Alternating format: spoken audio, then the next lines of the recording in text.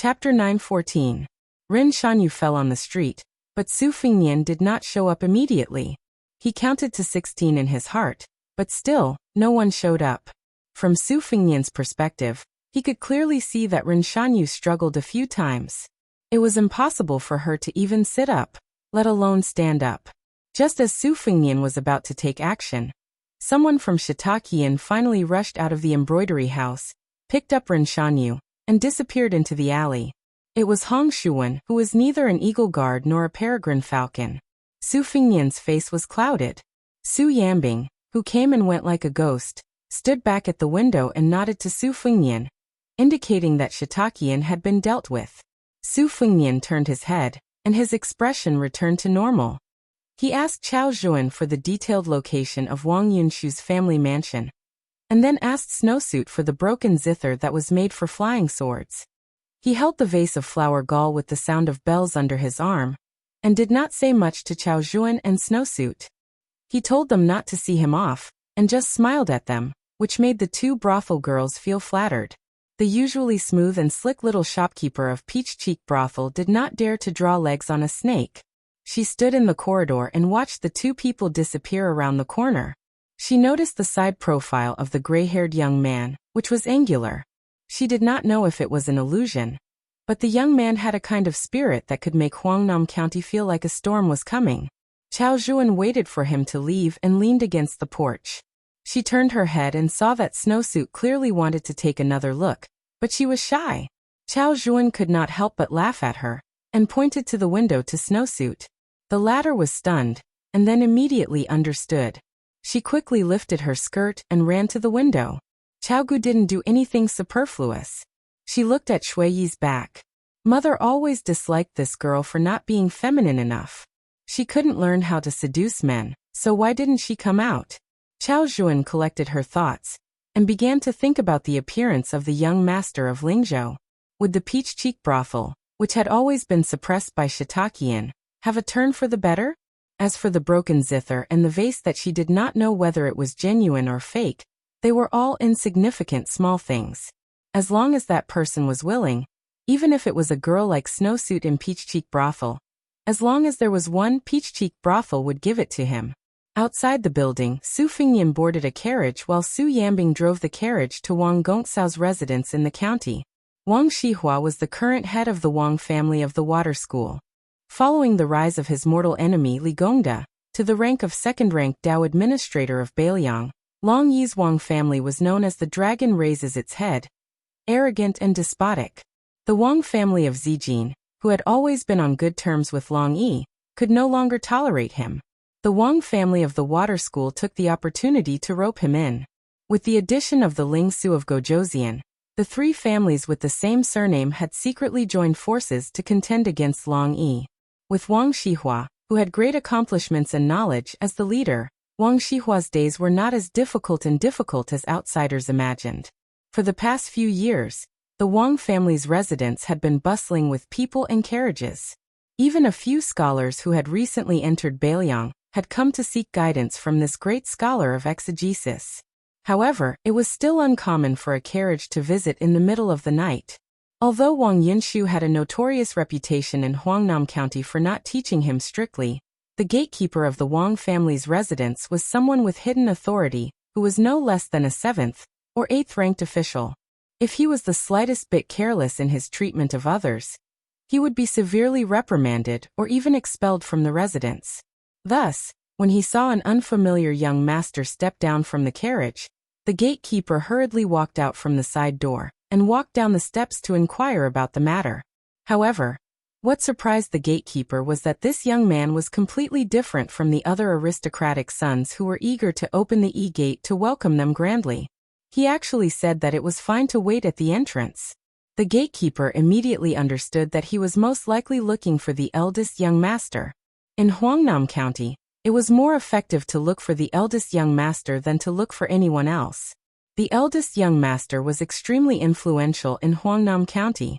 Not long ago, an elder of the Ling Su of Gojoseon had hidden a mistress in a golden house and was blocked by a shrew at the entrance.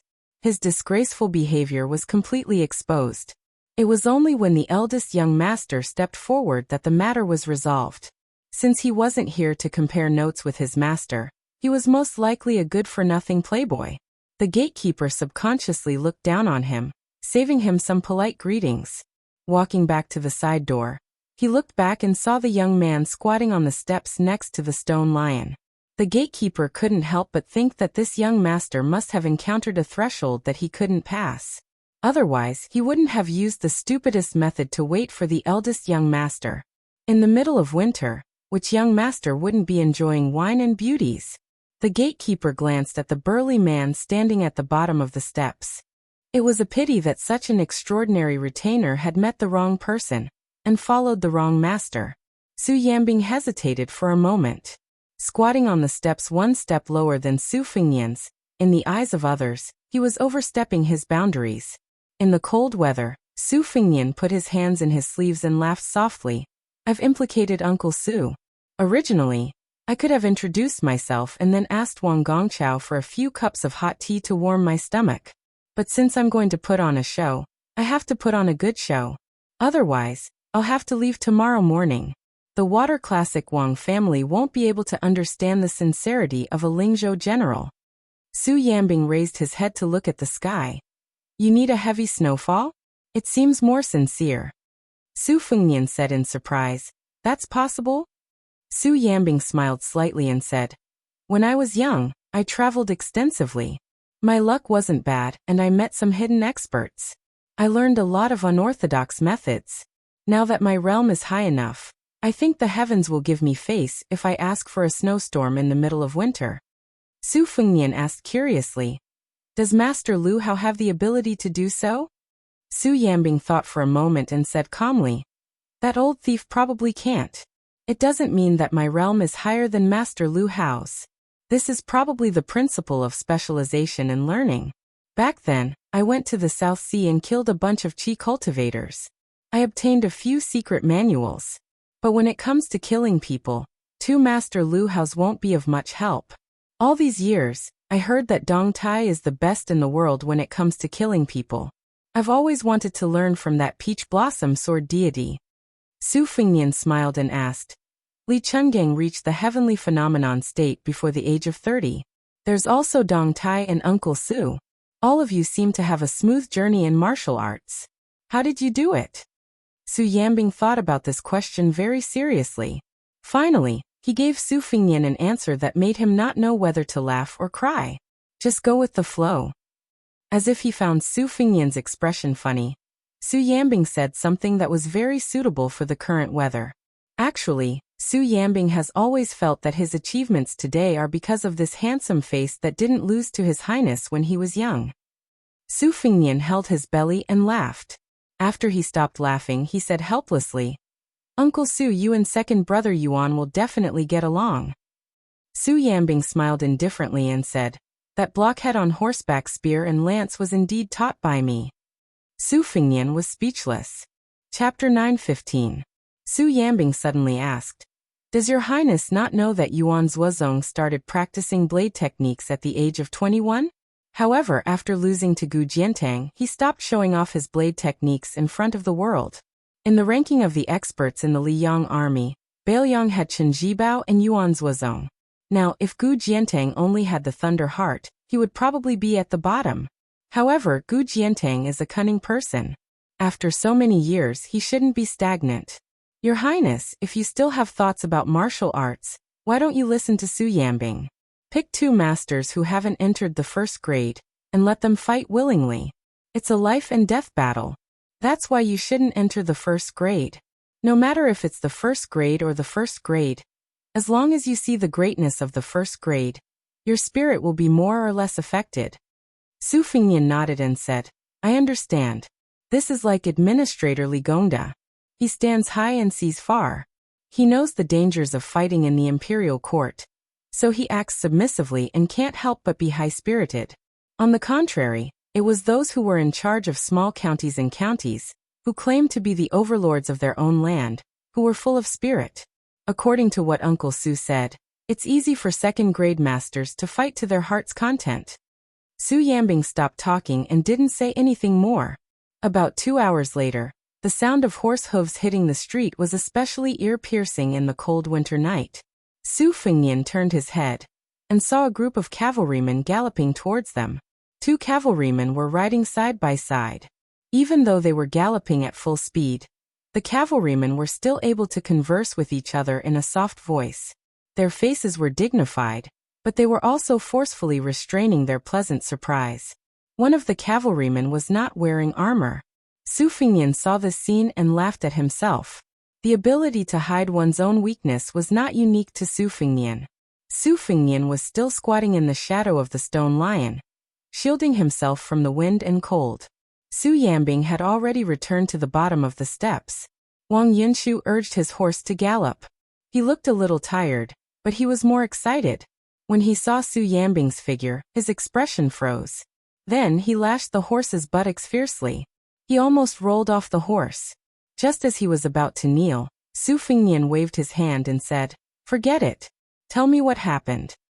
Wang Yunshu jogged to the bottom of the steps and asked cautiously, "Shall we enter the mansion and tell His Highness in detail?"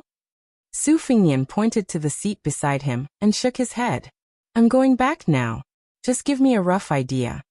Wang Gongsao's adopted son, Jiao Wui, ordered the other 20 or so knights to stop a little further away. He got off his horse and knelt on one knee. He cupped his fist and said in a deep voice, "Huangnam County's County Commandant Jiao Wui greets His Royal Highness." Su Fengnian smiled. "County Commandant Jiao, please stand up and speak." Wang Yunshu walked up the steps and squatted down beside Su Fengnian. He began to report to His Royal Highness about the situation of the battle. His sworn brother had gone to Qingrong Temple and coincidentally met a Taoist priest and 2 highly skilled Taoists about 3 li away from Qingrong Temple. They said that they were there to welcome back a few disciples who had obtained crowns and headscarves from other temples. Originally, Jiao Wui would not be too concerned about this. Those middle-aged Taoists were real Taoists from the number 1 temple in Huangnam County. Perhaps they would even greet him with a smile. However, Jiao Wui's purpose for going to Qingrong Temple this time was to obtain riches and honor. Without a second word, he wanted to capture the 3 people. At first, the 3 Taoists surrendered and did not resist. However, when the scouts under his command returned and reported that there were Taoists who had sneakily escaped, there were already 30 light-armored cavalry who went to pursue them. The 3 Taoists immediately revealed their ferocity. Luckily, after Jiao Wui had split half of his troops to Wang Yunshu, the 3 Taoists were still in sync with each other. Apart from the dozen or so hidden scouts, each of them had 60 riders a li away. When the 3 Taoists saw that Jiao Wui only had 50 soldiers around him, they vowed to fight to the death. However, they did not expect that after the time it takes for a stick of incense to burn, the next wave of cavalry would swiftly arrive. There were also scouts who secretly sent a message that the 3rd wave of cavalry did not charge forward. Instead, they dismounted from their horses and surrounded them. Out of the 3 Taoists from Qingrong Temple, 2 died and 1 was injured. Unfortunately, the 2 crowns and headscarves were nowhere to be found. On the other hand, Wang Yunshu's side was much more relaxed. He had purely gone to watch the show and had even missed it. The leader of the Eagle Guard had confirmed that Wang Yunshu was His Royal Highness' trusted aide. Only then did he not give Wang Yunshu the cold shoulder and tell him a few things. Only then did Wang Yunshu know that the 143 people in Lotus Pond, regardless of whether they were women, children, old or young, were all killed to the point that they could not be more dead. It could be said that their entire families had been completely wiped out. Even Huangnam County's number 1 expert, Zhang Su, was not spared. Wang Yunshu had also gone to help clean up the mess while he was at it. Zhang Su, who had been famous in Lingzhou for a long time, had died so miserably. Wang Yunshu had nothing to do, so he went to count the corpse that had its head cut off and nailed to a thick pillar. The headless corpse did not have any light injuries. There were 6 places that had serious injuries. Both of its arms had been chopped off at the shoulders, and an arrow had pierced through its chest. The rest of the corpses were strewn all over the floor, and most of them were badly mutilated. Wang Yunshu had vomited out all the delicacies and wine he had eaten that day. Even now his scalp was still somewhat numb. In the past he had always felt that he did not treat people as people, Only today did he realize that once he provoked the Bailiang peregrine falcons, human lives were truly worthless. Su Fengnian quietly listened to Wang Yinshu finish speaking. He stood up and said with a smile, "After all, Huangnam County is your territory, so you should be more familiar with it. There are still some things left to clean up. If I need to trouble you and Commandant Jiao, I will send someone to your residence to inform you." Wang Yinshu was extremely happy. Jiao Wui bowed and cupped his fists. "This is my duty. I will not regret it even if I have to die for your highness." Su Fengnian walked down the steps. Wang Yinshu asked in a low voice, "Is your highness really not going to stay in my humble abode? Even if it's just a cup of hot wine?" Su Fengnian teased, "All right, you've flattered me enough for tonight. Wang Yinshu, after you return home, tell Wang Gongqiao that if you have the chance to go to Liangzhou, come to my residence for a chat." Wang Yinshu said in fear and trepidation, Of course, of course." Su Fengnian turned to Jiao Wui and said, "Commandant Jiao, you're quite experienced in managing the army. After the Huangnam County incident, the Lingzhou general's residence is still lacking a commandant. After the new year, bring your original troops over. I'll give you another 600 soldiers and horses. We have to make up a total of 1,000. Jiao Wui, who was nearing 40 and had finally abruptly become rich, had tears in his eyes. He fell to his knees. "Jiao Wui is willing to die for your highness." Su Fengnian patted his shoulder and walked towards the carriage. Wang Yinshu wanted to send him off, but Su Fengnian, who had his back to the residence, waved his hand. Wang Yinshu watched the carriage disappear into the distance. He retracted his gaze and said softly, "Brother, His Highness has gone far." Jiao Wui, however, kept his hands pressed against the ground. He was unwilling to get up. Wang Yinshu turned his head and glanced at the beautiful plaque that the imperial court had bestowed upon him 200 years ago. "Brother, please don't forget about our Wang family in the future." Chapter 9:16. At dawn, a horse carriage drove out of Huangnam County. Hong Shuwen rode a horse to escort the carriage. His expression was languid. Beside him were two other white horses. Su Fengnian sat in the horse carriage. Huyan Guanyin was curled up in a corner with sleepy eyes. She was wearing Su Fengnian's fur coat. Last night, when the horse stopped in front of the Wang family's residence, she was alone in the carriage. She lifted the curtain a few times, but she did not see him, who was blocked by the stone lion. She only saw the tall coachman who cherished his words like gold. Later, when she returned to the side room in the courtyard, she probably did not sleep well. On the contrary, she could sleep soundly in the carriage. If she was a female servant, she really did not know who was taking care of who. Huyan Guanyin opened her sleepy eyes. She forced herself to open her eyelids. Through a small gap, she secretly sized up the man who had turned the city upside down overnight. On the way to Huangnam County, she noticed that he would lift the curtain every few hours. It was almost like he had obsessive-compulsive disorder. She also did not know what he was looking at. In her eyes, other than the same willow tree, there was nothing new on the road. However, he never seemed to get tired of looking at it.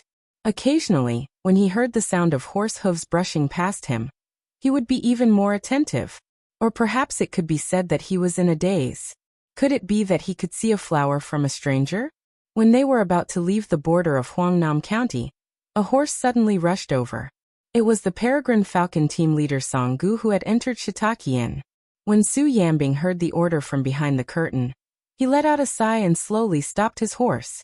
Song Gu flipped off his horse and knelt by the side of the horse carriage. When he looked up, he saw the curtain. Hong Shuwen turned his horse around and leisurely circled around Song Gu. He looked down at him and laughed. "Leader Song, why are you here to ask for money back?" In the entire Bailiang peregrine falcon team, Song Gu was considered a middle-ranked player. Putting aside Jiayu and other literary spies, military spies were men of sacrifice. In the peregrine falcon team, there was rarely a change in their official ranks. This was because martial arts could not be achieved overnight. Peregrine falcons relied on their fists to speak. The capable ones were mediocre while the mediocre ones were at the bottom. Song Gu had the strength of the third rank and was once a commoner in Lietsang County, Bailiang. Martial arts were the norm in Lietsang County. There were 7 major surnames and each of them had their own unique skills. Spear Immortal Wang Xiu's wife was from the Qi family in Lietsong County. Song Gu's martial arts training was a legend in the marketplace. When he was young, he met a foreign spear master who came to Lietsong County for a martial arts competition. That spear master's enemy put a huge bounty on his head, and an ambush began. Not to mention the 2 groups of Jianghu killers who were paid to eliminate disasters. There were even 2 big shots from Lietsong County who participated. The master who was close to the Vajra realm killed most of his enemies. After all, it was difficult for a single person to save the situation. Before his death, he escaped to an abandoned house in Lietsong County, and coincidentally met the young Song Gu who was there to stew dog meat. He taught Song Gu all his life's work. Unfortunately, Song Gu didn't even learn half of it. Later on, when he was impulsive, Song Gu revealed his moves and was recognized by his master's enemy. He had no choice but to join the Bailiang Peregrine Falcon. After 10 years of hard work, he was finally able to make a name for himself. Only Chu Lushan and Su Weisheng knew how many first-grade martial artists there were. However, everyone in Bailiang knew that there were 14 second-grade martial artists. 2 years ago, there were as many as 20 second-grade martial artists. However, Lu Qiantang died in the battle at the Reed Marsh, and Xu Xiu withdrew. 1 died at the border, 1 went missing, and 1 died on Chen Jibao's way of entering Shu. 1 person retired successfully and was conferred the title of general. He founded a sect in the southeast of Lingzhou and made a living by transporting grain.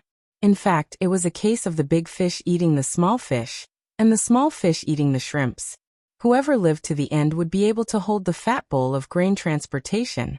There were no outsiders around. Song Gu, who was kneeling on the ground, said in a deep voice, "I, Song Gu of the second room of Whisk Club, am risking my life to report to your highness." The curtain did not move at all. Song Gu gritted his teeth. In the matter of Shitakian, Song Gu went against the established plan and made a mistake first. Song Gu does not dare to deny it. However, I beg your highness to listen to my explanation of the reason. Shitakian spies were recorded in the second room of Whisk Club. There were Wang Huanru, a female courtesan from Southern Dynasty's Gusai Prefecture, Chu Ruo, a female brothel keeper from Kuan Prefecture, and several disciples from Gusai Prefecture, who infiltrated Shitakian to become guards. At that time, I thought that since Hong Shuwen could temporarily participate in the military affairs of Whisk Club, he must be quite capable. If he was to deal with Chu Ruo, he would have a better chance than the third-class Eagle Guard, Ren Shanyu. A cold voice came through the curtain, "Let's go." Song Gu felt as if he was struck by lightning. He pressed his hands on the ground. Although he deliberately suppressed his tone, it was still difficult to conceal his sadness. "Your Highness." This time, Song Gu did not deliberately slack off. Su Yambing did not care about a peregrine falcon raised by the second room of Whisk Club. He just drove the carriage forward. Hong Shuwen pulled the reins with both hands and sat high on the horse's back. His body leaned back lazily, and he turned his head to glance at Song Gu coldly. Chapter 917. As dusk approached, the dark green city walls of Lingzhou grew taller as the carriage approached. As they passed through the city walls, they could see that it was almost the new year. Red lanterns were hung all over the walls and were lit early. In fact, it was not only here. Many of the city's streets were filled with lanterns overnight. It was hard to imagine that this was the handiwork of the administrator, Li Gongda. It was said that the officials and odd-job workers of the various yamens were complaining. They were all silently cursing him for being the administrator. Yet he still had to flatter a general of Lingzhou who was besieged on all sides. However, when the people of the city went out, their faces were filled with joy. Su Fengnian had the carriage stop at a bustling crossroad. He picked a restaurant and said that everyone would be having dinner outside. The restaurant was overcrowded.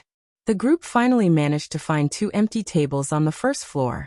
Su Fengnian had Hong Shuwen go to the counter and choose a bamboo stick engraved with the names of the dishes. As soon as they sat down, there was a commotion. Huyan Guanyin followed the sound and saw a young man with a protruding mouth and monkey-like cheeks. She did not look any further. Instead, it was Su Fengnian who turned around and sat on the bench. He looked over with a smile. The skinny monkey-like man had 1 leg on the bench. He picked his teeth as he shouted. If I were the heir of Baelyang and had a great general as my father, if I were to practice martial arts, I would have mastered a peerless martial art since Tide Listening Pavilion is such a large armory full of secret manuals. There are also countless masters. I would have easily mastered the top 10. If I were to lead an army, I could just casually bring a few 100,000 cavalry. I won't brag about killing all the northern barbarians in one breath. Wouldn't Baemang's southern dynasty and Gu Sai Long Yao have long been wiped out? Someone immediately joined in the fun and poured cold water on him. Are you for real? I remember that there are 300,000 to 400,000 barbarian soldiers at the border of Liangmang. They are not made of paper. Fortunately, only our Baelyang can stop them. Moreover, Baemang has the military god Tuoba Bodhisattva. The fall of the southern dynasty is meaningless as long as Tuoba Bodhisattva is gone. However, this guy is fierce in battle. What if he goes crazy and takes your head without regard for his life? This guy is only inferior to old monster Wang of Wu City in the world. Isn't taking the head of a general among millions of soldiers easy? The skinny monkey-like man shrank his neck when he heard the name Tuoba Bodhisattva. Then let's let Baemang go for now. We'll lead all the Baelyang cavalry to attack the east. It's only 2,000 to 3,000 li. Other than General Gu Jiantang on the eastern border, the two elite troops of Yanqi Prince Zhao Bing and Guangling Prince Zhao Yi are far away and can't take care of them. Old Man Gu was suppressed by our great general in the past, and is no match for him now. We'll directly charge into the palace and sit on the dragon throne. Who cares about purple beard and blue eyes Zhangjilu? No matter how smart he is, he's just a civil official who doesn't even dare to kill a chicken. If he dares to stand in front of me, I'll immediately give him a big slap and make him lose his sense of direction. Someone immediately followed up with a face full of anger and said sarcastically, "It's just that our prince is timid and useless. He went to the capital for nothing and didn't do anything. At the very least, you should be able to bully a few of the most popular courtesans in the capital." God knows if this grandson went to the capital and gave the officials and lords a lot of Baelyang's hard-earned money. I heard that on his way to the capital, there were dozens of boxes of gold, silver, jewelry, and antiques. It's absolutely true. This little bastard who only dares to bully others in his own nest is now the general of Lingzhou. He must have been taught a lesson in the capital, and wants to return to his own territory to abuse his power. The skinny monkey-like man lowered his voice slightly and said mysteriously, "Did you guys hear? Our Royal Highness was originally going to return to Baelyang with his tail between his legs. However, the general couldn't stand it anymore and personally made a trip to Baelyang. Only then did he manage to bring back 2 daughters-in-law for this disappointing son of his. It's said that they are both women from Qingzhou. For the general to have such an eldest son, he really has 8 lifetimes of bad luck. If the little prince becomes the next king of Baelyang, that would be a great thing." A young man who looked like a scholar said with a heavy Jizhou accent with a smile, "Choose the eldest son over the concubines. Choose the eldest son over the youngest son." An old man at the next table sighed. "That's right. The little prince reincarnated too late." Because Su Shao only married one princess, there was no distinction between the eldest son and the concubine that was common in other noble families. In the past, everyone felt that even though His Royal Highness was absurd and heartless, he was still the eldest son. The second son, Su Longxiang, was also born silly. As for who would inherit the throne, and who would become the king of Baelyang, there were no objections. However, the little prince led the dragon elephant heavy cavalry and broke through the border. His military achievements were outstanding. He personally led the troops and led the charge. No one disagreed with him. It was rumored that Yan Wenwan, Zhong Hongwu and the rest of the old generals were full of praise for the little prince. An undercurrent was surging. This undercurrent had no doubt converged with the storm in Lingzhou. Su Yambing naturally ate at the same table as Su Fengnian. He did not hesitate when he ate. Ever since he was by Su Fengnian's side, he had never had a fawning expression. He did not pay attention to the noise in the restaurant. Huyan Guanyin did not like the dishes of the Central Plains. When she heard the words of the man beside her, she pricked up her ears and did her best to listen clearly. Then she carefully bent over to see if Su Fengnian was angry. However, she only saw a calm smiling face. Su Fingnian turned around and wolfed down the food. When he was full, he glanced at Huyen Guanyin. She nodded, indicating that she had eaten enough. After paying the bill, the group walked out of the restaurant.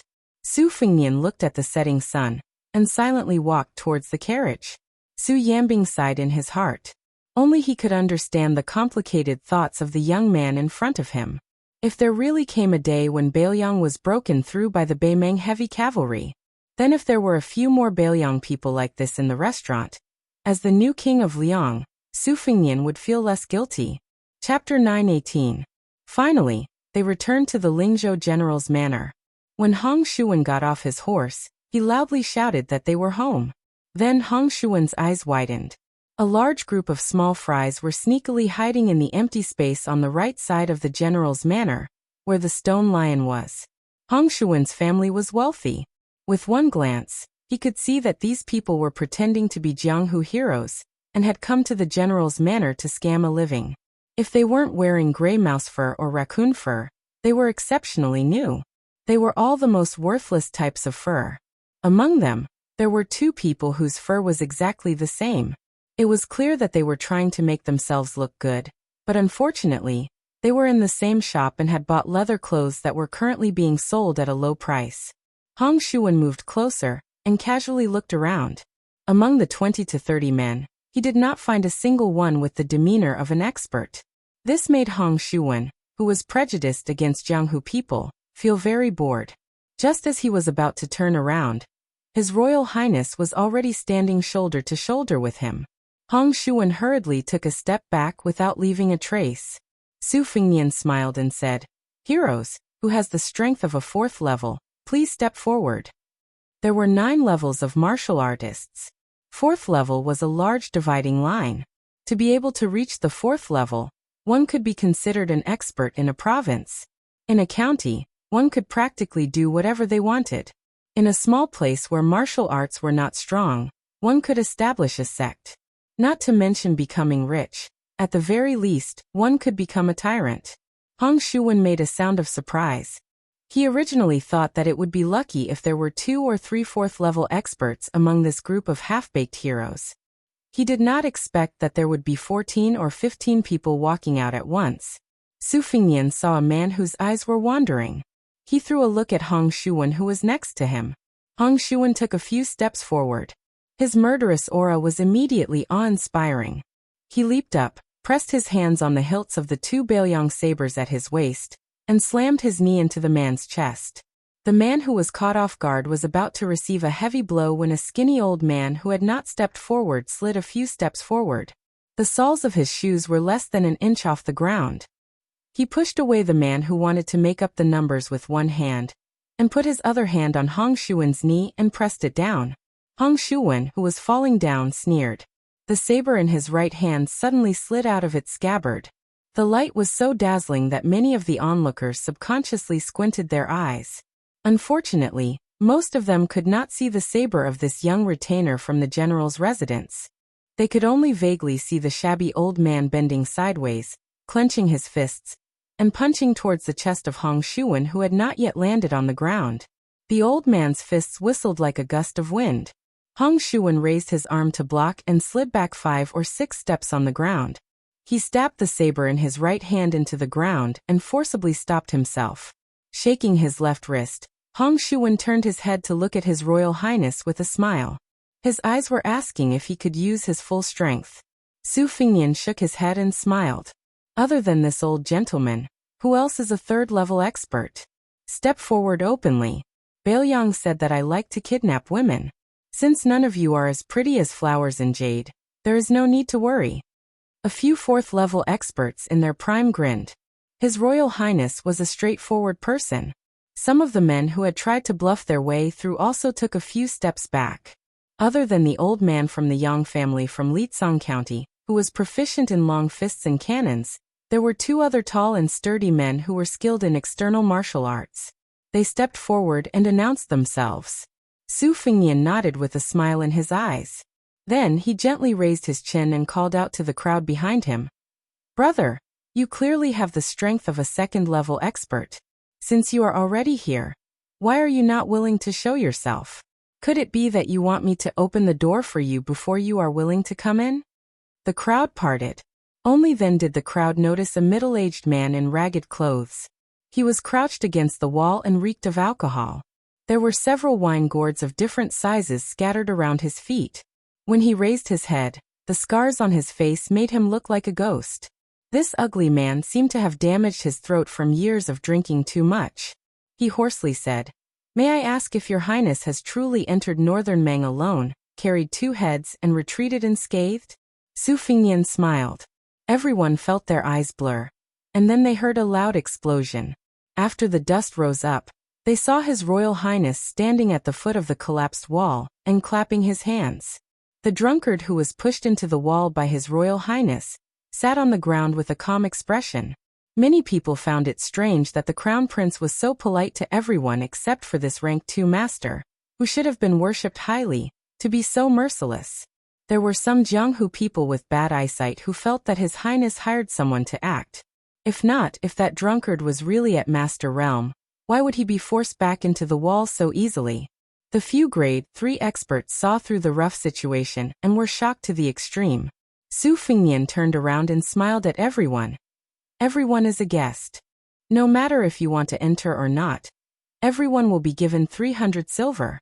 He then instructed the 3 white horse followers, Tianguan Yenru, the 2 of you go and collect the silver from the steward. Then, have the steward help the brothers who have entered the residence find a place to stay. Shu Wen later on, take the righteous men to find the best restaurant in the city for a meal. If you spend too little money, I will not forgive you. The men who weren't able to enter the Lingzhou general's manor looked at the people who entered, and were filled with envy. Su Fingnian wasn't in a rush to leave. He just stood on the streets and chatted with these people who weren't even grade 4. He asked them where they were from, what sect they were from, and whether or not they were planning to join the army. Regardless of whether these people had slandered Su Fingnian in private in the past, when His Highness was standing in front of them, they all felt uneasy. Those who were lucky enough to speak 2 or 3 sentences in front of them almost blushed. They were extremely flattered. The gray-haired young man in front of them was the future local emperor of northern Liang. He had hundreds of thousands of soldiers in his hands. When he talked about it with his family members, especially his brothers in the underworld, they would be so shocked that their eyeballs would fall to the ground. Some people couldn't help but be confused. They all said that His Royal Highness was not just tyrannical in Beiliang. In reality, he was tyrannical everywhere. For example, on the Guangling River, he relied on the old sword god to fight against the thousands of cavalry of Prince Guangling Zhao Yi. Such a high and mighty figure. Why did they feel that he did not put on any airs when chatting with them? On the contrary, he was unbelievably amiable and approachable. If they did not think about his illustrious identity and his outstanding appearance, just based on his attire and manner of speech, it seemed that he was not much different from a well-off scholar from a small county. A group of carriages and horses that could be said to be extravagant rushed towards the Lingzhou general's manor. This made the gatekeeper of the administrator's manor, who was already prepared to welcome important guests, feel a bit depressed. Coincidentally, someone lifted the curtain and looked toward the Li manor. The gatekeeper looked over and shivered. He slapped his head and quickly ran toward the back of the manor. Damn, the mortal enemy that had fought with his master for half his life in Huangnam County had actually appeared in the capital of Lingzhou. In the past, when the officials of the 6th rank and above in the 7 counties of Lingzhou needed to rush to the administrator's manor to discuss important matters, the person sitting in the carriage would always use illness as an excuse to not come out. Su Fingnian heard the unusually loud sound of horse hooves and turned his head. Seeing the 3 carriages in a row, he understood. In the end, he told the good men of the Jianghu who were not able to become retainers of the Lingzhou general's manor. The general idea was that there were 2 paths they could take. One was to join the army. As long as they passed the test, it would be easy for them to become a squad leader. The other path was even easier. The various yamens of Lingzhou were in urgent need of a large number of Jianghu men with great martial arts. They would come out of the mountains to temporarily take up a position that was not considered to be an official. It was similar to the military and penal departments that were directly under the jurisdiction of the county magistrate. It could be considered getting rid of evil and bringing peace to the people. In the future, as long as they had some achievements and showed real merit, the Lingzhou government would definitely give them priority in promoting them. When everyone heard that it was only the Lingzhou government that wanted them, and not going to the border to fight for their lives, they felt relieved. Many of the men who were passionate about fame all had smiles on their faces. They looked at each other and saw the eagerness in each other's eyes. After Su Fengnian calmly finished talking about the important matters, he smiled and told them to eat and drink well. Furthermore, if they really became part of the Lingzhou government in the future, they were welcome to be guests in the general's manor. Su Fengnian turned around and slowly walked towards the 3 carriages. After the owners of the carriages walked down, they all walked faster. When they were 5 steps away, the 3 scholars of different ages knelt down at the same time. Huangnam County's Wang Shihua greets His Royal Highness. Huangnam County's Wang Zhenlu greets His Royal Highness. Huangnam County's Wang Wolfting greets His Royal Highness. Chapter 919. The 3 of them were the current masters of Huangnam County's Water Classics Wang clan, Spiritual Su of Gozhouzian clan, and Zijin Wang clan. Wang Shihua was Wang Yinshu's father, the current merit officer of Huangnam County. He had an elegant temperament and had the style of an ancient sage. The Water Classics Wang clan was famous for having a rich collection of books. The famous scholars in the clan were especially good at exegesis and annotations. The Imperial College's new left chancellor, Yao Baifeng, was determined to turn the family's learning into national studies. When he was young, he concealed his identity and became a private tutor of the Water Classics Wang clan. It was so that he could be close to them and read books. Later on, Yao Baifeng's reputation rose and everyone knew that he was knowledgeable. He became more determined with age, and was regarded as the master of the northern literary world. Together with the 2 masters of the Song clan, he often borrowed books from the old master of the Wang clan. The gray-haired Wang Zhenlu came from the spiritual Su of Gozhouzian clan. There was a great Jinren who ascended on a crane. The Wang clan of Zijin's history was not as good as the other 3 princes of Huang and Nan. However, due to the fact that 3 princes of Zijin had appeared in the previous dynasty, there was a scene where 3 generations of the Wang clan of Zijin sat in the same court. Unfortunately, it was short-lived. In the current era, the Wang clan of Zijin did not attract much attention. The current Wang clan head, Wang Wolfting, was not only young, she was only 3 years old. She was also famous for being unorthodox. The outside world did not know how such a disreputable young man, who was as famous as Wang Yinshu, could suddenly become the head of the Wang clan of Zijin. Su Fengnian was not arrogant enough to make the 3 masters kneel on the street for a long time. He let them get up and brought them into the residence. They agreed to rest for a night, and talk about the details tomorrow. In the Li mansion, the administrator, Li Gongda, was tending to a hollyhock in the garden. When he heard the steward say that Wang Shihua had gone to the general's mansion to see the crown prince, along with the old and frail Wang Zhenlu and the immature Wang Luding, Li Gongda's face darkened. He sneered and said, "Old he, don't you think some people are strange? You give them 1 copper coin every day, and when you don't give them any more, they will jump and curse? You slap them every day, and when you stop, they will be grateful. Others say that Huangnam County has produced 4 princes, and that it is a blessed land with good feng shui. However, in my opinion, this Huangnam County is a place full of white-eyed wolves. They only remember the beatings and not the good. I have only been gone for a year, and they have already begun to forget favors. If I did not pave the way and build bridges for them back then, how would they be where they are today? Let's not talk about the other 3 families. Let's talk about the Wang clan of Longyi. It is true that I have used them to achieve a meteoric rise, but what I have returned to Longyi over the years is more than what they gave me back then. Father-in-law waited until I became the governor of Fengzhou before he was willing to eat his first New Year's Eve dinner with me. A son-in-law from a humble family. Now he is begging to bring his family to this residence so that 5 generations can live under the same roof. The steward surnamed he was scared into silence by the master's words. In the past, he had been a servant of the Wang clan. Later, because Li Gongda had not yet achieved meteoric success, he was the only small steward who had invited the son-in-law of the Wang clan to drink. Even steward he himself could not believe that Li Gongda would reach the position he had today.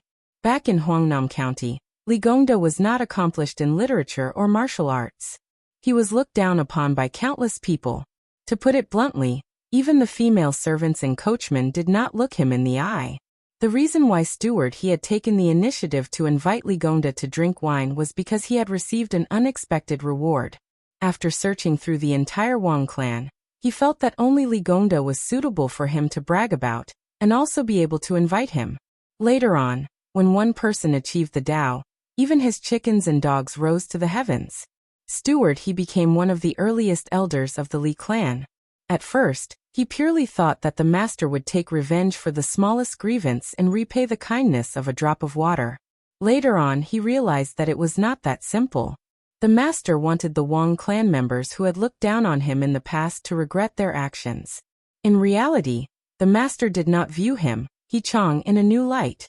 Li Gongda had sent people to expose and impeach Song Yan regarding the matter of the obscene sacrifice. Li Fuzhen had personally gone to the Huangnam County governor's manor. He wanted his daughter to be honest with Song Yan on his behalf in order to maintain their relationship.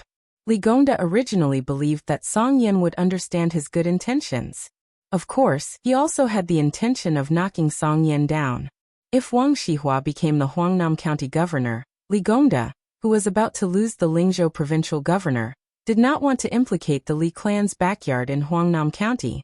However, his daughter did not have much experience in politics, but Li Gongda predicted that she would definitely bring Guo Fufeng along to Huangnam County to meet Song Yan and Song Huangmei.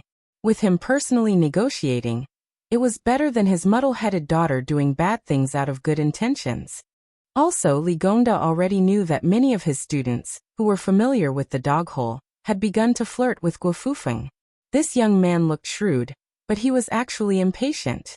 Li Gongda also wanted Song Yan to give him the cold shoulder, so that Guo Fufeng would know that if he truly wanted to enter the Li clan circle, he would not be able to put in enough effort. The hearts of parents in the world were really pitiful. It was because before children became parents, it was very difficult for them to understand this painstaking effort, which was why they were pitiful. An outer courtyard manager hurriedly ran over with a weird expression on his face. "Master, the young miss has returned." Li Gongda thought about it for a while before impatiently saying, "Let that person in." The manager lowered his head, his face filled with joy. Unexpectedly, Li Gongda laughed. "Jia Gui, that young man gave you a few dozen taels of silver?" Jia Gui immediately took out a silver note from his sleeve and bowed as he ran over to the administrator. He did not waste any time and honestly said, 50 taels. Li Gongda waved his hand and glanced at the note. His face was helpless as he muttered to himself, "This silly girl, using the silver that father gave you to fool him." Li Gongda's eyes narrowed as he slowly placed the note into his sleeve. "Surnamed Guo, you dare to accept this note? Aren't you afraid it will burn your hands?" One of the managers of the inner courtyard, He Chang, took the initiative to leave. Li Gongda, who was alone, continued to deal with the hollyhock that was as tall as a person. He stretched out 2 fingers and broke off branches and leaves, sometimes nodding and sometimes shaking his head. After the general's mansion housed the first batch of Jianghu people to follow the dragon, the 3 Wang family heads from Huangnam County stayed. Finally, there was some life. Su Fengnian sat in the study, using the afterglow to appreciate a precious calligraphy and painting with dense inscriptions. Huyan Guanyin tiptoed into the study, holding the pot of phoenix spirit that was criticized as a chrysanthemum made with both hands and placing it on the window. With the light blocked, Su Fengnian did not raise his head and waved at her. The calligraphy and painting on the table were the original works of the former Bailiang tycoon, Yao Baifeng. Yao Baifeng had been out of power for a long time, and had only been in the court for a short time. It was not that Su Xiao did not think of asking him to come out of retirement, but Yao Baifeng had always ignored him. Su Fengnian touched the calligraphy and painting with his fingers and sighed softly. What did it mean to win the hearts of the people to rule the world? That was all fake. The real thing was to win the hearts of the people to rule the country. Su Fengnian raised his head and saw the back view of Huyan Guanyin. She stood by the window in a daze. The yellowish afterglow scattered, making her look like a flying angel in the painting. Su Fengnian was well aware that she was his bait. There were also a few qi cultivators in Bailiang. They must have noticed that she was not ordinary. The reason why Su Xiao hid her here was partly because she was a rare commodity worth hoarding. More importantly, he wanted to let her carry the fate energy and transfer it all to Su Fengnian, who had no fate energy.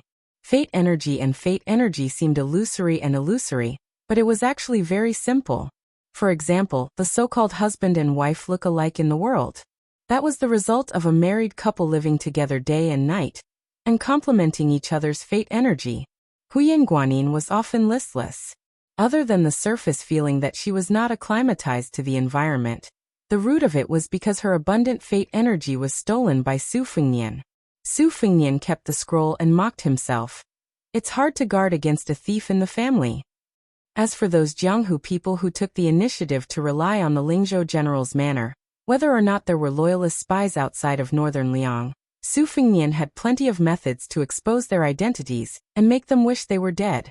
Huyan Guanyin exclaimed. Su Fengnian raised his arm to stop a messenger falcon. The contents of the secret letter caused Su Fengnian's pupils to suddenly contract. The Lu family in Qingzhou had encountered an assassination attempt. Just to protect Lu Qingyan, 4 of the first-class falcons of the Fushui society had died.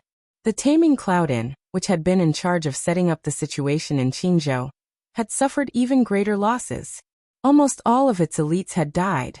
Obviously, Li Yang and Bai Meng did not want to see the Lu family in Qingzhou and the Su family become in-laws and then take root in Beiliang. As long as Lu Qingyan, who had the potential to become the consort of the king of Beiliang, died, the Lu family would completely give up on the idea of changing owners. As for which party was willing to sacrifice everything to prevent the Lu family from dying, the secret letter only said that it was unclear. Su Fengnian lit a thick red candle and burned the secret letter inch by inch to ashes. A breeze blew through the window. The candlelight flickered and scattered the ashes. Huyan Guanyin saw that the letter had long been burned, but he still maintained his attentive posture of 2 fingers close to the candle flame. Su Fengnian flicked his fingers and walked to Huyan Guanyin's side. His eyes were obscure and difficult to understand. He gently looked at a raised eave of the administrator's residence. Huyan Guanyin heard him say to himself, "Perhaps I was wrong from the beginning." Chapter 920. The 3 family heads of Huangnan County stayed in the Lingzhou general's manor. They were not far from each other. Other than their trusted retainers, the 3 of them did not bring anyone else into this brand new official residence with a horizontal board. His Royal Highness allowed them to rest for a night, which made Wang Xihua's heart tighten. This was clearly to give the 3 families enough time to communicate. Wang Gongqiao, Ling Su of Gozhouzian Zenolf, and Zijin Wang Wolfting all rushed from their families to Lingzhou City at dawn. Apart from a careless lunch midway, they roughly communicated. Although they agreed to take care of each other, they were still wary of each other in their hearts. It was very difficult for them to advance and retreat together. When it came to the ups and downs of a large family, no matter how good their relationship was in the past, they had to carefully weigh the pros and cons. Wang Xihua, who was praised by Yao Baifeng as having the talent of 3 provincial governors, ate a dinner that could not be considered sumptuous. He was not in a hurry to agree to Wang Zhenl's appointment. Instead, he went out for a walk alone. Not long after he went out, he saw the junior Wang Wolfting, who was also leisurely strolling. Wang Xihua was a little touched. To be able to keep his composure, the younger generation would surpass him in time. The 2 of them nodded and smiled as they brushed past each other.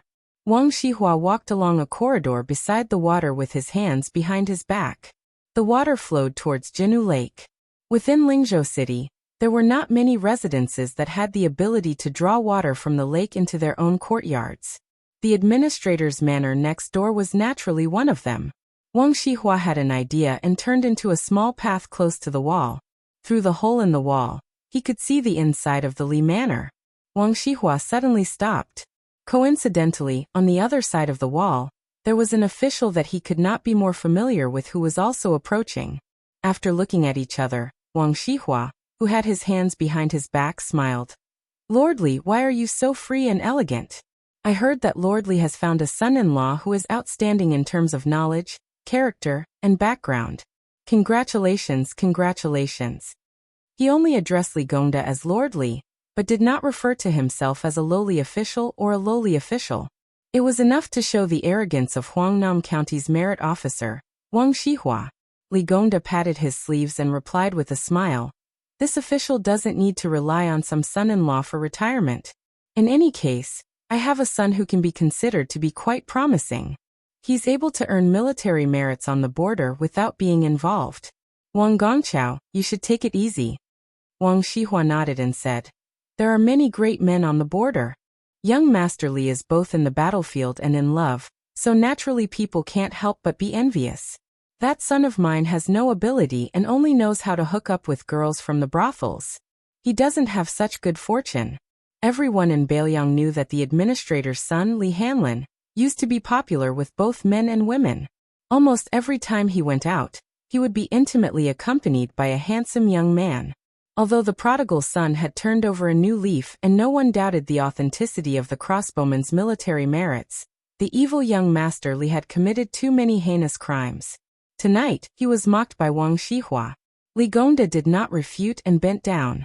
Wang Xihua was wondering why the administrator would admit defeat this time. He did not expect that after Li Gongda stood up, he would directly throw a handful of soil at Wang Xihua's face. It didn't hurt, but Wang Gongqiao, who had always been regarded as the cultured sect master of Lingzhou, had never been humiliated like this before. For a moment he did not know how to react and was stunned on the spot. Li Gongda laughed and said, King Wang Xihua, you're the best at putting on an act. I've wanted to beat you for a long time. There are no outsiders today, only you and I are enemies. His Royal Highness, why are you here? Hearing this, Wang Xihua unconsciously turned his head. In the end there was no one around. Where did His Royal Highness come from? When he turned his head again, Li Gongda threw another handful of soil at his face. Wang Xihua was unable to restrain his anger. He pointed a finger and scolded angrily. Li Gongda, the three immortals of virtue and speech. As an important official on the battlefield, ask yourself honestly, is there any one of them? You've really tarnished the word merit and virtue. You're a cautious and fierce person. Do you really think you can die of old age? Li Gongda carelessly rubbed his nose, and then pointed a finger at the top of his head. He said disdainfully, everyone respectfully calls you Third Governor Wang. 3 governors, isn't that the size of the official hat on my head? Don't talk big in front of me. Just tell me who's the highest official today, and who's the one who made you not take a single step forward all these years and obediently become a county's merit officer. Wang Xihua sneered and said, talking to you about passing on the torch, talking to you about the seeds of learning, is simply playing the lute to a cow. Li Gongda chuckled and said in a low voice, we're like chickens talking to ducks. In the end, we're still the same kind of people. Let's not laugh at each other. Wait until you become the second Yao Baifeng one day. Then you'll have the qualifications to talk to me about learning and merit. Wang Xihua flew into a rage and said, Li Gongda, who's the same kind of person as you? Li Gongda raised his hand. Wang Xihua, who had suffered twice, immediately dodged.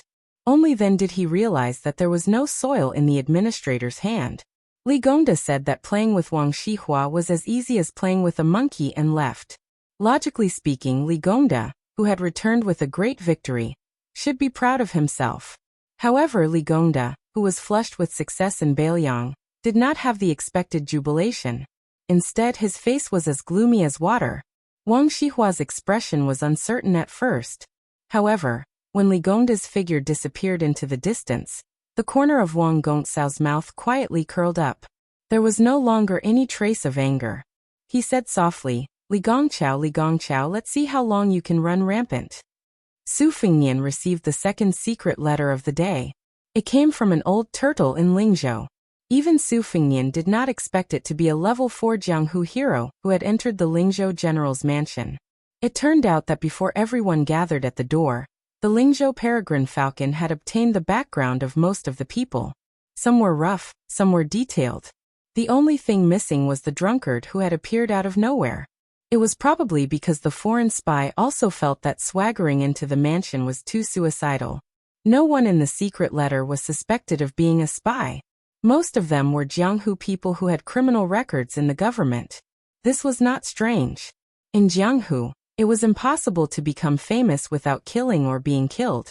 Su Fengnian was carefully reading the secret letter in the study.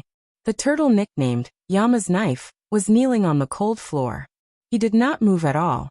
Su Fengnian put down the secret letter and closed his eyes. After a long silence, he opened his eyes and said to the person, "You don't have to worry about the drunkard. However, have Chu Lushan immediately investigate the level 4 Lu Bozong and the level 3 Sun Chun. The backgrounds of these two people are too clean and too detailed. From birth to practicing martial arts to becoming famous, it seems that there are traces that can be traced. However, the more it is like this, the more uneasy it is. Of the two people, Sun Chun looks older. However, he is only 29 years old. Lu Bozong is 32 years old. They are the two youngest. Although I am not a spy, I know that as long as you are willing to put in the effort, it is easy to get an identity before the age of 15. Then you can train them carefully for more than 10 years. It is almost impossible to leave behind any traces. I even suspect that there is a problem with their family. I will have to trouble you peregrine falcons to put in more effort." The man was terrified. His back was drenched in sweat. He said respectfully, "Protecting your highness is the most important duty of the peregrine falcons. It is not troublesome at all." The man would undoubtedly respect the special identity of this young Lingzhou general, but he was even more afraid that he could directly call out the name of the head behind the peregrine falcons. Chu Lushan's fearsome abilities were all rumors. If one was not a peregrine falcon, they would not understand the terrifying abilities of the head of the Chu Lushan family. Su Fengnian walked around the desk to the man. He bent down to help him up. He laughed softly. "Bailiang has many civil and military officials. Compared to you, it is also 100 less. Without you, Bailiang will be even more unstable. Help me pass a message to Chu Lushan. This year, tell him to reward all the peregrine falcons. He does not need to pay for this. Take it out from Mount Qingliang. If anyone wants secret manuals or similar things, they can boldly ask. The Wang Fu will try to satisfy them. In my opinion, there is nothing in the world that is more valuable than life. Since you have pawned your lives to the Su family, then the Su family has no reason to treat you badly." Chapter 921. After the man stood up, his eyes turned red. He hesitated for a moment, then scratched his head, feeling a little shy. He gathered his courage and said, "I'm from Jinzhou, only 300 li away from the general's and your highness's hometown. However, I left Liaodong 6 or 7 years later than the general. I once mingled in another army, but I committed a crime and had no choice but to follow the general. All these years I've been working for General Chu, and I haven't made any contributions. It's all hard work that anyone can do. A few years ago, I married a wife and gave birth to a few little girls. At the beginning of autumn, I finally had a boy with a handle. My family doesn't lack money, so I'd like to ask your highness to name my boy when you're free. If your highness is too busy, just pretend that I didn't say anything." Su Fengnian said softly, "There are many things to pay attention to when choosing a name. If it's not chosen well, it will affect one's future luck. I believe in this very much, so I don't dare to name your son." The man didn't have much hope, so he wasn't disappointed. Su Fengnian suddenly smiled and said, "But Su Xiao doesn't believe in this. When I go to Liangzhou, I'll ask Su Xiao to name your son. If it's not chosen well, or if it's unpleasant, you can use it as a nickname." The man was about to kneel again, but Su Fengnian grabbed his arm and said helplessly, "All right, even if you kneel a few more times, I can't ask for a few more names for your son. Besides, your son doesn't need them. Names aren't money, so the more the better." The man smiled shyly. He no longer had his original shrewdness and caution, but rather a sincere and honest look. "After you leave, send a message to Su Beiji in Longqing County, and ask him to come to the general's mansion." After saying this, Su Fengnian walked to the window. The man, who was full of joy, didn't disturb his royal highness's thoughts and silently left the study. Su Fengnian gazed at the pot of impatience balsamine that Huyan Guanyin had sacrificed to bring over. The strength of Liang lay in the fact that after the unification of the Central Plains, the Grand Preceptor Sun Shiji, as the head of the civil officials, led a large group of old remnants of West Chu to pledge their allegiance to Liang. The dust had completely settled on the dust of the struggle for orthodoxy in the world. As long as the imperial court was willing to use talents, there was practically an inexhaustible supply. These talents all had their own specialties. Some were focused on writing moral articles and establishing their views. Some were pragmatic and buried in their work to render meritorious service. There were also a large number of people doing dirty and tiring work. If Liang was said to be a fertile land with tens of thousands of mu and qualified to bully customers in the taverns, then Bailiang was a small piece of land. His master, Li Yishan, for so many years, could be said to be a clever housewife who couldn't cook without rice. Su Fengnian used to joke in private. Whether it was with Su Xiao or with his two sisters, he said that even if he could become the emperor, he would rather die than sit in the throne room. This was because he had long known how difficult it was to be in charge of a region. However, when he really began to personally set up the plan, he felt that even if he was the crown prince of Bailiang, if he wanted to do anything, he was still trapped in a square cage. The slightest movement would cause him to run into a wall. This cage was something painstakingly built by the people of each dynasty. Su Fengnian returned to the writing desk and picked up the brush to write down the loosely structured 3 words. Only tell corpses. Then he added a side note next to the word, only tell corpses, completing the word weave. Putting down the brush, Su Fengnian put his hands in his sleeves and walked out of the study. He walked aimlessly through the corridors and buildings. At a small pavilion by the water, he bumped into Wang Lifting, who was jumping around to warm himself. This fellow, along with Li Hanlin, Wang Yinshu, and a young master who committed crimes in Amei County, were known as the 4 tyrants of Lingzhou. Not to mention Wang Shihua, who could not be underestimated, but compared to the lifeless Wang Zhenlu, the head of the Su of Gojouzian family, Su Fengnian was undoubtedly more interested in this new master of the purple gold Wang family, Wang Lifting. Because of the hereditary succession, Bailiang was now in an unavoidable era of turmoil. A new emperor would bring in new officials. Those who should have fallen had already fallen, and those who should have risen had yet to rise. Many families were following the general trend and moving around, but the timing was different. Zhong Hongwu, who was born into a noble family, let his only son, Zhong Qingxin, take the path of a civil official in order to seek change. Wang Shihua, who was already a famous scholar, let Wang Yinshu take the path of a military general in order to seek change. However, most of these people had good fathers, so they could get twice the result with half the effort. Su Fengnian only knew that the purple gold Wang family had not produced any great talents for several generations. He originally thought that Wang Lifting's generation would also fall into decline. He did not expect that this time he would have the courage to come to the general's mansion. If he returned empty-handed, the first target to be dealt with by the administrator would definitely not be the 2 families of Wang Shihua and Wang Zhenlu, but the purple gold Wang family, whose foundation was not stable. It could be imagined that the young Wang Lifting was shouldering a lot of pressure. Seeing His Royal Highness approaching, Wang Lifting just turned his head and smiled, continuing to jump and jump. Su Fengnian stood beside Wang Lifting. The latter opened his mouth and joked, knowing that Your Highness is a straightforward person, Lifting will speak bluntly. This time, I followed behind my 2 elders here to ask for a reward from Your Highness. I'm really cutting off all means of retreat. If I don't get an official position when I return to Huangnam County, I will definitely be criticized by those old men behind my back. Your Highness, please do me a favor and take pity on Wang Lifting. Su Fengnian looked at the narrow ripples that were only slightly rippled within the rules, and calmly said, First, tell me what kind of official position you want. If it's too big, I can't afford it. If it's too small, I can't take it out. If I try to fool the purple gold Wang family, I will also be drowned in the spit of those old men behind my back. Wang Lifting laughed heartily and said, It's not big. Bailiang's Weaving Bureau only has this kind of official position. The 2 Weaving Bureau in Gangnam-do are 4th rank positions. Our Bailiang's Golden Thread Weaving Bureau is only 5th rank. Anyway, the old weaver Li Shifeng has worked for 12 years. He should have retired long ago. Su Fengnian said calmly, 5th rank isn't small. Wang Lifting was indeed thick-skinned. He stopped jumping and exhaled a mouthful of smoke. He turned his head and looked at His Royal Highness with a bright smile. Lifting knew that it would be difficult to get an official position, so I have the intention to buy one from your highness.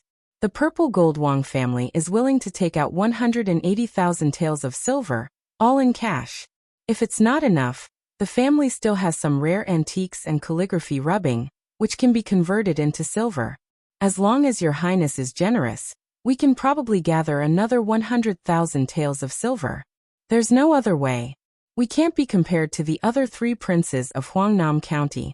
Our purple gold Wang family is poor. Su Fingnian sat on a long bench and gestured at Wang Wolfting. The two of them sat facing each other. Su Fingnian smiled and said, I can sell you a golden thread weaving bureau for 180,000 taels of silver. However, there's an additional condition. Wang Wolfting smiled and said, Your Highness, my sister is indeed famous for being virtuous. However, her beauty is only average. Furthermore, she has a matchmaker. Your Highness, please don't have this idea. Su Fingnian was stunned. He didn't know whether to laugh or cry. He smiled and said, Don't try to be glib with me. Let's be serious. I know that you have a good friend who comes from a poor family. He is a teacher in the purple gold Wang family. Yao Baifeng said that as long as this person is willing to take the imperial examinations and obtain scholarly honors, he will definitely become the top scorer of the Lingzhou imperial examinations, as well as the Huiyuan imperial examinations of the 8 prefectures. He might even become the Zhuangyuan imperial examinations of the 3 prefectures. This year, Lu Yuyuan of Huangnam County obtained the top 3 of the palace examinations, and was bestowed with the title of Jinshi. It seems that he benefited from your friend's weaving techniques. Otherwise, he would only be able to pass the county examinations. Not to mention the palace examinations, even the metropolitan examinations would be an extravagant hope. If you can persuade this person to leave the mountain, I will let you become a golden thread weaving bureau. If you can't persuade him, then you will have to obediently return to the purple gold Wang family. Wang Wolfting held his stomach and laughed loudly. Su Fingnian was indifferent. Wang Wolfting stopped laughing and said with a cunning expression, Your Highness, please don't worry. This fellow has already been forcefully kidnapped by me and brought to the city. Should I call him over for your highness now? Su Fingnian shook his head and said, There's no need to meet him. Tell him to come to Lingzhou's capital after the new year. I have an official's hat to give to him for free. Wang Wolfting sighed ruefully and said, Comparisons are odious. I still have to spend my entire fortune to buy an official's position. This fellow has it all. Su Fingnian suddenly said, You are neither the son of the first wife nor the eldest son.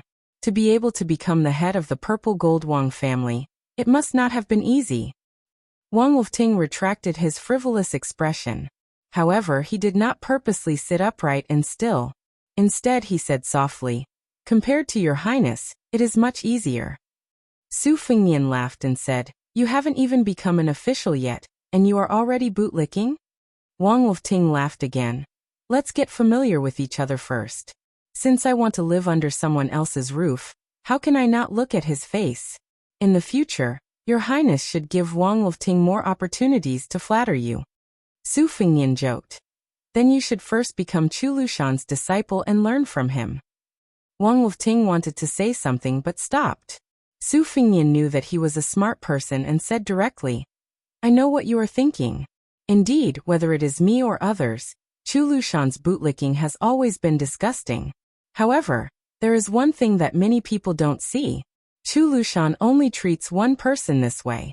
This is called being faithful to one person until death. Therefore, he and Administrator Li both. At this point, Su Fingnian paused for a moment and did not continue speaking.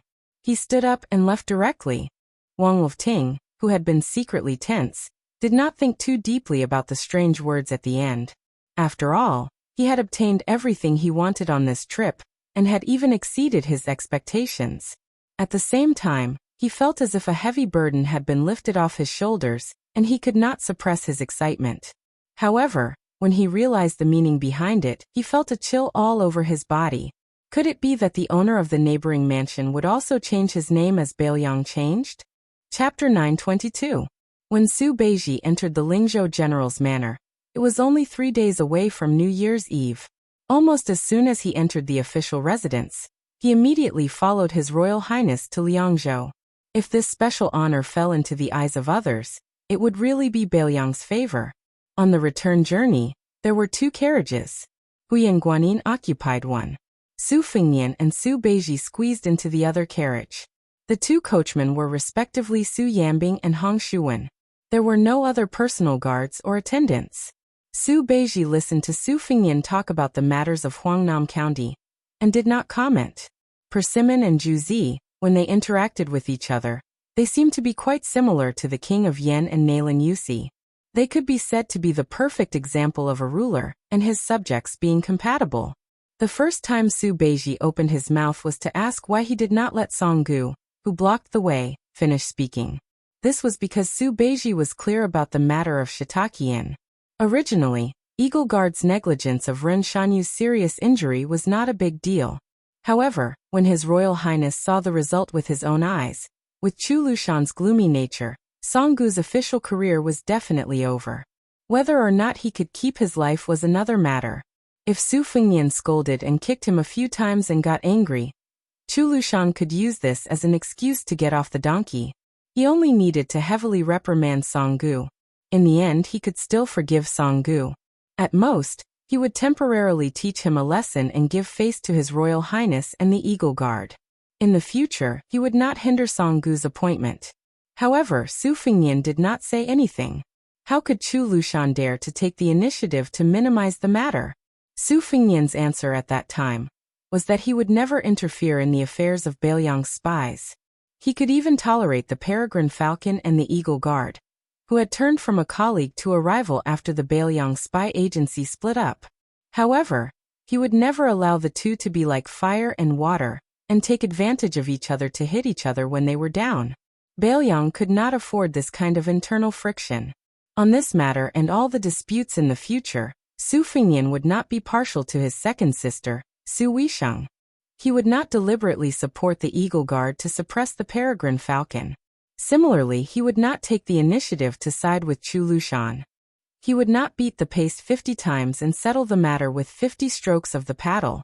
When Su Beiji heard this answer, he smiled generously. Obviously, he was quite satisfied. It was difficult for an upright official to settle a family dispute.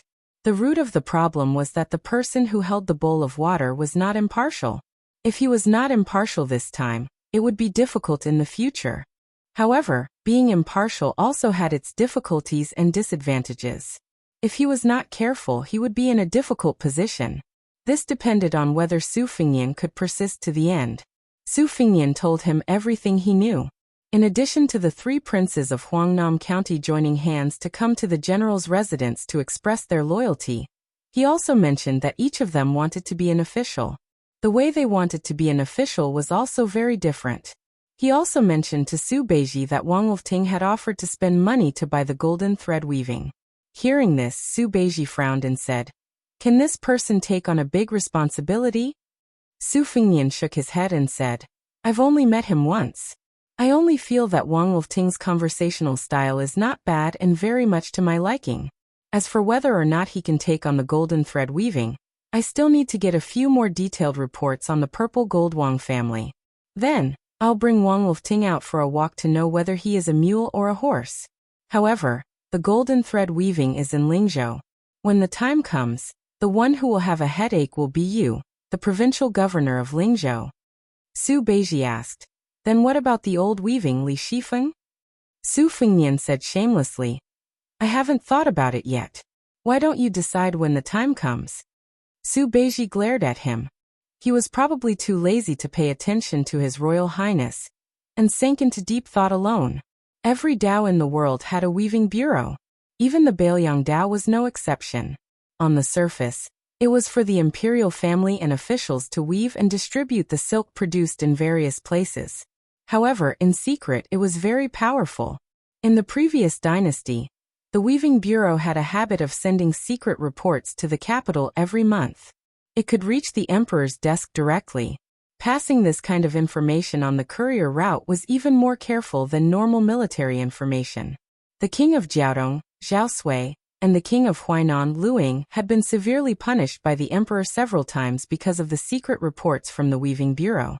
Currently, the Liyang imperial court had set up the Dao level. Although the weaving bureau of the various regions had not raised their ranks, all the smart people in the court and in the field were well aware that other than the jinxure sent out from the capital to impede the vassal kings, these dozen or so low-ranking weaving bureau officials were the most sinister and disgusting. However, Li Shifeng, the Golden Thread Weaving Bureau, which belonged to the Bailiang Dao, was nearly 70 years old and had been mediocre for many years. He had never had any interactions with the king of Bailiang, Su Xiao. He neither took the initiative to flatter, nor was he too estranged. Once, there was a twice-yearly, half-year discount that was inadvertently intercepted by a group of audacious horse bandits on a post-house road. Only then did people know that this chief weaving official was muddle-headed and bored enough to introduce His Royal Highness antique collection to the Emperor of Bailiang. He listed nearly 40 items and more than 600 pieces in detail. No one could understand why such a muddle-headed old man was allowed to stay in Bailiang and waste the salary of the imperial court. It was said that after the secret report was leaked, Su Xiao, who was still a pillar of the country at that time, laughed heartily when he heard about it. He had people send the same amount of money as the Zhao family's salary to the Golden Thread Weaving Bureau. Over the years, Li Shifeng was not afraid of the emperor's suspicions and received the money every time. However, no matter how much outsiders ridiculed and looked down on this old man, Li Shifeng, the insiders of Bailiang, and even Li Yishan had carefully analyzed this person's official career and talent. Su Xiao did not send the money to make fun of Li Shifeng's idleness. Instead, he was telling the Golden Thread Weaving Bureau, who was good at analyzing the situation in Bailiang, that he, Su Xiao, had begun to have his eyes on him. Chapter 923. Su Fengnian didn't hide anything from Su Beiji. When the Yan family betrayed Bailiang and went to the capital to enjoy wealth, it was the Weaving Bureau that pulled the strings between the imperial court and the imperial court. The escape route, the disguise, and the various locations along the way were all carefully planned. However, Li Yishan had been watching from the sidelines. In this game of intrigue between Bailiang and the imperial court, Bailiang was one step ahead. In addition, Chu Lushan spared no effort in investigating. In the end, they were intercepted by Bailiang's spies. However, Su Fengnian was soft-hearted and personally pleaded for mercy for the Yan family. Only then did Su Xiao let them go. Otherwise, even if Wang Xianji came to Bailiang personally to save them, she would only be able to save one or two people. Although Li Shifeng lost, it was amazing that he could still do what he did when he was surrounded by wolves in Bailiang. Su Beiji broke the silence and said, "If Li Shifeng wants to spend his old age peacefully, he has to make a deal with Bailiang before he returns to the capital. However, this deal will only benefit him." Su Fengnian was silent, but his expression was somewhat gloomy. Su Beiji raised his eyebrows and said bluntly, "I remember that you used to have 3 very good friends. Among them, Yan Qiji has already followed his family to the capital to become a relative of the imperial court. He has a bright future ahead of him. Kong Wuqi isn't bad either. At the end of the year, he also became a commandant of the imperial army. In the end, only Li Hanlin is left in Bailiang. Do you really have the heart to do that? You haven't even become a vassal king, yet you plan to become a loner?" Su Fengnian said calmly, "No matter what the result is, even if it is the worst, I will ensure that the Li family will never have to worry about food or clothing. Li Hanlin not acknowledging me as a brother is also my own fault." Su Beiji smiled faintly and said, "How pitiful." Su Fengnian kicked this fellow. Su Beiji leaned against the wall of the carriage and patted his clothes. He asked casually, "That good friend of Wang Wolfting, Sun Yin, was praised by Yao Baifeng as a talented bull. Yao Baifeng became the left chancellor of the Imperial College and controls the literary world. Did any spies say that master wanted to invite Sun Yin to be the chancellor?" Su Fengnian laughed and said, "Juzi, you're really something. If I didn't know that Yao Baifeng had secretly sent someone to invite Sun Yin and promised that as long as this fellow was willing to go to the capital and become the chancellor of the Imperial College, he would be able to participate in the court examinations next year. Yao Baifeng would have put down his precious face and personally asked the Zhao family's emperor for the top spot. If not, I wouldn't have known that there was such a person in Huangnam County. However, you can relax but you can't. Sun Yin has already been sent to Lingzhou by Wang Wolfting. I plan to let him become a 6th-rank official with real power. If you become the provincial governor of Lingzhou and are overshadowed by this person, be careful that I don't let him replace your position in a fit of anger. Su Beiji glanced at Su Fengnian and didn't say anything. Su Fengnian smiled. Don't worry. I like the new and not the old. No matter how capable Sun Yin is, Juzi, you're still my old love. My favor won't decrease. Su Beiji laughed coldly. Stop the car quickly. Let me go out and vomit. Su Fengnian looked hurt. You don't understand. I saved all the good stuff for you first. I picked up a heavenly blue gall bottle from the Dongyue Imperial Kiln at the Peach Cheeks restaurant. There's no other bottle like it in the world. You really don't want it? Then I'll give it to Chen Shiliang. That fellow is more sensible than you. Su Beiji closed his eyes to rest and said calmly, hurry up. At noon on New Year's Eve, His Royal Highness was finally seen on Mount Qingliang, which was already decorated with lanterns and colored banners. Su Fengnian arranged for Huyan Guanin to stay in a quiet courtyard. He didn't plan on letting her meet up with the girls from Wutong'an. Su Xiao accompanied them along the way. He didn't say much and was just happy. His younger brother, Huang Manor, had grown a few centimeters taller. There was a hint of anger between his eyebrows. When he wasn't smiling, he was abnormally heroic and exuberant.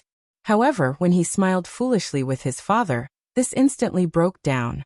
Fortunately, he no longer drooled, but this still left Su Fengnian speechless. When they went to see second sister, the family of four finally reunited. Su Weisheng, who controlled half of Beiliang's spies, was now living in Wutong'an so that he could handle confidential affairs. In Wutong'an, apart from the two senior maids, Sweet Potato and Blue Bird, who didn't participate, the other two maids had all become Beiliang's female hanlin. They read and sift through military intelligence and spy reports and had the right to approve them. Those in the know called them Vermilion's maids. This was especially true for Lu Yi, who was second only to Su Weisheng in the 19 ways. It was as if she was born to be good at scheming and planning, and had become the second in command of Wutong'an. The second Junju, who demanded perfection, reprimanded almost all of the maids, but she relied heavily on Lu Yi.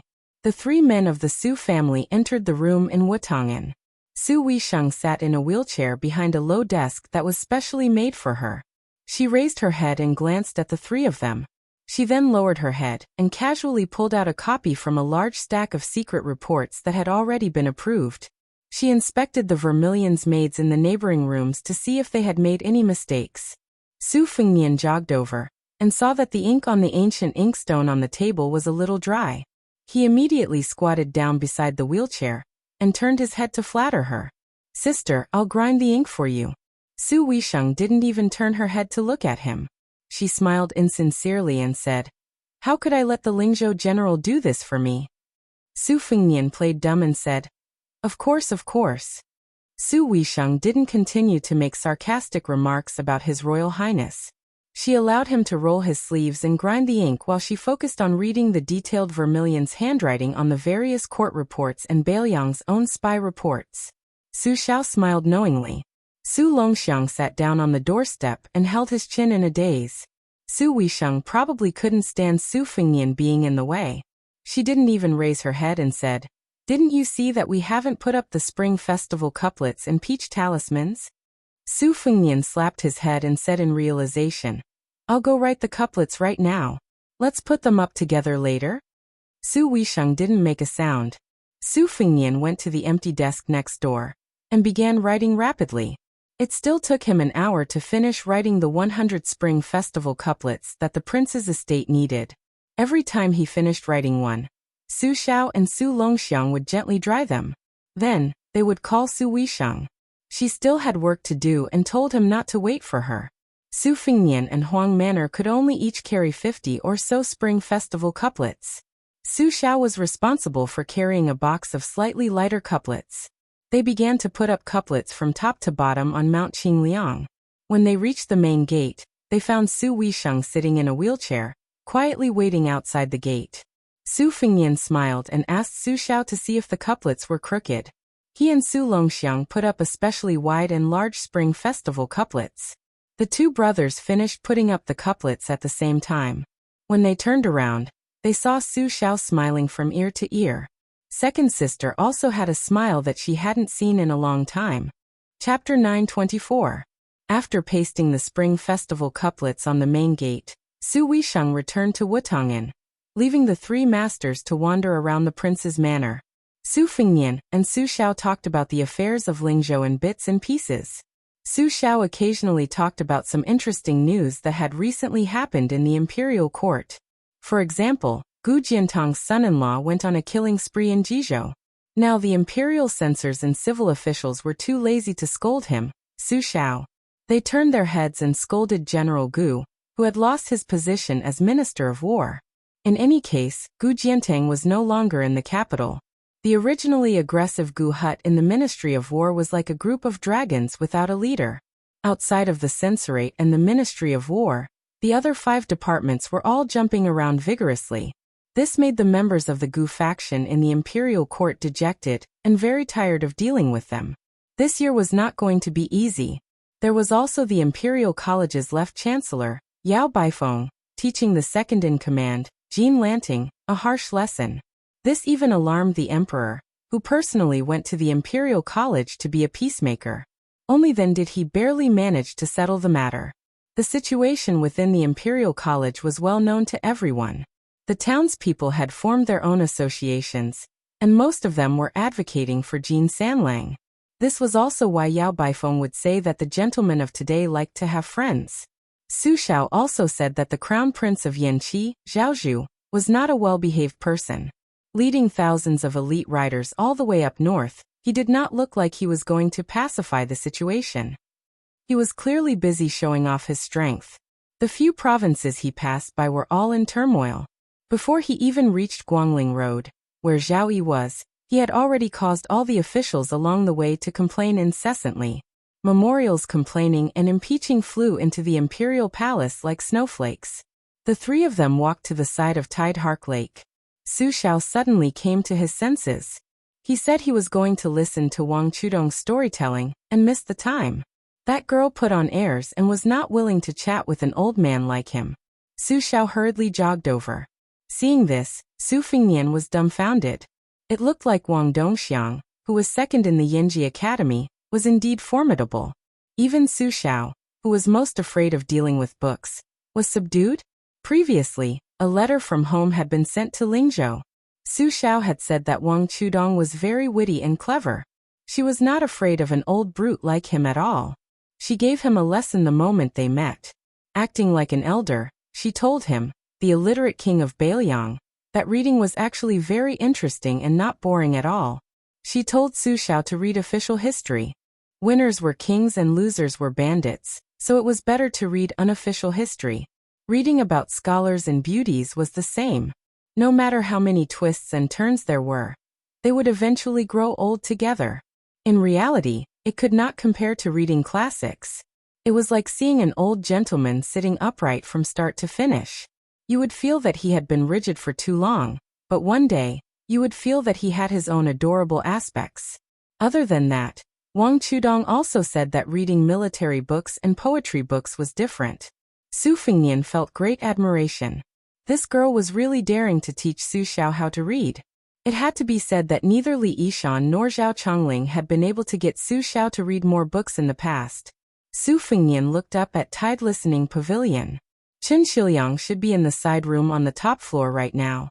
Everyone in the Wang Fu said that this young man was increasingly similar to that state scholar who had died without a grave. Su Fengnian looked away and saw Su Jizi sitting alone in the pavilion, throwing a large amount of bait into the lake. The koi fish rolled in a grand scene.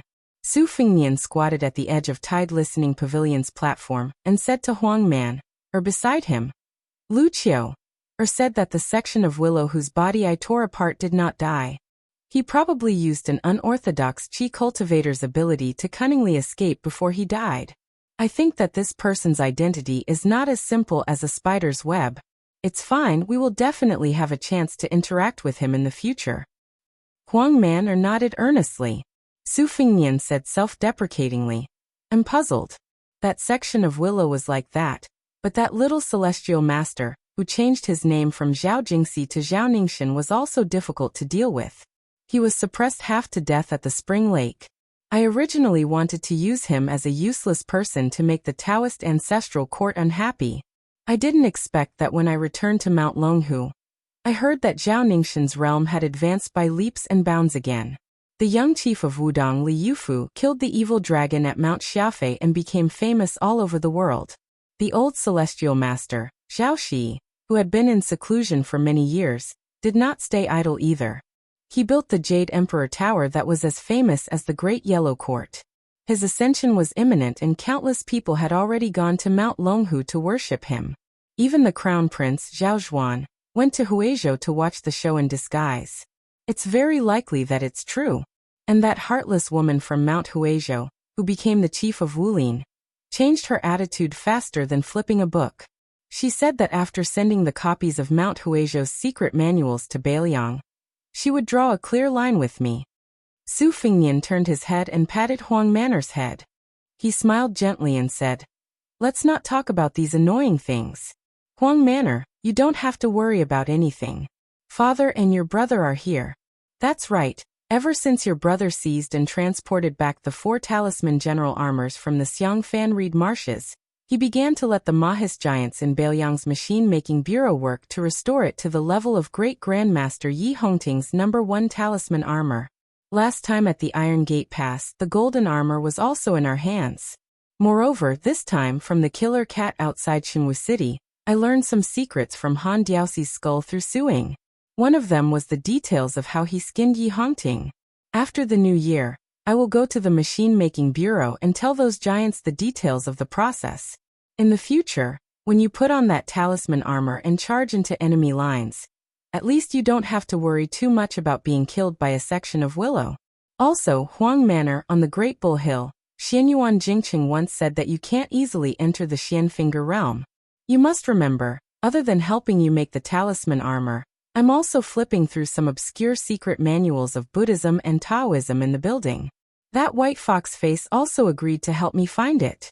So you have to wait for your brother to find a shortcut that will let you smoothly become a Xianfinger expert. Before that, even if the sky falls down, you can't enter the Xianfinger realm. Do you remember?"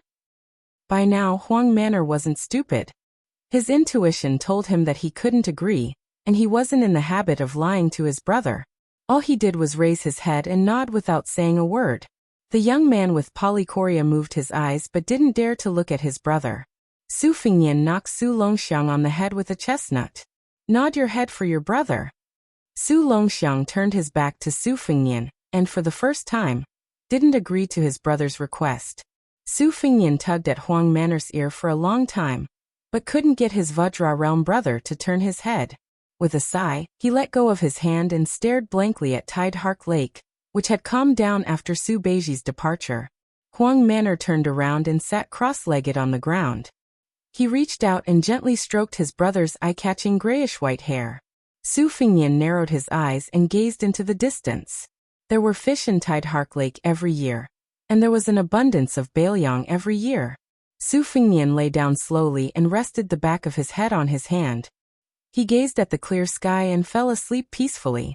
He had never told Su Xiao that when he saw his father's silhouette on the Spring God Lake, even though he knew that the silhouette was getting older and hunchbacked with age, he could still see the emperor, Wang Xianji, Zhang Jiulu, and Yuan Bunshi from afar. Su Fingnian wasn't the least bit afraid of these fellows appearing together on the lake. He felt very at ease. 2 much stronger tiger kuei scuttled out with a whoosh and ran toward Su Fingnian with all their might. In the end, Huang Manor pressed them down to the ground with 1 hand each. The 2 strange beasts were only a few feet away from Su Fingnian, yet they couldn't escape from Huang Manor's palms. Their gazes actually contained a hint of hidden bitterness. Su Fingnian smiled and said, "Huang Manor, go play by yourself. Bring Bodhisattva and Vajra with you. I still need to sit here for a while and think about something." Huang Manor grinned and nodded. He dragged the 2 tiger kuei with him and ran far away. Huang Manor strolled around. After letting go of the tiger kuei for the first time, the pair of siblings wanted to run back to Tide Listening Pavilion to look for Su Fingnian. However, Huang Manor, who walked as fast as lightning, grabbed their tails. After suffering a few times, they could only follow behind him sickly. he unknowingly arrived outside the walls of Wutangen. In the end, he found that his father didn't go to listen to the story of that sister-in-law. Instead, he pushed the wheelchair and took his second sister to relax. When Su Xiao saw Huang Manor, he waved his hand. When the female tiger Kuei called Bodhisattva saw Su Weisheng, she seemed particularly affectionate and lively. Su Xiao continued the previous topic and slowly said, "In the future, you as the older sister have to keep an eye on the matter of Bailiang's official consort. Xiaonian knows what she's doing. Father isn't just more at ease, he's the most at ease. It's only when it comes to matters of the heart that this child easily disregards the consequences once he falls in. Wei Xiong, it's not that I'm worried about the military and politics of Bailiang being affected. I've worked so hard to build up such a large family business. If in the end my son can't even afford to squander it, then how am I supposed to be a general? How am I supposed to be the king of Bailiang after the new year? It's just that I'm very afraid that you, my younger brother, will get hurt. I'm a rough man, but I've seen many people come and go. I also know that this kind of invisible injury is more hurtful than a serious injury caused by a knife or arrow. Perhaps you won't be able to recover from it for the rest of your life." Su Weisheng grunted in acknowledgement. Chapter 925. Then there are the future concubines. To be honest, of the two women that have been temporarily decided, Wang Chudong, who is already in the Fu, and Lu Qingyan, who is in Qingzhou, father does like the little girl Wang Chudong more. However, there are different ranks of concubines. Wang Chudong can only be after Lu Qingyan. After all, the Lu family is full of talents. Compared to Wang Lingquan, who relied on Chu Lushan to climb to the position of the richest man in Qingzhou, Wang Chudong is definitely more important to Bailiang in the future. Therefore, in the future, if there is a dispute between the two families, as long as it doesn't involve major issues, you have to side with the Lu family. This can be considered father's compensation to Lu Qingyan as his daughter-in-law. Because father knows that Xiaonian may not be able to open her heart to this poor woman in this lifetime. Treating each other with respect only sounds good, but for a married couple who will spend the rest of their lives together, it is actually a kind of suffering. Father has been going to Wang Chudong's place every day to listen to her stories. First, it is interesting. Second, it is an opportunity to let Bailiang know that this girl is the first daughter-in-law that Su Xiao approves of. In the future, if anyone wants to use the Wang family as a stepping stone to curry favor with the Lu family, they have to first consider whether their flattery will backfire. As for Pei Nanwei, father knows that you don't like this Princess Jing'an. You don't have to go against your heart and deliberately interact with her. Just let her be. In this world, there is only the saying that the elder brother is like the father and the elder sister-in-law is like the mother. There is no such thing as the elder sister taking care of the family. The reason why father nags you about this and wants you to bear this thankless responsibility is because father is selfish. He is afraid that Xiaonian won't have any relatives to take care of her, so you can't marry in this lifetime. Wei Xiong, if you want to resent father, father will accept it. Father is a man who values boys over girls. He dares to take responsibility for his actions. Even when I was living with your mother, even if I had to brace myself, I would still say it so bluntly. Before Jihu was born, he was beaten by your mother. After Jihu was born, he was beaten so badly that it was unbearable to look at. Your mother made father, a rough man who was used to holding swords, spears and sticks, to carry the child. No matter how much father loved his daughter, he couldn't bear the fact that the child insisted on crying. Your mother was reasonable to everyone, but she was unreasonable to your father. There were several times when I had to attend a military meeting every other day. I went to the tent with a bloody nose and a swollen face, and those bastards laughed at me.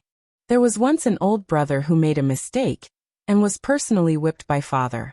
This guy stared at father's swollen forehead from being whipped by your mother, and even fucking knelt there and laughed foolishly. Father was so angry that he whipped him 50 more times.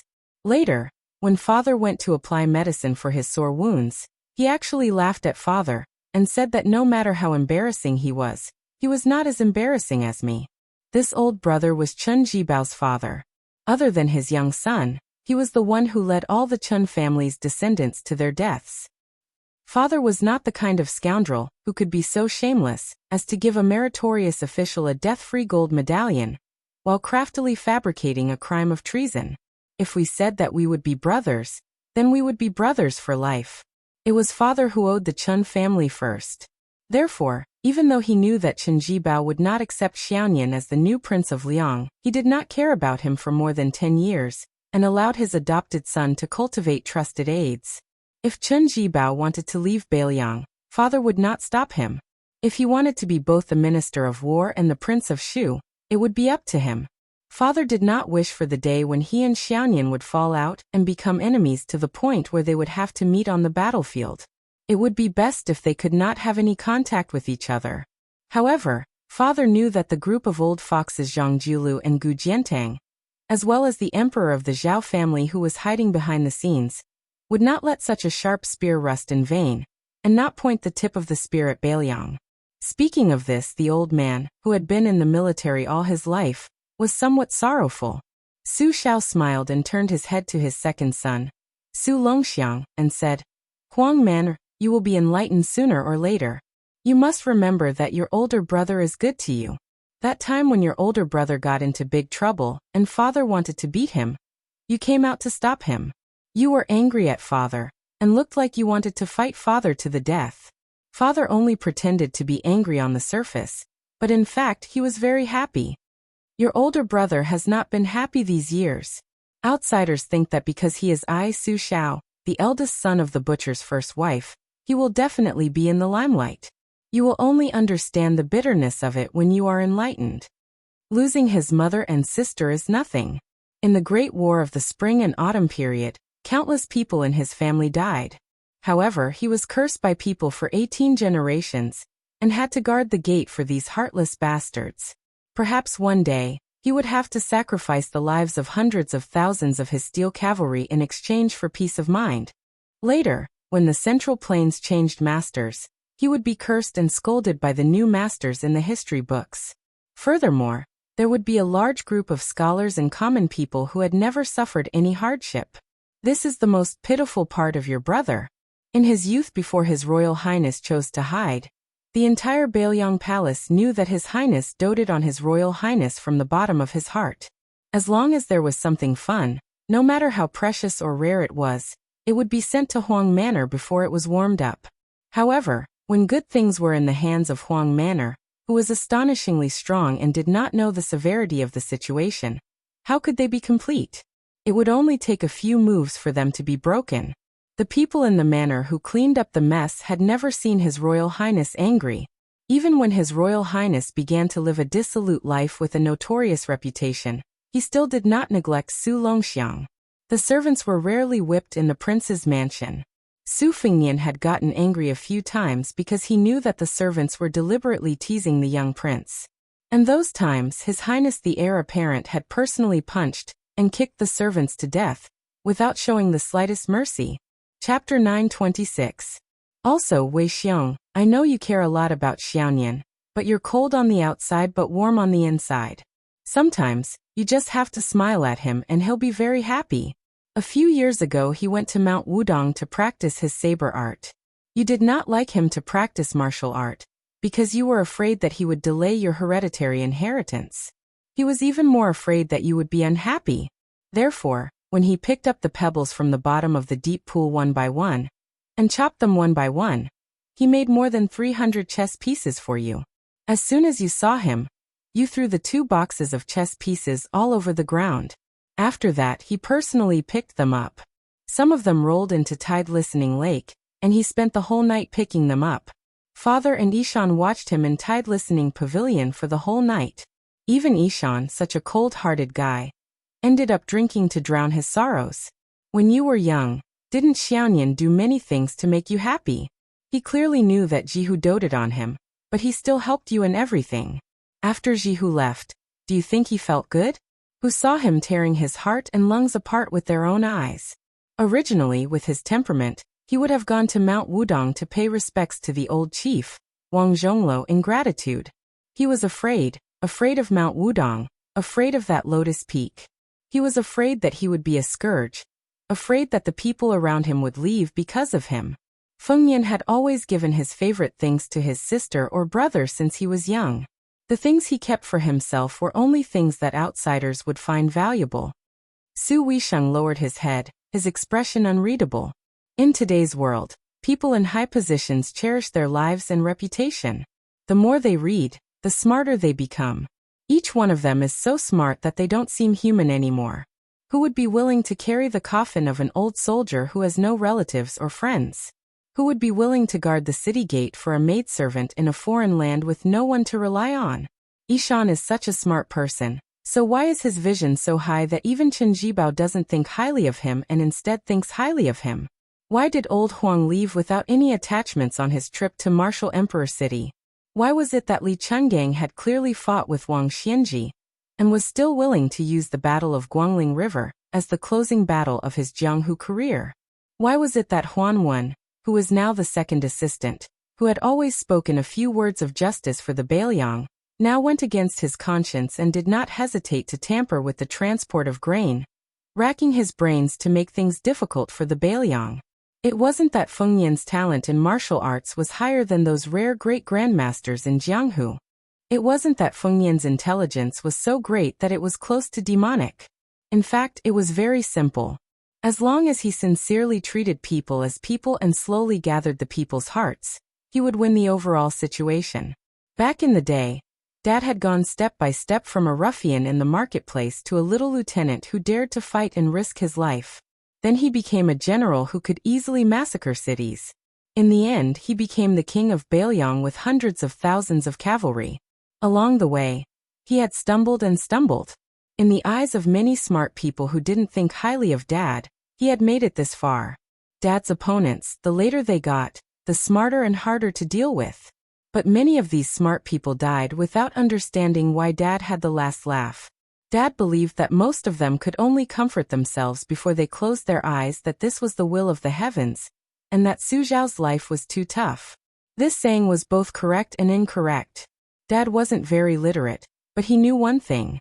If you didn't let anyone down, many people might not understand. Or perhaps they understood but didn't care. They might even treat you like a fool, thinking that they had taken advantage of you. This didn't matter. In the end, there would still be people who would remember. Even if there weren't many people who remembered, they would all be willing to put in effort and then fight to the death. Even if it was 1 against 2, he would still be unrivaled. If he lost, it didn't matter. He could still make a comeback. There were more than 600 memorial tablets below the Tide Listening Pavilion, as well as Feng Yan's old soldiers respectfully sending him off before he entered the capital. All of this was proof. Therefore, Dad was more certain than anyone that the Bailiang in the future would be even more of a headache for Bai Meng than when it was in Dad's hands. When her father was still young, it wasn't that he didn't want to be a stable rich man. That way, he could at least give his children a peaceful life. But Chen Jibao was good at everything, except that he was too smart. Once a smart person made a mistake, it would be a huge mistake that no one could reverse. Feng Yan was also smart, but he was far better at listening to others than Chen Jibao. Now that Dad was dead, Chen Jibao wouldn't put anyone in his eyes, nor would he believe that anyone was qualified to be on equal footing with him. If one day he wanted to become emperor, he wouldn't hesitate to sacrifice all of the Bailiang cavalry to achieve his goal. After Li Yishan's death, Su Xiao didn't even seem to be able to deceive himself and others. At this point, the hunchbacked old man couldn't hide his weariness. He stopped talking and gently reached out to help Huang Man, tidy up his collar. Finally he said softly, "Huang Man, in the future, don't risk your life so easily. If you die and your brother survives, how sad would he be? Dad will tell you. He would be even sadder than if he were alive. But you still have to do more things that can make your brother's life easier. Although your brother was reincarnated into the Su family earlier than you, so he is destined to bear the burden. In the future in Mount Qingliang, the only man left in the Su family who can talk to him is you. No matter if it's Su Beiji or Chen Shiliang, no matter how loyal they are still not as close as family members. Huang Man, this is the first time your brother left home in a fit of anger to travel the Jianghu. His greatest wish wasn't to become a hero, but to snatch back a great beauty for you. When you went to Mount Longhu, every time you received a letter, your brother, who has a photographic memory, clearly knew that it wasn't written by you. But he still read it over and over again. Wei Sheng, this time when he saw you sitting in a wheelchair, you purposely didn't look at him grinding ink, but Dad saw that his hand was constantly shaking. The old man reached out and patted Su Weisheng's head, but didn't say any words of comfort. Su Longxiang clenched his fists tightly, his eyes resolute. The two tiger kuei were so frightened that they instantly fled. They paced back and forth in the distance restlessly, not daring to approach the unfamiliar black-clothed youth. The old man slowly walked back to the courtyard. The loquat tree was still green in the winter, but the old man stood alone all alone. But the old man wasn't sad. He smiled and said, "Wife, our Su family has already been supported by Fengnian. Wait for me, I won't make you wait too long." Chapter 927. The Baoyang Palace was plastered with the word Fu, that was deliberately pasted upside down. The New Year's Eve dinner was very simple, just dumplings. Su Fengnian and Su Longxiang dragged along Su Beiji and Chen Shiliang to cook and make dumplings together. Wang Chudong and the other girls had no place to show their talents. After the meal, Su Fengnian had two strategists chat with Su Xiao while he himself went to the deserted mausoleum. When he returned, a large group of people sat in the Wutongan to celebrate the new year. Everyone was happy and harmonious. The Vermilion maidservants near the house only had half a day of free time, so they went to the house one after another to read the mountain of intelligence reports. The little girl that Chen Shiliang had brought to Baoyang had already fallen asleep in his arms. Su Fengnian asked him to bring the little girl back to rest first. Chen Shiliang did not insist. Wang Chudong, who loved hibernation the most, was also sitting there and dozing off. Su Fengnian half carried and half supported her as they left the Wutongan. When Su Fengnian returned to the courtyard, Su Weisheng had also gone to the house to deal with important military matters. Only Su Beiji, an outsider, was left. Su Xiao, an old fellow who used to be a pillar of the country and a great general of the military, was asking the young man about the level of an official. Su Beiji was not afraid at all. Su Xiao nodded repeatedly in agreement. After Su Fengnian sat down, Juzi had already explained from the lowest level to the highest, from the 19th level to the 16th level. Su Beiji was unable to win against Su Royal Highness, so he could only roughly explain it again. Those who relied on their ancestors to benefit from their glory, lying on the family tree, and becoming a low-paid official, were called Sunzi officials. Those who only knew how to bark and never did anything were called toad officials. Those who were vicious and crafty, bullied the weak and feared the strong, lowered their heads when they saw the powerful, and roared when they saw the common people were called dog officials. Those who followed the rules and did not do anything, and were not careless when it came to reaping benefits. However, they did not know how to avoid disaster, and were called corpse officials. Su Fengnian smiled, and asked what level the Su Li of Lingzhou were at. Su Beiji replied that they were fox officials, and were good at reading people. Su Fengnian asked in reply, "Are those county magistrates and military officers with real power, who instigated Su Li to stir up the evil wind and rain?" Su Beiji smiled and nodded. He also added ghost officials who did all the bad things behind the scenes, but rarely came out. The common people who did not know their background still thought they were officials. Officials were the best officials were the best officials. They could be considered officials who did not know their background, but they were officials who did not know the was. Su Fengnian continued to ask, "Then what level is the governor of Longqing County, Zhongcheng, at?" Zhongqing is on the 15th floor. In my opinion, there is nothing easier than being an official in the world. Do not be greedy or take advantage of others, and progress step by step. There are aides and officials to give advice and suggestions, and the situation is in order. You can be a shopkeeper who does not do anything, and there is no harm in only caring about the flowers, snow, and moon. Generally speaking, you live in harmony with the common people. Then Huangnam County's merit officer, Wang Shihua? Their government affairs are mediocre, but their reputation is extremely good. They have never been greedy or harmed people. If there is a good government, they will definitely do their best to help. As for the subordinates, they treat the people as if they are their own children. This is also the kind of honest and upright official that ordinary people want the most.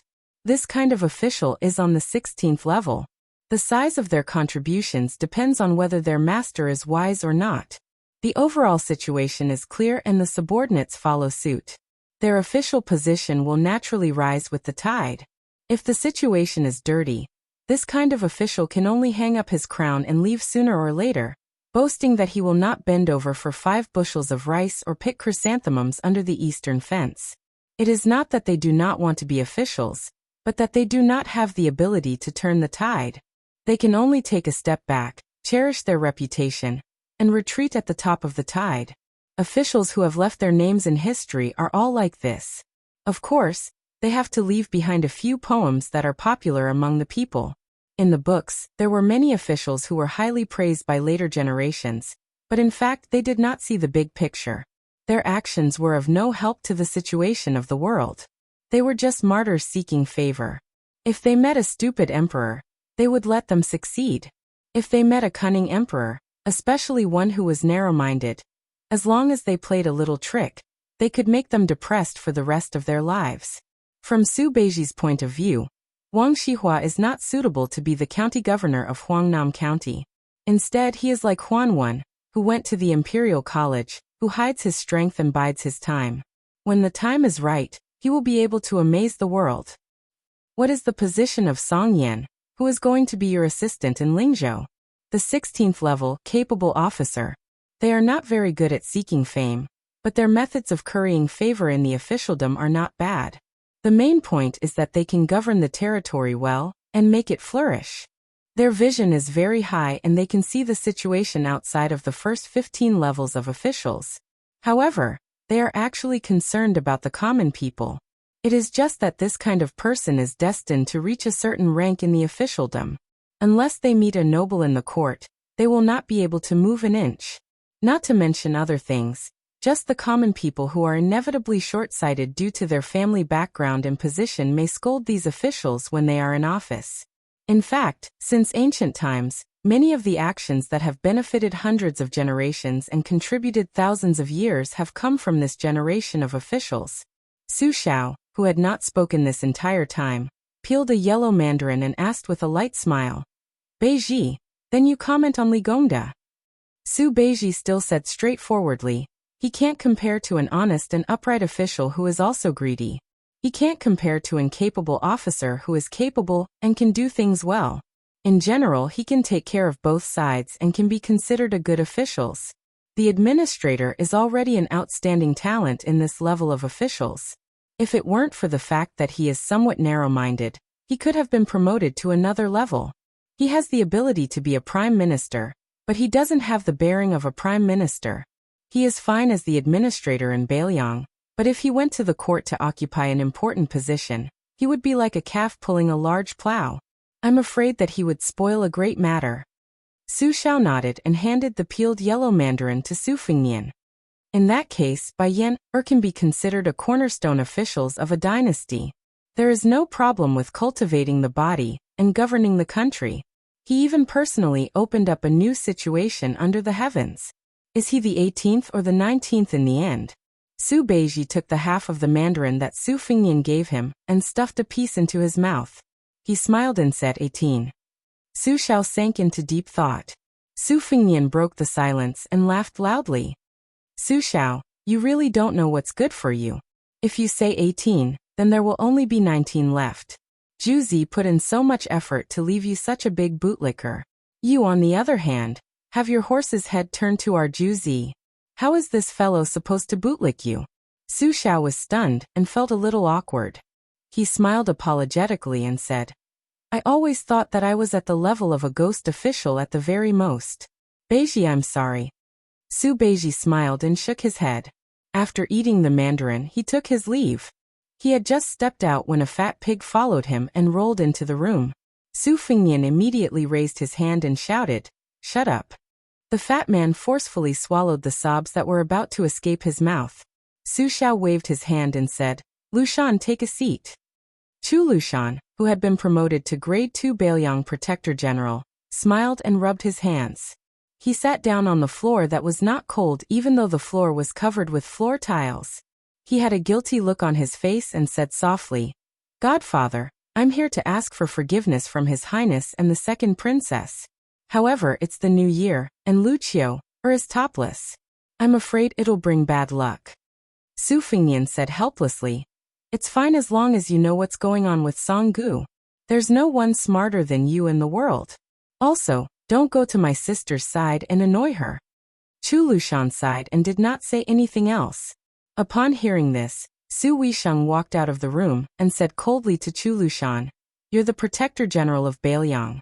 Aren't you bored of doing those petty and dirty things for half a year?" Chu Lushan shrunk his neck that was so short that it was almost invisible. He did not dare to talk back. In fact, back in the days of the Su family, eldest Princess Su Weisheng had always hated this fat man. On the other hand, Su Weisheng did not have any prejudice against him. Su Weisheng turned to Su Xiao and said, "Father, I'll make a secret assessment of the Bailiang officials' levels that Su Beiji mentioned. It will not be made public. It will only be given to Fengnian for reference." Su Xiao nodded. Su Fengnian asked in a low voice, "Lucio, what kind of heinous business did you do to make my sister so angry? Did the Peregrine Falcon and the Eagle Guard gang up on you?" Chu Lushan said embarrassedly, "I wouldn't dare. It's just a little joke when I'm bored. It's not worth mentioning." The more secretive Chu Lushan was, the more curious Su Fengnian became. He asked, "Tell me about it." Chu Lushan scratched his head and said carefully, "In the past, Lucio was in charge of the spies in Bailiang. Therefore Lucio knew a little about some of your highness's 3 trips. On the 3rd trip to Beimang, foster father told me more, so..." Su Fengnian laughed and scolded, "Spit it out." Chapter 928. Chu Lushan had probably come to the realization that if he stretched out his head, he would also be stabbed if he retracted his head. He spilled the beans from a bamboo tube, leaving Su Fengnian speechless. It turned out that the current situation in Bailiang was vaguely unstable, and there was a clamor everywhere. After Chu Lushan became the Protector General of Bailiang, he did not make any big moves. The more he felt that he had nothing to do, the more he randomly picked up a few unlucky fellows and threw them into the whisking room, giving them a miserable beating. Among these fellows, there were villagers, scholars, officials, Jianghu people, and soldiers. 7 or 8 of them were the type that could not keep their mouths shut. They were similar to Su Fengnian when he heard Skinny Monkey and the others boasting in the restaurant some time ago. Even if he heard them, His Royal Highness would not be bothered to make a fuss about it. However, it was clear that Chu Lushan did not have such a good temper. He sent them all to the whisking room, and according to Chu Lushan's imaginative and meticulous plan, he began to make them suffer a fate worse than death. One of the villagers, who was in the prime of his life, gathered a group of people to drink wine and said that Su Fengnian, the heir of Bailiang, was too easy to be.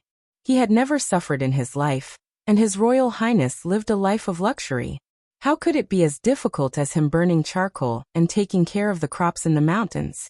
In the end, when he arrived at the whisking room, he was stabbed more than 160 times. The number and severity of each stab were different. After he was injured, he would immediately apply top-grade wound medicine. During this period, he would be served with fine wine and beautiful women. After he recovered, he would be stabbed again and again. The reason why there were so many stab wounds was not because Chu Lushan had set this rule for no reason. Instead, it was based on the number of stab wounds that His Royal Highness had received before he came to Mount Wudong. He had received 16 stab wounds, including the Eastern Yuan Tourage that Wudong's enemy, Princess Suizhu's Dong Yuan Tourage, the Reed's Marsh, the Duckhead Green Forest, the Ro-Ran Mountains, the Fifth Raccoon, the Taimen Pass, the Divine Martial City, and the Lu Hao Shi. Before Chu Lushan sent them to the whisking room, he told them that as long as they suffered enough, according to their different backgrounds, they would each receive 100,000 taels of silver, a rank 7 official, and so on. If they could not endure, they would be released. In the end, without exception, no one was able to withstand more than 200 strikes. The 2 strong-willed men of Jianghu were unable to withstand the strike from the saber that was stabbed diagonally into their abdomens. They shouted that they did not want to be the grandmasters of the Northern Liang sect, who had founded their own sect. This saber strike was an imitation of Bo Er's lightning spear that was stabbed into the abdomen. Among the 7 or 8 people, the scholars all left crying for their parents after the stab. Surprisingly, this villager was the one who could grit his teeth and endure. It was a pity that he could not endure it. This was because the whisking room did not tell him how many stab wounds were needed. Not to mention them. Even the whisking room did not know. Only Chulushan knew. These people did not die in the whisking room. After they returned home safely, those who had mothers lost their mothers. Those who did not have mothers lost their fathers. Those who had elder sisters lost their elder sisters. And those who did not have elder sisters lost their younger sisters. Not only that, some of their good brothers lost their arms and legs. Afterwards, they were all blamed for being implicated by them. Some scholars who valued their reputation became disreputable hypocrites. In short, what they cared about the most, Chulushan made them lose it. Chulushan's ruthlessness was that when these people were on the verge of going crazy, he asked the whisking room spies to appear in front of them, and said that he would give them another chance. In the end, no one was willing to agree. After that, there was no after, because Chulushan killed them. Chulushan, who was sitting on the ground, had a calm expression. He laughed softly and said, "Before they died, I told them that in the past, they complained that they did not have a good family background. In fact, they were not afraid of suffering at all. Therefore, I gave them a chance." His Royal Highness's injuries in the past few years, excluding the different states of His Royal Highness's physique, and based on the physical strength of the person who received the stab, the amount of pain they suffered was actually very little. According to the order, it was only 314 stab wounds. Su Xiao threw a piece of orange into his mouth and laughed it off. Su Fengnian frowned and said the same words as Su Weisheng. "Aren't you bored?" Chulushan raised his head and smiled brightly. He shook his head. Su Fengnian said calmly, "In the future, don't do such things that harm one's virtue." Chulushan, who was obedient to His Royal Highness, said for the first time, "It's fine if I don't see or hear them. If I, Chulushan, see them, I will take care of them. The whisking room does not lack torture tools and people. Some newbies need some practice anyway." Su Fengnian turned his head and stared at Chulushan. He said slowly, "They are all Bailiang people." Chulushan restrained his smile and raised his head to meet His Royal Highness's eyes. "Although I, Chulushan, do not have the surname Su, I am still a member of the Su family. In this lifetime, I will be the general's adopted son. I have never heard of Liang, and I don't even recognize Bailiang or Bailiang." Su Fengnian said angrily, "Chulushan, I told you to stop." Chulushan clenched his fists and placed them on his knees. He gritted his teeth and said in a low voice, "Your Highness." Chulushan had to support himself with one hand to get up. When he bent over, he laughed and said self-deprecatingly, "I, Chulushan, am obsessed with cleanliness. Every day, I have to change into a set of luxurious clothes. I like luxury. Every day, I have to change horses. I am addicted to good food. Every day, I have to have the chef make new dishes." He would change everything except for his master. Chulushan wished that he could let all the Bailiang ingrates who were indebted to the Su family know a simple truth. There are two kinds of bitterness in life. You can't get what you want, and you can lose what you have. As long as Your Highness allows Chulushan to be in power, Chulushan will not be able to bear the sight of anyone talking without feeling any pain. After he got up, this talented and shrewd Chu Basha lowered his head. His eyes were red as he said slowly, "Chulushan's master is only foster father. Ever since he took the infant boy from foster mother's hands, ever since he smiled at Chulushan, he has treated him as his own younger brother." Su Xiao chuckled and said, all right. Lushan, sit down for foster father. Why are you quarreling with your family? But then again, it's good to quarrel.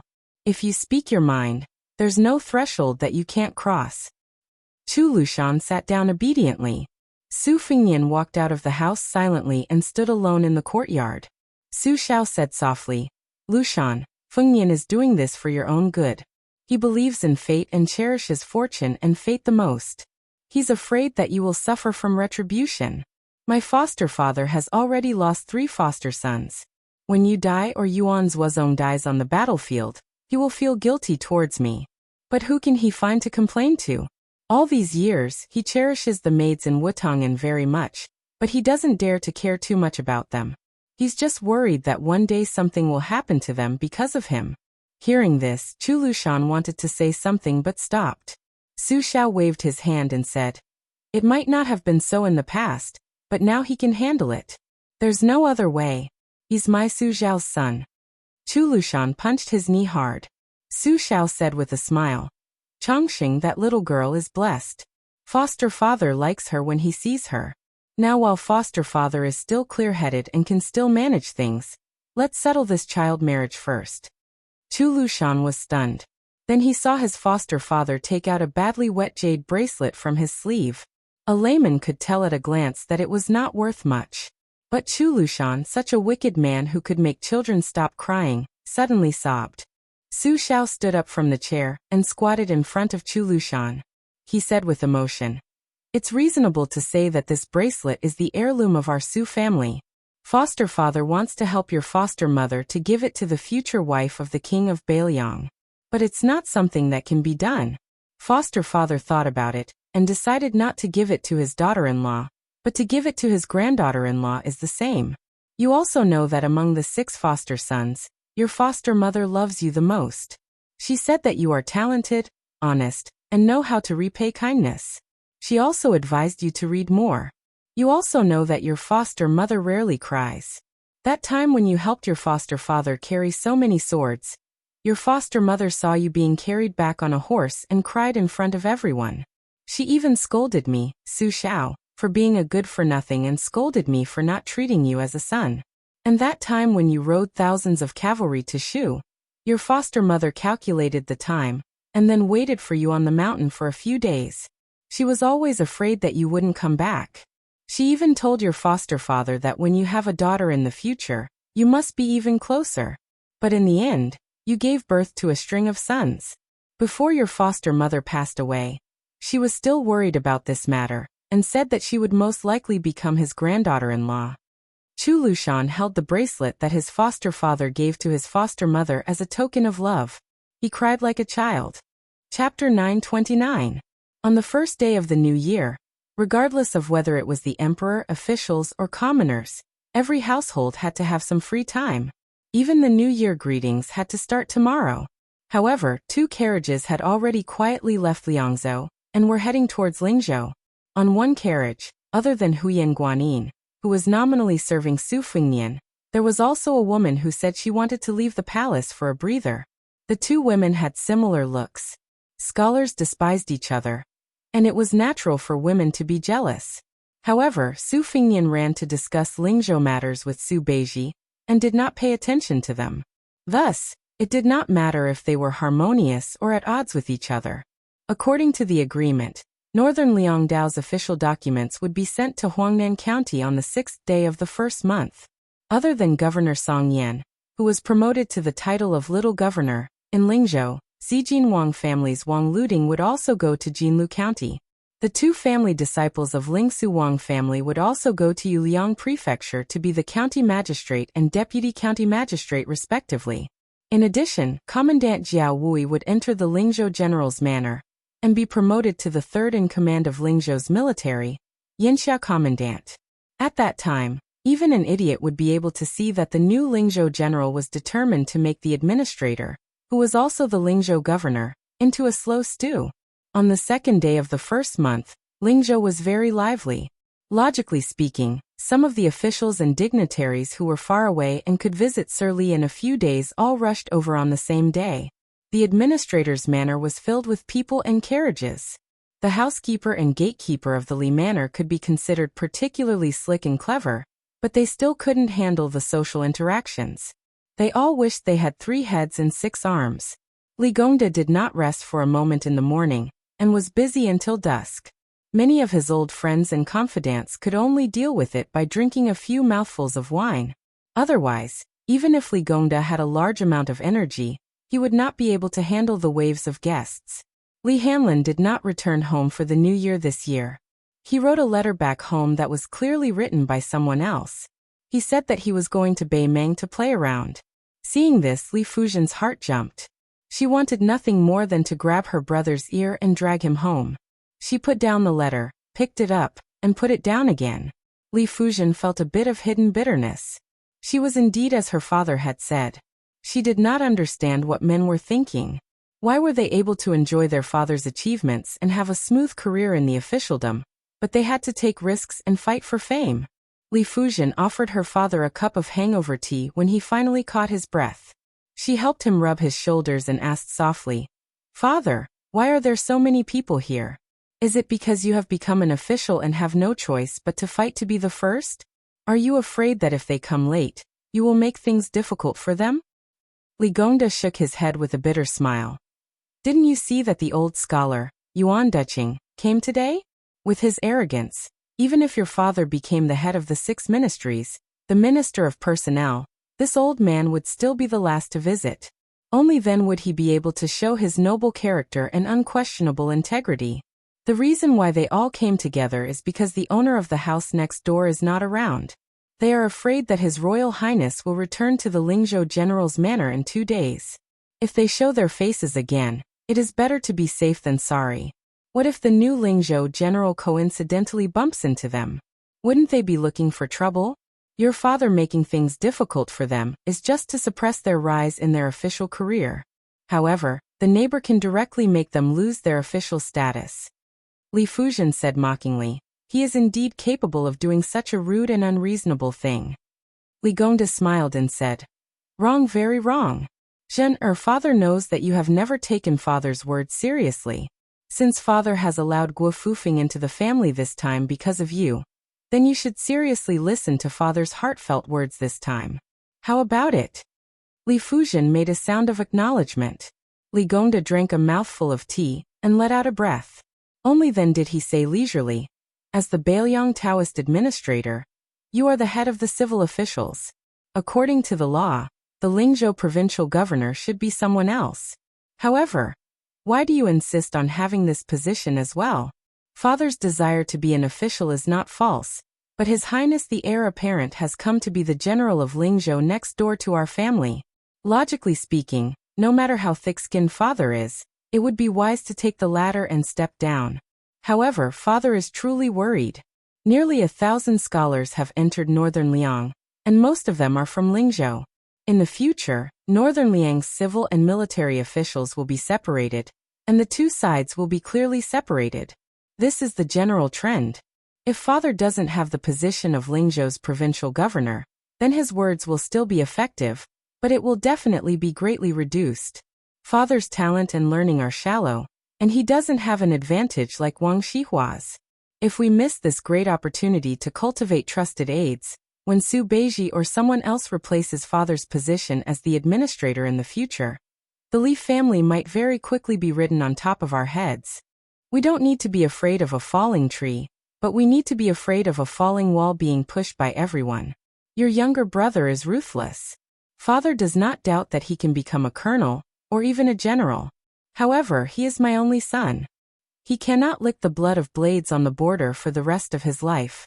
When he returns to the local areas, when the time comes, it will be an unfamiliar official field where civil officials are in charge. The Hanlin Academy is a martial man who is used to killing and might not be able to make a detour. Thus, I want to quickly pave the way and build a bridge for the Hanlin Academy, while my words still carry weight. In the future, no matter if it is mountains or rivers, the Hanlin Academy will be able to walk smoothly. However, at this time, without the Lingzhou provincial governor, do you think those unscrupulous and snobbish people will not be worried? Thus, even if the great general personally came to the manor and personally supported His Royal Highness, he still forced himself to eat the bear's heart and leopard's guts. He wanted to be the provincial governor for 1 or 2 more years. In any case, he had to get familiar with those scholars before he was able to vacate this position. As for His Highness, unexpectedly, he was able to endure it. Actually, if he really wanted to shed all pretense of cordiality and directly ask your father for the Lingzhou provincial governor position, your father would not dare to not hand it over. Either he purposely smiled mischievously and told your father that he was not satisfied with being the Lingzhou general and wanted to be the provincial governor, and your father would have to hand it over with both hands. However, he did not do anything. In the beginning, your father thought that he had finally passed this hurdle, but your father thought too simply. When you told your father that he had appeared in Song Yan's house, and the 2 of them were chatting happily, Your father knew that something bad had happened. Speaking of it, your father and Yin Jieshi had always been fighting both openly and secretly, each placing their own bets. Yin Jieshi was unlucky and placed his bet on Qin Jibao, while your father had exceptional insight and placed his bet on His Royal Highness. When Yin Jieshi saw that the situation was not right, he immediately packed up and left. However, this fellow was lucky and managed to escape from Bailiang. Otherwise, even if your father knelt for 3 days and 3 nights to plead for him, it would still be useless. At that time, your father told him that His Royal Highness was not so useless. In private, your father always liked to criticize Yin Jieshi's lack of insight. As a result, your father only knew that he was just a pot calling the kettle black. His Royal Highness went to Huangnam County this time and abducted 3 family heads in Huangnam County, plus Song Yan, who was estimated to be the provincial governor of Lingzhou soon. Zhener, you always felt that Hanlin went to the border to join the army, and it was His Royal Highness who harmed him. However, have you ever thought about why Hanlin, such a stubborn ghoul, suddenly changed into another person? The reason is actually not complicated. You also know it in your heart, but you just don't want to admit it. You told your mother that your younger brother felt that Hanlin had lost face when he went to Yinqi Bazaar in the capital, and that kid from the Kong family became officials and had a bright future ahead of him, so he gritted his teeth and worked hard. You really don't know that in the past, Hanlin couldn't wait for the 3 brothers to become undisciplined and out of control, so that he would be the only one to freeload. Then he would be able to eat and drink freely and live a carefree life in a muddle-headed way. For him at that time, when his brother became successful, he was prouder than himself. Why did he go to the border? Why did he become a crossbowman? There was no other reason. It was because Hanlin knew that among the 3 brothers, His Royal Highness, who he admired the most, could already be independent. Hanlin only began to realize at that time. In addition, he had always been learning from His Royal Highness. When His Royal Highness was messing around, he messed around. Since His Royal Highness stopped messing around, he naturally felt bored. Therefore, he became the Li Hanlin that his father and sister did not know. Zhener, do you dare to say that the Li Hanlin today does not make you feel gratified? Do you not feel honored? So, what do you have to complain about His Royal Highness? In the end, it's because for so many years, your heart. Li Fujian said plainly, Father, the tea is cold. I will help you change a cup. Chapter 930. Li Gongda passed the teacup over and sighed softly. Forcefully picked melons are not sweet. Then what about the melons you picked yourself? Li Gongda collected his thoughts and muttered to himself. Forget it, since things have come to this, it's good to not be the provincial governor of Lingzhou. If I give it up quickly, the Su family will remember this favor. It's time to return Lingzhou to a stable officialdom. When Li Gongda turned his head around, he said, Master, there is a fellow who claims to be Master's junior, and wants to see Master no matter what. He gave me 20 taels of gold right away, scaring me. If it was a normal day, this gold would have been earned by Master. But today it is not his turn to bother Master. A scholar with no scholarly achievements, no family background, and only some money, is worthy of showing off in our Li household. He really doesn't know what's good for him. Today, even a 6th-ranked official can't say more than a few words. Even a rank 6 official can't say anything. Li Gongda waved his hand and He Chang turned to leave. He then exclaimed and said, That's right, Master. That 30-something-year-old junior said his name is Su Hun, and he is from Lingzhou's Danyang County. He even said shamelessly that as long as he said this, Master will definitely meet him. Li Gongda was absent-mindedly drinking tea with his head lowered. His fingers trembled.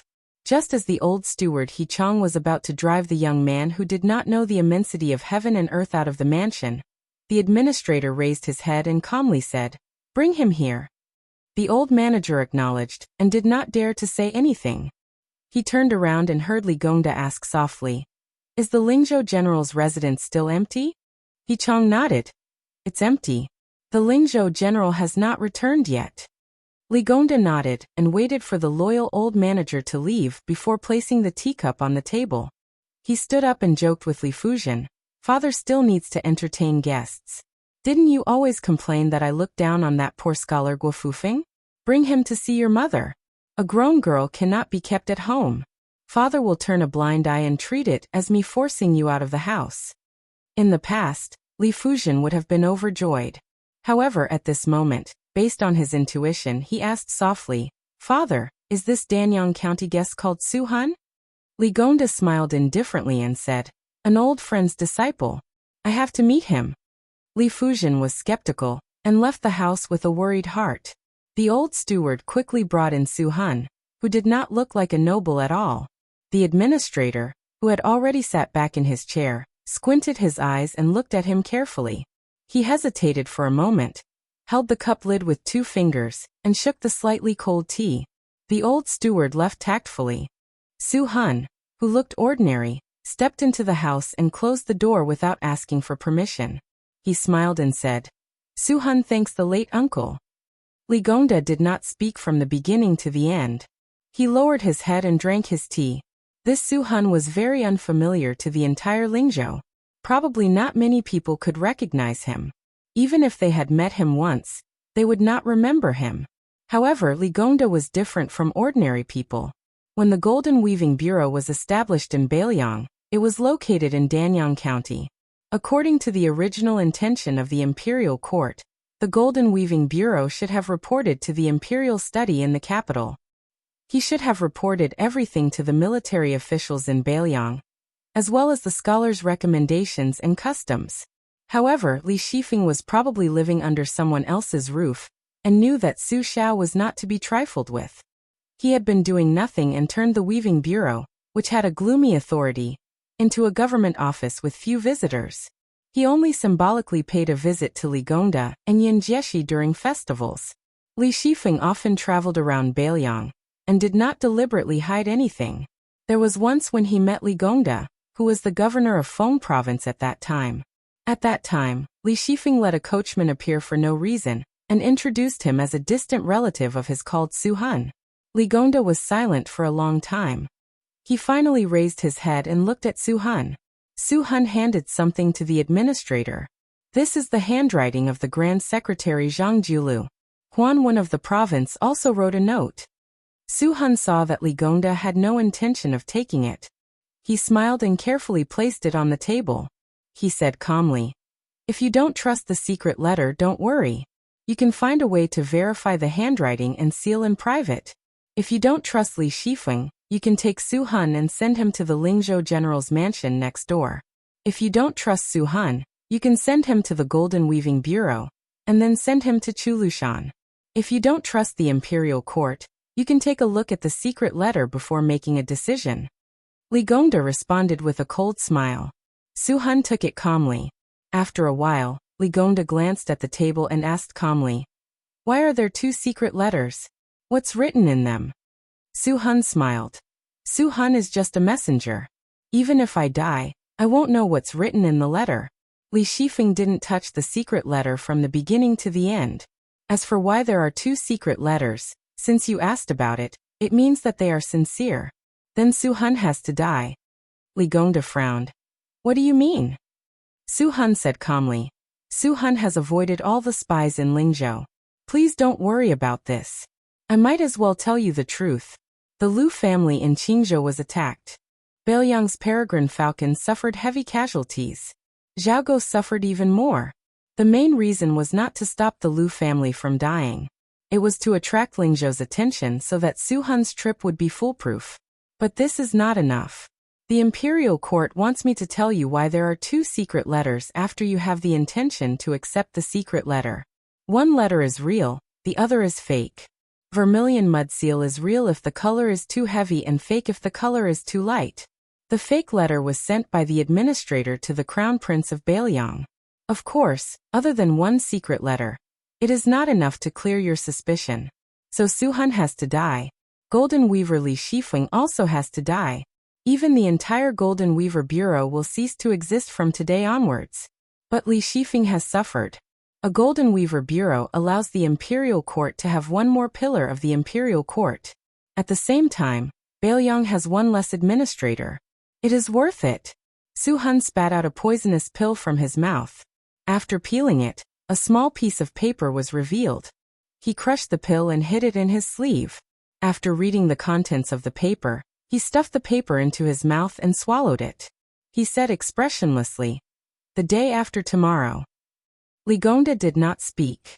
Su Han explained, "The Crown Prince of Baelyang will arrive in Lingzhou the day after tomorrow. Today Su Han will leave quietly and come back the day after tomorrow. The administrator will kidnap Su Han and send him to the general's mansion in Lingzhou.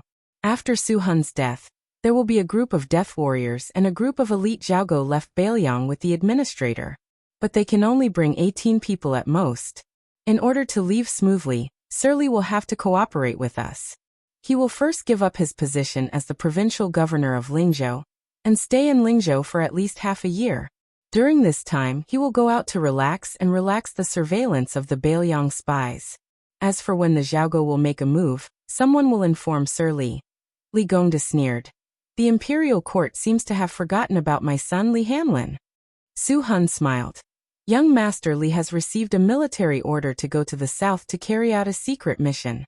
He will first stay in Gusai Prefecture. Then he will go east along the northern border of Yuliang and enter Ji Prefecture. Finally, he will meet Sir Li in the capital." Li Gongda closed his eyes and tapped the teacup lid lightly. He said with slight self-mockery, "Last time, Yin Jieshi only brought 16 people out.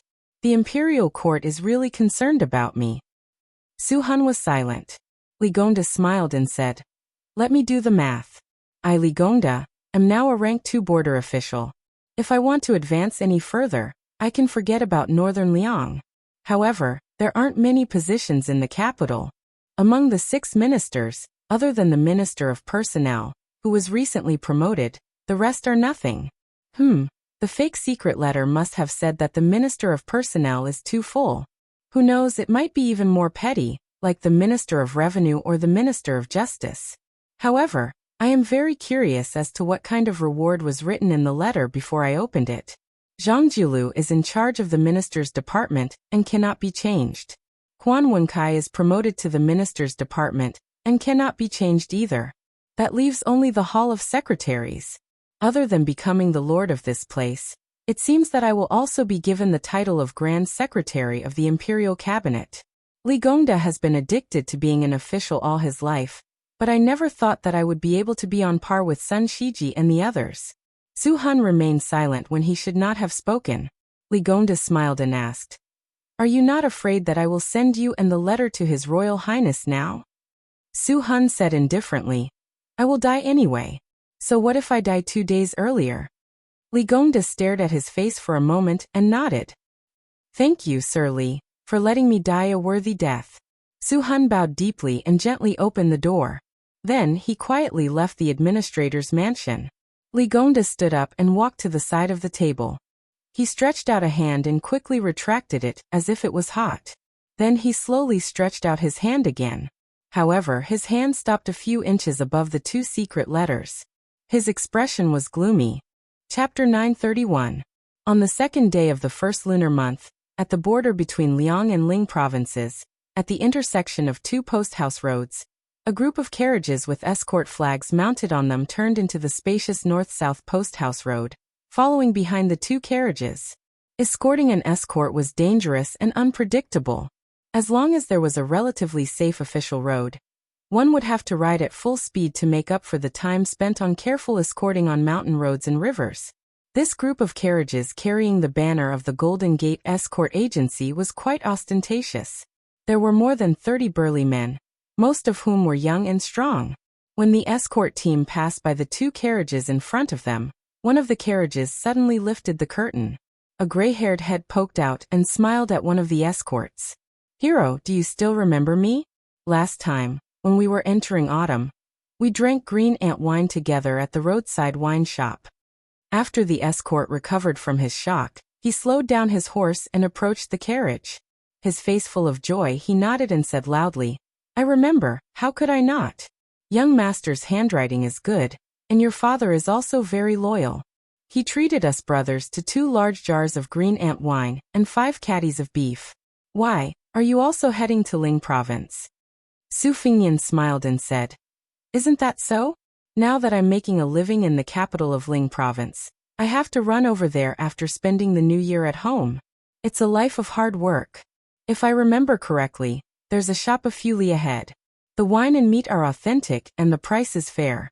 If it's on the way and won't affect your escort work, let's eat together. It'll be more lively. It's still my treat. The escort who came from Liaodong to Bailiang to make a living was immediately put in a difficult position. Back then, the three of them were forced into a corner by that mad dog with the surname Yuan. Out of more than 100 people in the sect, only the three of them were left.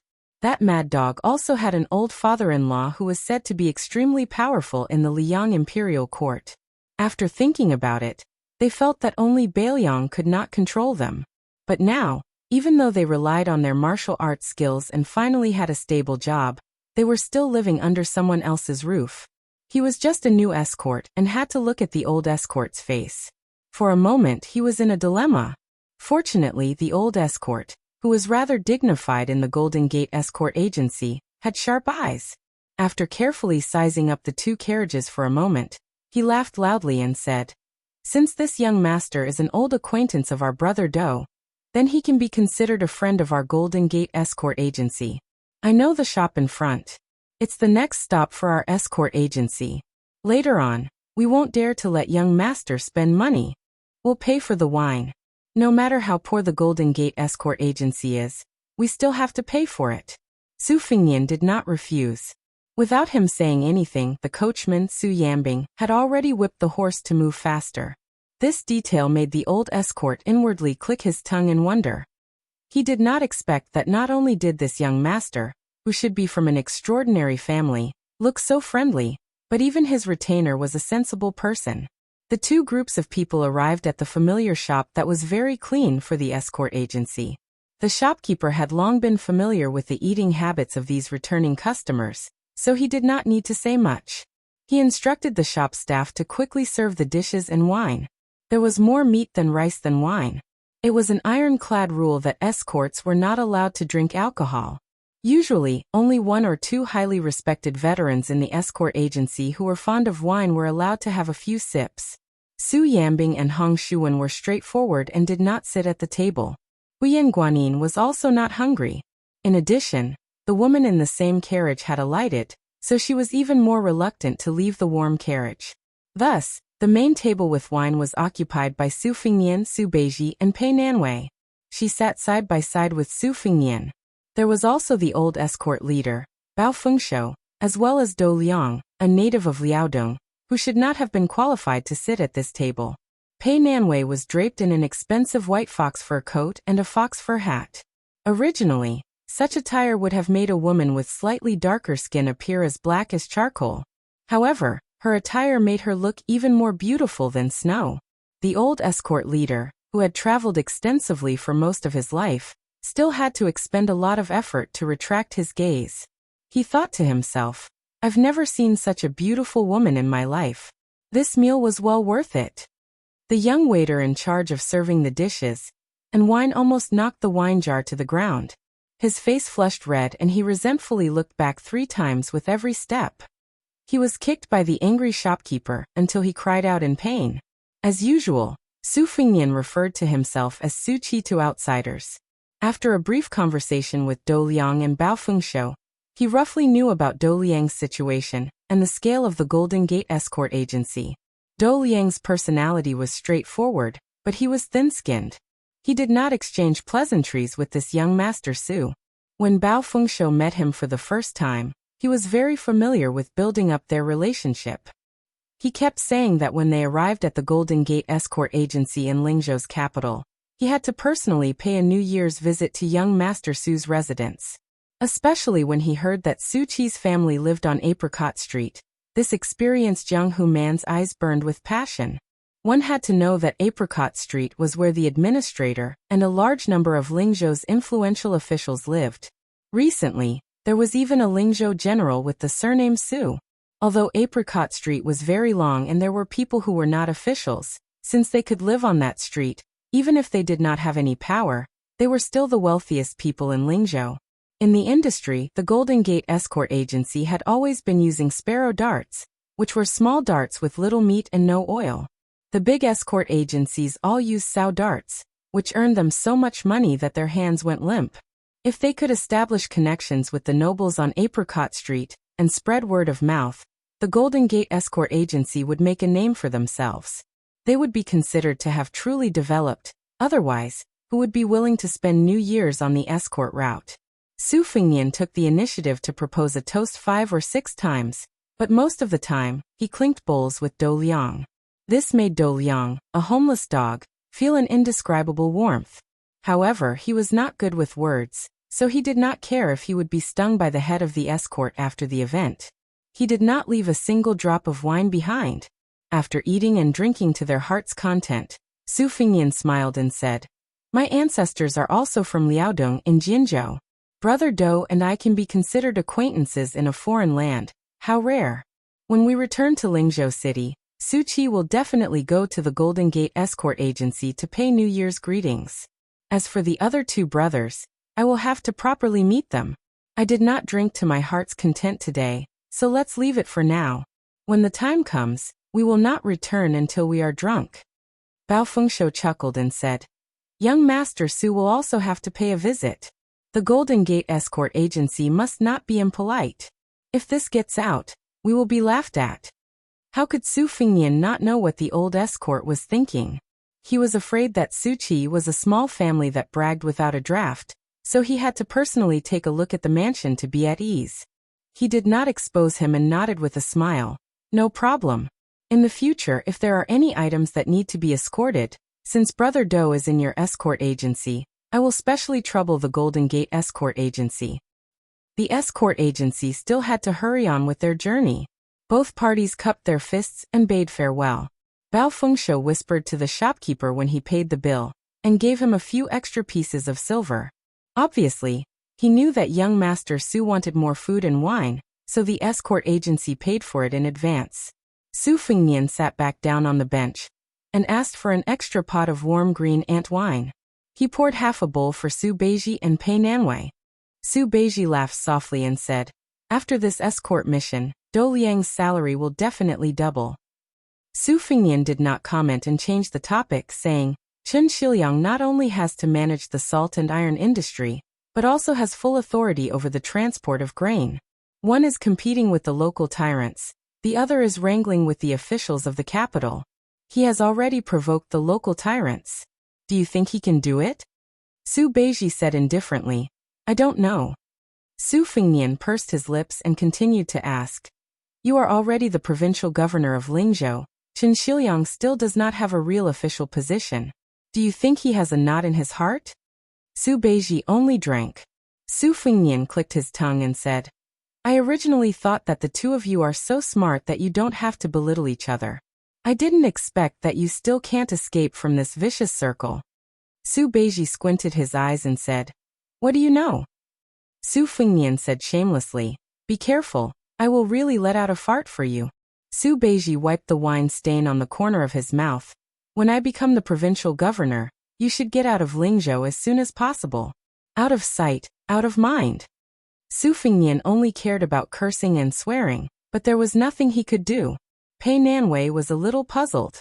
There was still someone in this world who could subdue another. Was it the heir of Bailiang beside her? On the 3rd day of the first lunar month, the Lingzhou general did not enter the Lingzhou prefecture city. This made many of the old foxes in the official circles who had a keen sense of smell to act were greatly disappointed. They all retreated from the general's manor on Xingzi Street and endured the cold for a day for nothing. They resisted the urge to jump up and down and curse. They begged in their hearts that His Royal Highness must return to the city tomorrow. Otherwise, when would this suffering end? Chapter 932. In the dusk of the 4th day of the first month, most of the visitors to Apricot Street had left. Only a few officials and nobles who lived on the street remained. When they saw the 2 carriages slowly approach, they almost burst into tears. "Old ancestor, you are finally willing to come." Regardless of whether they were old or in the prime of their lives, they all quickly rushed toward the carriages and inquired about the well-being of the young people who slowly got off the carriage. Everyone's flattery, other than the same title, His Royal Highness, did not repeat a single word. If the inexperienced officials had the chance to stand to the side and listen, they would definitely benefit greatly. They suddenly realized that flattery could be done to the point of perfection. Some of the old masters, who used to be arrogant, were now as respectful and reverent as they were when they saw the ancestors in the paintings during the ancestral worship ceremony. Su Fengnian greeted them one by one with a smile. Even if he did not report his official position, he was still able to say it word for word. While these important people in Lingzhou with a large age difference were putting honey on their lips, they could not help but have mixed feelings in their hearts. Just based on this point, even if His Highness was not smart, he was not stupid at all. Su Fengnian stopped, and had one of the Lingzhou fifth-ranking officials go to the administrator's manor to inform him that he would go visit Uncle Li the next day. The old man, who was so old that he would always return home to recuperate every time he encountered a difficult situation, was so strong that it made his colleagues speechless. Su Fengnian brought everyone into the general's official residence. Then he had Su Beiji, who was not of high rank, accompany him in the study to catch up with the loyal officials of Lingzhou one by one. Then those at the back saw the people in front of them all leave with stiff faces without exception. However, there was unconcealable joy between their brows. They slowly walked to the corner of the corridor, and immediately moved like the wind. They were most likely going home to report the good news. Most of the guests entered the manor nervously, and went out in high spirits to return home. Su Beiji, who His Royal Highness had placed on the table to support him, did not have any joy on his face. He stood at the window and looked at the administrator's manor with a serious expression. Su Fengnian sat behind the desk with one hand supporting his cheek, and the other rolling the copper coin between his fingers. Su Beiji said, "Relax." Su Fengnian thought for a while. "All right, accompany me to the Golden Gate Escort Agency to drink. Since the wine in Lingzhou doesn't have any worldly and bloody smell, do you want to drink more?" Su Beiji, who had only gotten drunk once in Beimang, nodded. Su Fengnian and Su Beiji got into the carriage. Su Yambing drove the carriage to the Golden Gate Escort Agency on the other side of the city. Earlier, when they crossed the threshold of the side door, Su Fengnian paused for a moment, and raised his head to glance at the gray sky.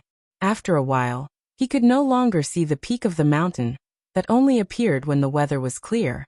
When they arrived at the entrance of the Golden Gate Escort Agency, Su Fengnian introduced himself as Su Qi from Apricot Street, and said that he knew the old escort leader Bao Fengshou, and the new escort leader Dou Liang. The eyes of the young man guarding the door lit up. Hearing the words Apricot Street was enough. It was even more useful than mentioning Bao Fengshou. His impatience was swept away, and he subconsciously bowed.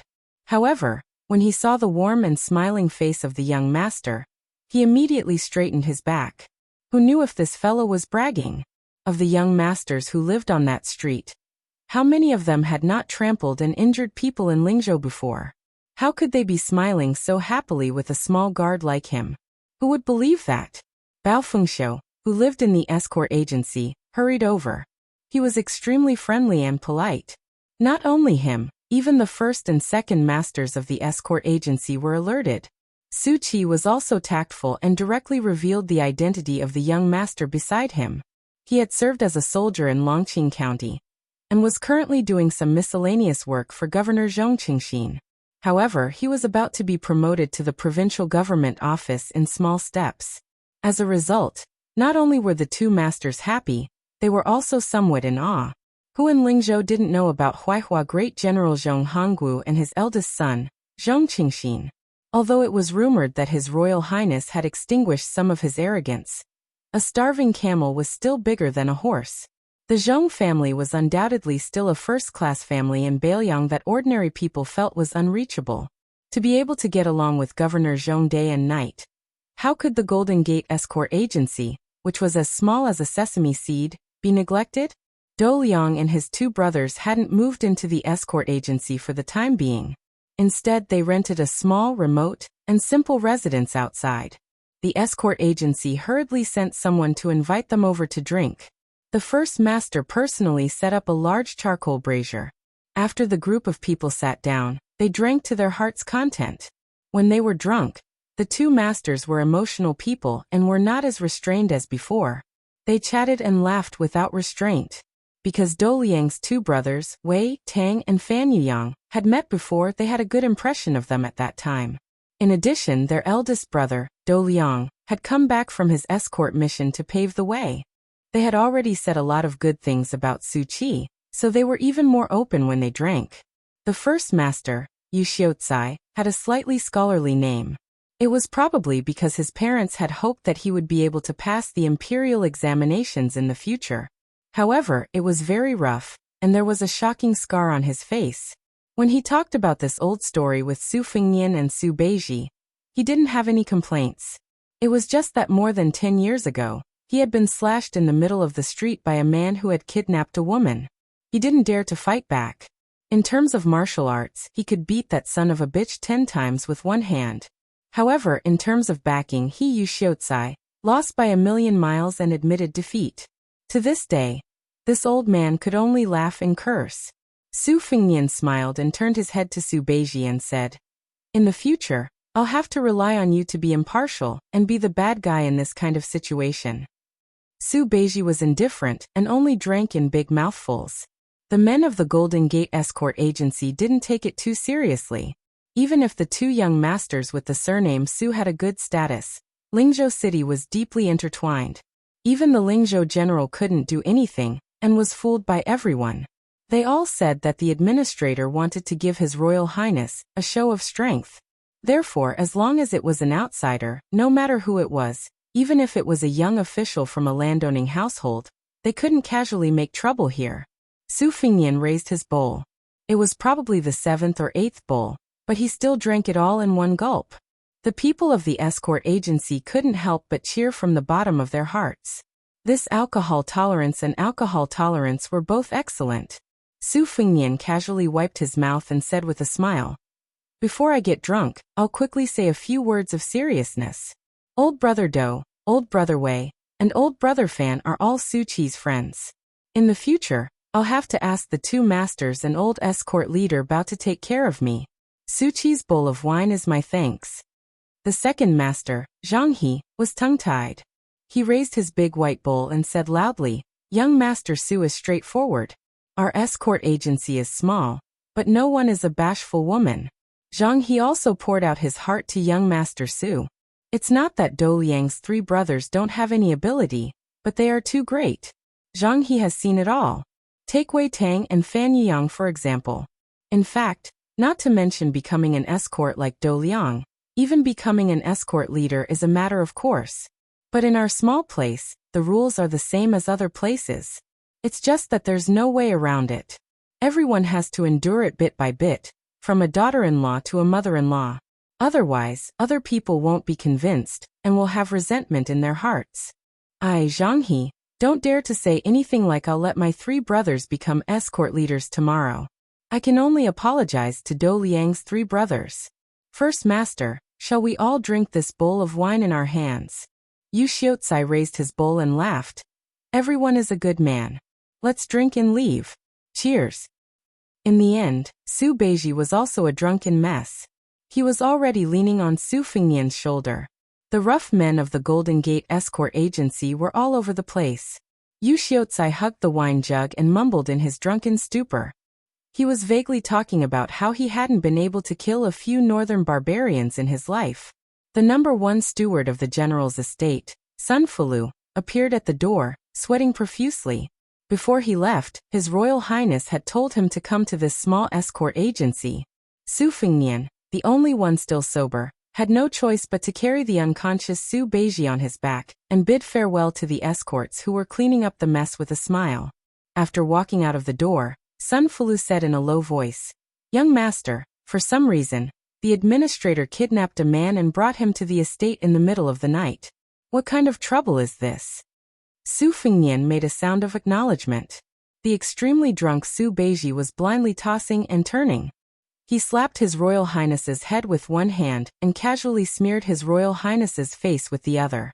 Sun Fulu was so shocked by this scene that the corner of his mouth twitched. This Su Beiji, who had wandered from Beimeng to our Bailiang, if he couldn't become the administrator of Bailiang in the future, he Sun Fulu would directly change his name to Sun Tzu. Su Fengnian slowly walked towards the carriage with Su Jizi on his back. It was difficult to walk. Chapter 933.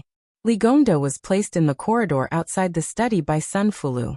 Su Han was tied up and heavily injured. His clothes were stained with blood. Beside him was one of Li Gongda's trusted retainers who stared at Su Han. This person was a true master, and his cultivation was naturally not bad. He was as famous as the Liantong gang leader in the Lingzhou Jianghu. However, one enjoyed wealth in the administrator's manner, while the other had his entire family wiped out in one night. One could see that being a guard dog was much more comfortable than being a stray dog with no one to rely on. Li Gongda looked calm. He closed his eyes and focused. His two fists in his sleeves loosened and clenched. At the end of the corridor was Hong Shuwen, who was from the White Horse Righteous faction. He was like a poisonous snake waiting for an opportunity to strike. When Hong Shuwen stood up, Li Gongda suddenly opened his eyes. When he saw His Royal Highness carrying Su Beiji back, the scene was too different from what he had imagined. He was stunned. Li Gongda was someone who had been through a lot in the officialdom. He immediately calmed himself down and let his retainer leave first. This time, the old man didn't act like an elder. He solemnly shook his sleeves and knelt on the ground. He said in a deep voice, "Li Gongda came to apologize to His Royal Highness. I hope Your Highness can save Li Hanlin on account of our 20 years of friendship." Li Gongda couldn't see Su Fengnian's expression. His Royal Highness probably handed the drunk Su Beiji to Hong Shuwen, and then quickly walked over. He held the administrator's arms and tried to help him up. However, Li Gongda tried his best to kneel down. He heard His Royal Highness ask anxiously, "Uncle Li, why are you doing this? How can Fengnian bear the responsibility? So what if he is Hanlin? Uncle Li, get up and talk." Li Gongda said with a faint sobbing tone, "Your Highness, if you don't agree to save my son Hanlin, even if Li Gongda dies kneeling here, I will not get up." Su Fengnian, who reeked of alcohol, said angrily, "I don't have to save anyone but Hanlin. How can I let Hanlin fall into danger?" "Uncle Li, why do you have to be so pretentious? Could it be that as the dignified Taoist administrator of Bailiang, you have done something to betray the Su family?" Li Gongda raised his head and said with tears running down his face, "Your Highness, Li Gongda has been loyal to Bailiang for 20 years. Heaven can be my witness. The general's cultivation of the Li family is as good as giving us a new lease on life." Li Gongda admits that he can't deny the crime of corruption. He is absolutely loyal to Bailiang and the Su family. Su Fengnian squatted in front of the administrator, who had lost his composure, and said softly, "In this case, Uncle Li should get up and talk. First, tell me who the kidnapped person is, and why Hanlin wants me to save him. There are no outsiders here. You and I can speak frankly. If I can't do something, then I will beg Su Xiao. I don't believe that anyone in Bailiang can hurt Hanlin. Who can wrong the Li family?" Only then did Li Gongda stand up shakily, wiping away his tears with his sleeve. He pointed at Su Han and said sternly, "This person's surname is Su and his given name is Su Han. He is the trusted aide of that gold weaver Li Shifeng, and is also a secret agent of the Liang Imperial Court. A few years ago, he took his family out for a spring walk. Li Shifeng, that sly old fox, actually pretended to meet me and purposely mentioned that this person was a descendant of his distant relative. Tonight, this Su Han actually snuck into the mansion and delivered a secret letter personally written by that green-eyed man, saying that as long as I, Li Gongda, am willing to betray Northern Liang, my position in the imperial court would only be higher than that old bastard Yan Jieshi. Furthermore, Zhao Go had already arranged for the Li family's escape route, so how could Li Gongda be so ungrateful? I immediately apprehended this thief, but my poor son Hanlin has already been transferred to the Northern Meng Southern Dynasty by a military order, and is now being forcefully escorted eastwards along the northern border. I'm afraid that it won't be long before he enters the capital from Ji Province. Your Highness, although Li Gongda has no intention of betraying Northern Liang, since he was targeted by Li Shifeng and Su Han, these treacherous villains, it must be because Li Gongda, as the administrator, is not a proper one. No matter how Your Highness and the great general deal with Li Gongda will not complain at all. However, Your Highness knows Hanlin's character very well." Su Fengnian let out a sigh as he replied with a smile. "Oh, I see. Uncle Li, don't worry too much. Come on, have a cup of tea in the study. Fengnian will send a message to Su Xiao, Chu Lushan and Huang Fucheng, the general of Yuzhou province. I promise to return a safe and sound Li Hanlin to Uncle Li. Li Gongda was about to nod and express his gratitude when he suddenly widened his eyes. His Royal Highness, who had always been smiling in front of him, directly pushed Su Han, a gold nugget who might be able to dig out a lot of secrets from him. His 5 fingers formed a hook and directly tore off half of Su Han's face. Then, as if he still found it too troublesome, he used the immortal's touch on the head. Poor Su Han died on the spot without saying a word. Su Fengnian, whose hands were covered in blood, casually wiped them on his sleeves. Then, he carefully supported the administrator with one hand and pushed the door open with the other. The two of them stepped over the threshold together. Su Fengnian stopped and leaned back. He smiled at Su Yambing and said, "Uncle Su, please ask Hong Shuan to quickly send out 3 secret letters. The last one is to be sent to Huang Fucheng. Tell him that I allow him to privately mobilize 2,000 light cavalry to intercept me. By the way, ask someone to send a pot of hot tea." Su Yambing nodded. Li Gongda said in a low voice, "Your Highness, Su Han is clearly not an ordinary spy. Li Gongda tried to get information from him before. It seems that when Yin Jieshi escaped from Beiliang, he was also personally involved. With him in our hands, we don't have to worry about Li Shifeng and the Golden Weaving Bureau not giving in. It seems safer to kill him later." Su Fengnian shook his head and said with a smile, "Uncle Li, you underestimate how tight-lipped these men of sacrifice are. Besides, I don't care about Li Shifeng or the Weaving Bureau in my own territory of Beiliang. Even if there are spies from Zhaogo, as long as there is a reasonable reason, I can kill them as I want. I'm not their relative. Anyway, it's a life-and-death battle between 2 sides, so there's no need to care about family ties. When doing this kind of thing, it depends on who's ruthless." The Peregrine Falcon Eagle Guard fell into Zhaogo's hands outside of Beiliang, and ended up in the same way. Otherwise, why would they be called men of sacrifice? They're not called men of sacrifice for nothing. Li Gongda listened to His Royal Highness' casual and indifferent words. When he sat down, he looked at the young man's unfashionable gray hair, and did not say anything. Su Fengnian smiled and comforted him. "If Uncle Li thinks that Huang Fucheng and 2,000 elite cavalry are not enough, you can send another 200 crossbowmen and 1,000 cavalry." Li Gongda hurriedly agreed. Okay. Sai, this foul situation is really making things difficult for your highness." Su Fengnian waved his hand and Su Yambing personally brought tea over. Su Fengnian then told him about the order to increase the number of men and horses to come out of seclusion. Su Fengnian sneered and said, "Li Shifeng is really amazing. He's been a coward in Beiliang for more than 10 years. If he wants to do something, he'll do it on a large scale. He's addicted to poaching people from the Su family. He's still not satisfied even after giving Master Zhao an in-law. Now he's not even willing to let Uncle Li go. After tonight, I'll go meet this Golden Weaving Bureau." Chapter 934. Li Gongda sighed and looked at Su Fengnian. He said sincerely, "Your Highness, with that, although it wasn't Li Gongda's fault, I admit that my reputation has been ruined. I don't have the face or heart to be an official anymore. I hope that Your Highness can allow Li Gongda to return to his hometown and be a farmer in Huangnam County." Actually, when Your Highness came to Lingzhou, Li Gongda already had this thought. In the Great River, each new generation surpasses the previous one. The hearts of the people in Beiliang had already reached the level of scholars. Li Gongda knew that his talent was shallow and his reputation was extremely bad. Not to mention the position of primary second-grade administrator, even the position of Lingzhou provincial governor was not enough to convince the people.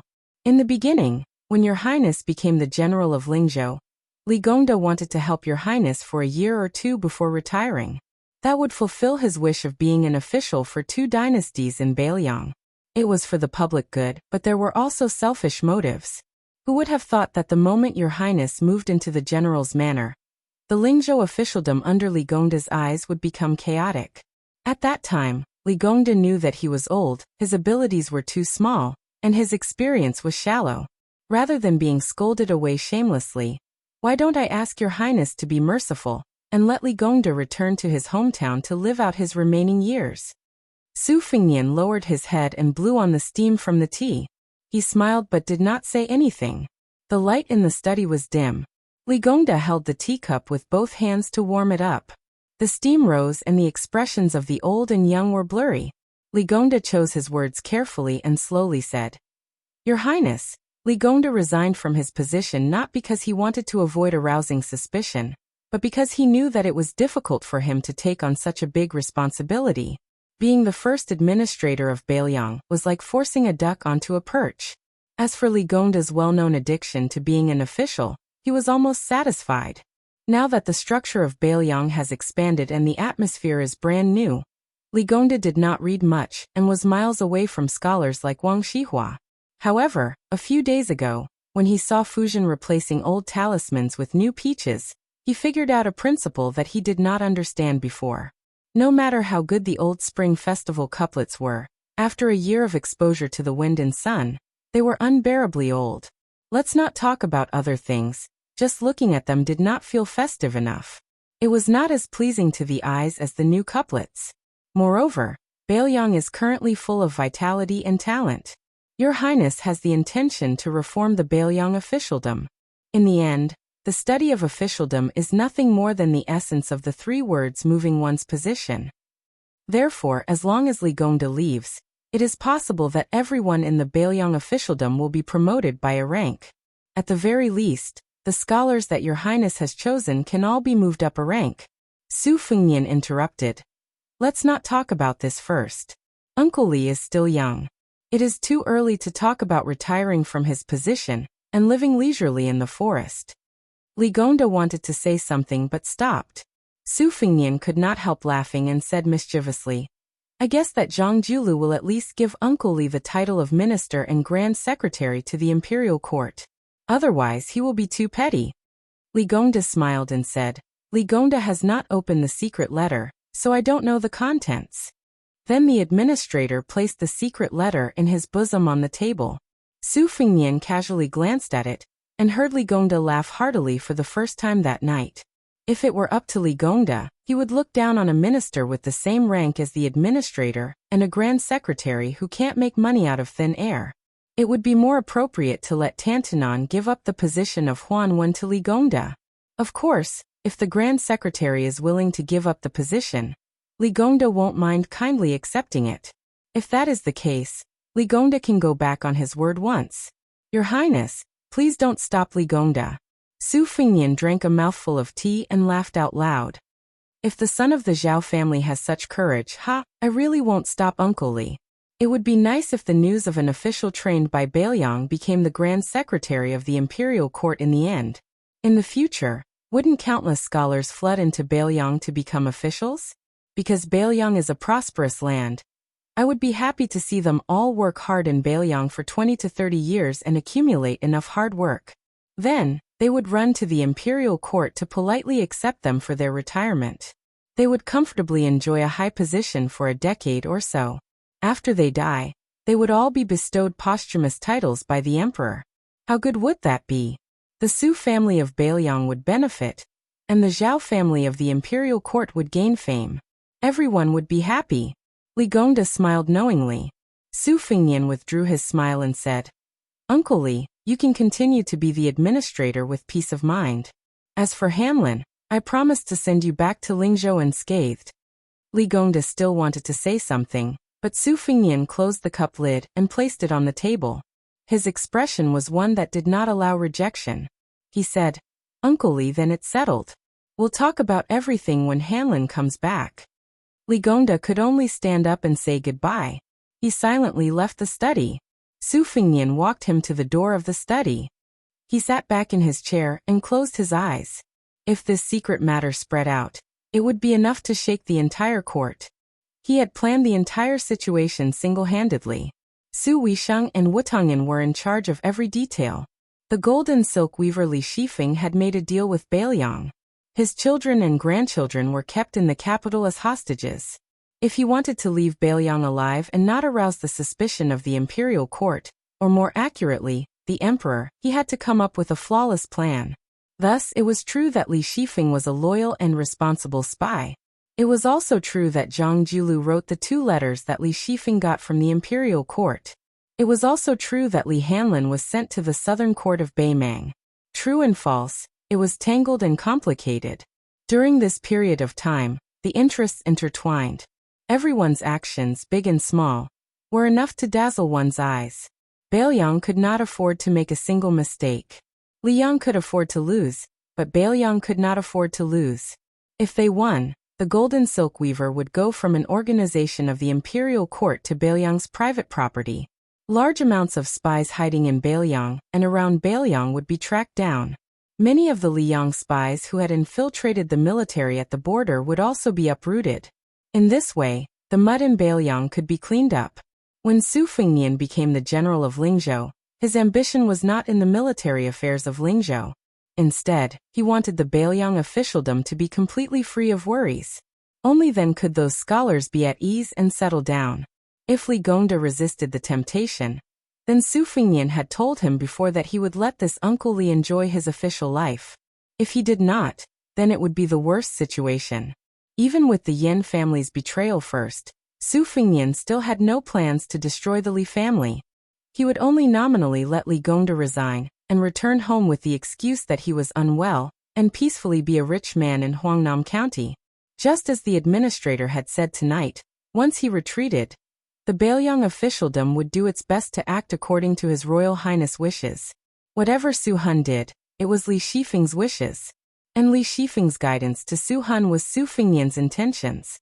As for crossbowman and marksmanship leader Li Hanlin, he had a large group of Baelyang's most elite Eagle Guard following him. There were also 6 Master Realm retainers from the Wang Manor mixed in. Those Xiaogo death warriors who were in charge of receiving him outside the pass were destined to die. However, Su Fengnian knew that if this happened, the 4 brothers who grew up together, went to brothels, and took the blame together, none of them would be left.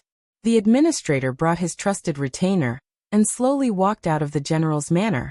Li Gongda turned his head and looked at the slightly eerie official residence in the night. He smiled and asked, "What kind of person do you think His Royal Highness is?" The Master Realm retainer hesitated and said, "An expert." Li Gongda laughed and did not force this careful Jianghu expert. He muttered to himself, "Although a great man has to be ruthless, but it doesn't mean that he isn't a hero." The retainer did not dare to say much. Li Gongda walked to the door of his own manor, and was about to step onto the steps. He suddenly retracted his foot and smiled. "Let's take a walk. It's rare for Apricot Street to be so peaceful." Li Gongda walked to the empty and lonely street and sighed. Everyone is suffering. It's all about finding joy in the suffering. Others may pity you, but you don't know that you are suffering. That is true ability. I, like the general, am old. No matter what I do now, it is for my descendants. In the study room, Su Fengnian reached out and grabbed the teacup. The white porcelain cup shattered. Half of the tea splashed all over him. They were set to arrive at the Lingzhou General's manor on the 3rd day of the 1st month. He purposely mentioned the 3 secret letters in the corridor. Su Fengnian gave the Li family time and time again. At this moment, there was still only 1 secret letter on the table. In this game of chess, Baelyang, who had the geographical advantage, would not lose no matter what. It was only a matter of winning more or losing less. However, to Su Fengnian he would lose no matter what. He asked for it. He was alone. Su Beiji said it well. Chapter 935. Because the imperial court had appointed a crown prince and conferred titles to various kings, the emperor had personally decreed a general amnesty and changed the name of the year to Xiangfu. In the first year of Xiangfu, when the sound of firecrackers welcomed the new year, there were still court officials on duty. An old man in his 60s walked unsteadily toward Zhang Hut with wine and a bag in his hand. Along the way he occasionally met him. Regardless of whether it was the Son of Heaven's personal attendants or the eunuchs who could wear bright red python robes, when they met this old man, without exception, they all took the initiative to stop and throw the rules and regulations of the palace to the back of their minds. They all exchanged a few pleasantries with a smiling face. If it were an ordinary person, once they were discovered, they would definitely be remembered by the head eunuch of the ceremony directorate, Han Diaoxi. Sooner or later, they would not be able to bear the consequences. However, now that the ceremony directorate had changed its head, celebrating the beginning of spring, and the target was Tantanon, who was liked by everyone in the imperial court, both inside and outside the palace. There was no need to be afraid of being used against them. Even if there were people who wanted to make trouble for the emperor would only reprimand those people for gossiping. Huanwen, who had replaced Sun Shiji as the new head of the province, greeted everyone along the way and arrived at Zhang Hut. From a distance he saw the Minister of Revenue, Wang Xiongui, standing under the eaves, rubbing his hands and exhaling. This Jiangnan scholar, who came from a humble family, could be considered an extremely young and strong man in the imperial court that was full of white hair. Along with many of the pillars of the imperial court, he had relied on the imperial examination to become a carp jumping over the Dragon's Gate during the Yonghui era. Furthermore, in that year's imperial examination, Wang Xiongui, who ranked first and third, was the youngest of the top three. The teacher who presided over the imperial examination was the Grand Secretary Zhang Jilu. The teacher who read the examination papers was coincidentally the Left Chancellor of the Imperial College at that time, Huanwen. Relying on his talent in running the country and helping the world, he had climbed up the ranks to become the Minister of Revenue. Wang Xiongui was undoubtedly part of the Zhang faction. Even though he had become a minister, he had always treated Zhang Jilu and Huanwen as disciples. At this moment, without waiting for Huanwen to approach Zhang Hut, he hurriedly ran down the stairs to help Huanwen take the wine jug and cloth bag. Huanwen joked, "Fuding, why is that blue-eyed boy shutting the door to you again? This old fellow is really something. Yesterday you went to pay your New Year's greetings, and today he came again. It's obvious that he cares a lot about your favorite student, but he just can't bring himself to do it. It's fine, it's fine. In a moment, I'll just say that this pot of wine and salted peanuts were all brought by you. I don't believe that Bai Yen won't be envious. If he can hold back his greed and just watch the two of us enjoy life, then I'll be helping you vent your anger, won't I?" Minister Wang, whose given name was Fu Ding, smiled wryly and said, "How could this junior dare to get angry with Grand Secretary Darren? Huan Shi, please don't make fun of Fu Ding. Besides, this junior didn't discipline him properly, and let that good-for-nothing son of mine get into trouble. The entire capital is watching as a joke. This junior truly has let down Grand Secretary Darren and Huan Shi's expectations." Huanwen smiled. This Tantanon wasn't quite the same as those shrewd pillars of the imperial court who couldn't help but be suspicious of their dark temperaments. When the old man smiled, it wasn't a fake smile, and it didn't make people feel that there was a knife hidden in his smile. Instead, it made people feel that Sir Huan had truly encountered a happy occasion. Over the years, some of the senior ministers who had fallen on hard times liked to run over to Huanwen to reminisce about old times, bringing along a few pots of good wine. Whether or not this old man of the Huan residence could help was another matter. In short, if it was something that made people feel like there was still some leeway after he spoke of it. There were two things that Huanswood didn't do. He didn't add flowers to brocade, and he didn't hit a person who was down. With Huanwen leading him into Zhanglu, Wang Xiongui had the courage to enter. Huanwen stopped in front of the door. Wang Xiongui had already put one foot in, and could only obediently take it back. He heard the old man say softly, "Your youngest son is called Yuan Ran, right? Even an old man like me who doesn't leave the house has heard of his great name. It can't be said that he has done a basket of bad things, but at least half a basket of bad things. Last autumn, he had a dispute with the heir of Bailiang at the Jiujiu embassy. He was praised to the heavens by his accomplices, saying that he was the #1 silk pants in the capital, and that he was the only one who dared to go against the heir. This originally wasn't much.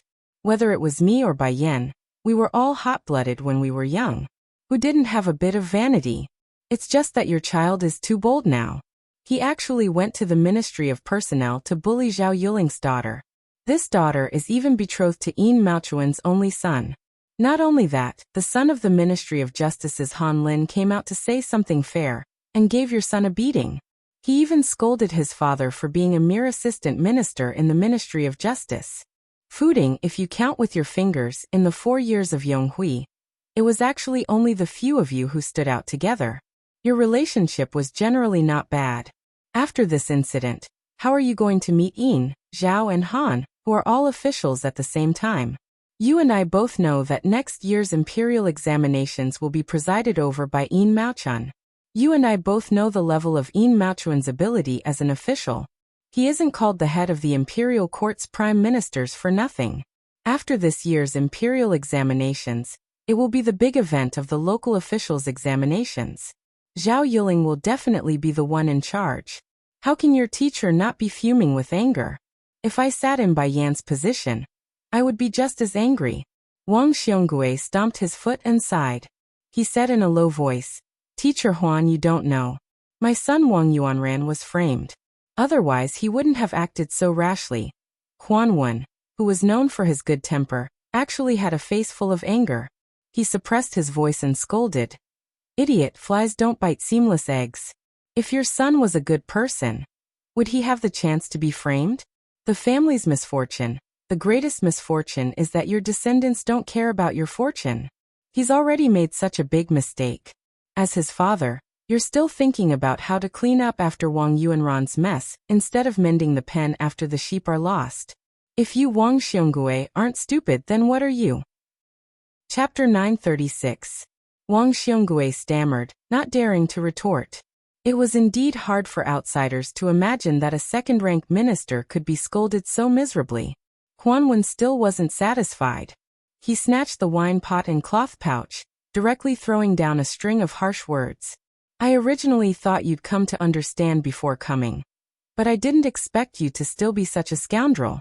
You can't even manage a son. What Ministry of Revenue? I, Huan Wen, have always favored you.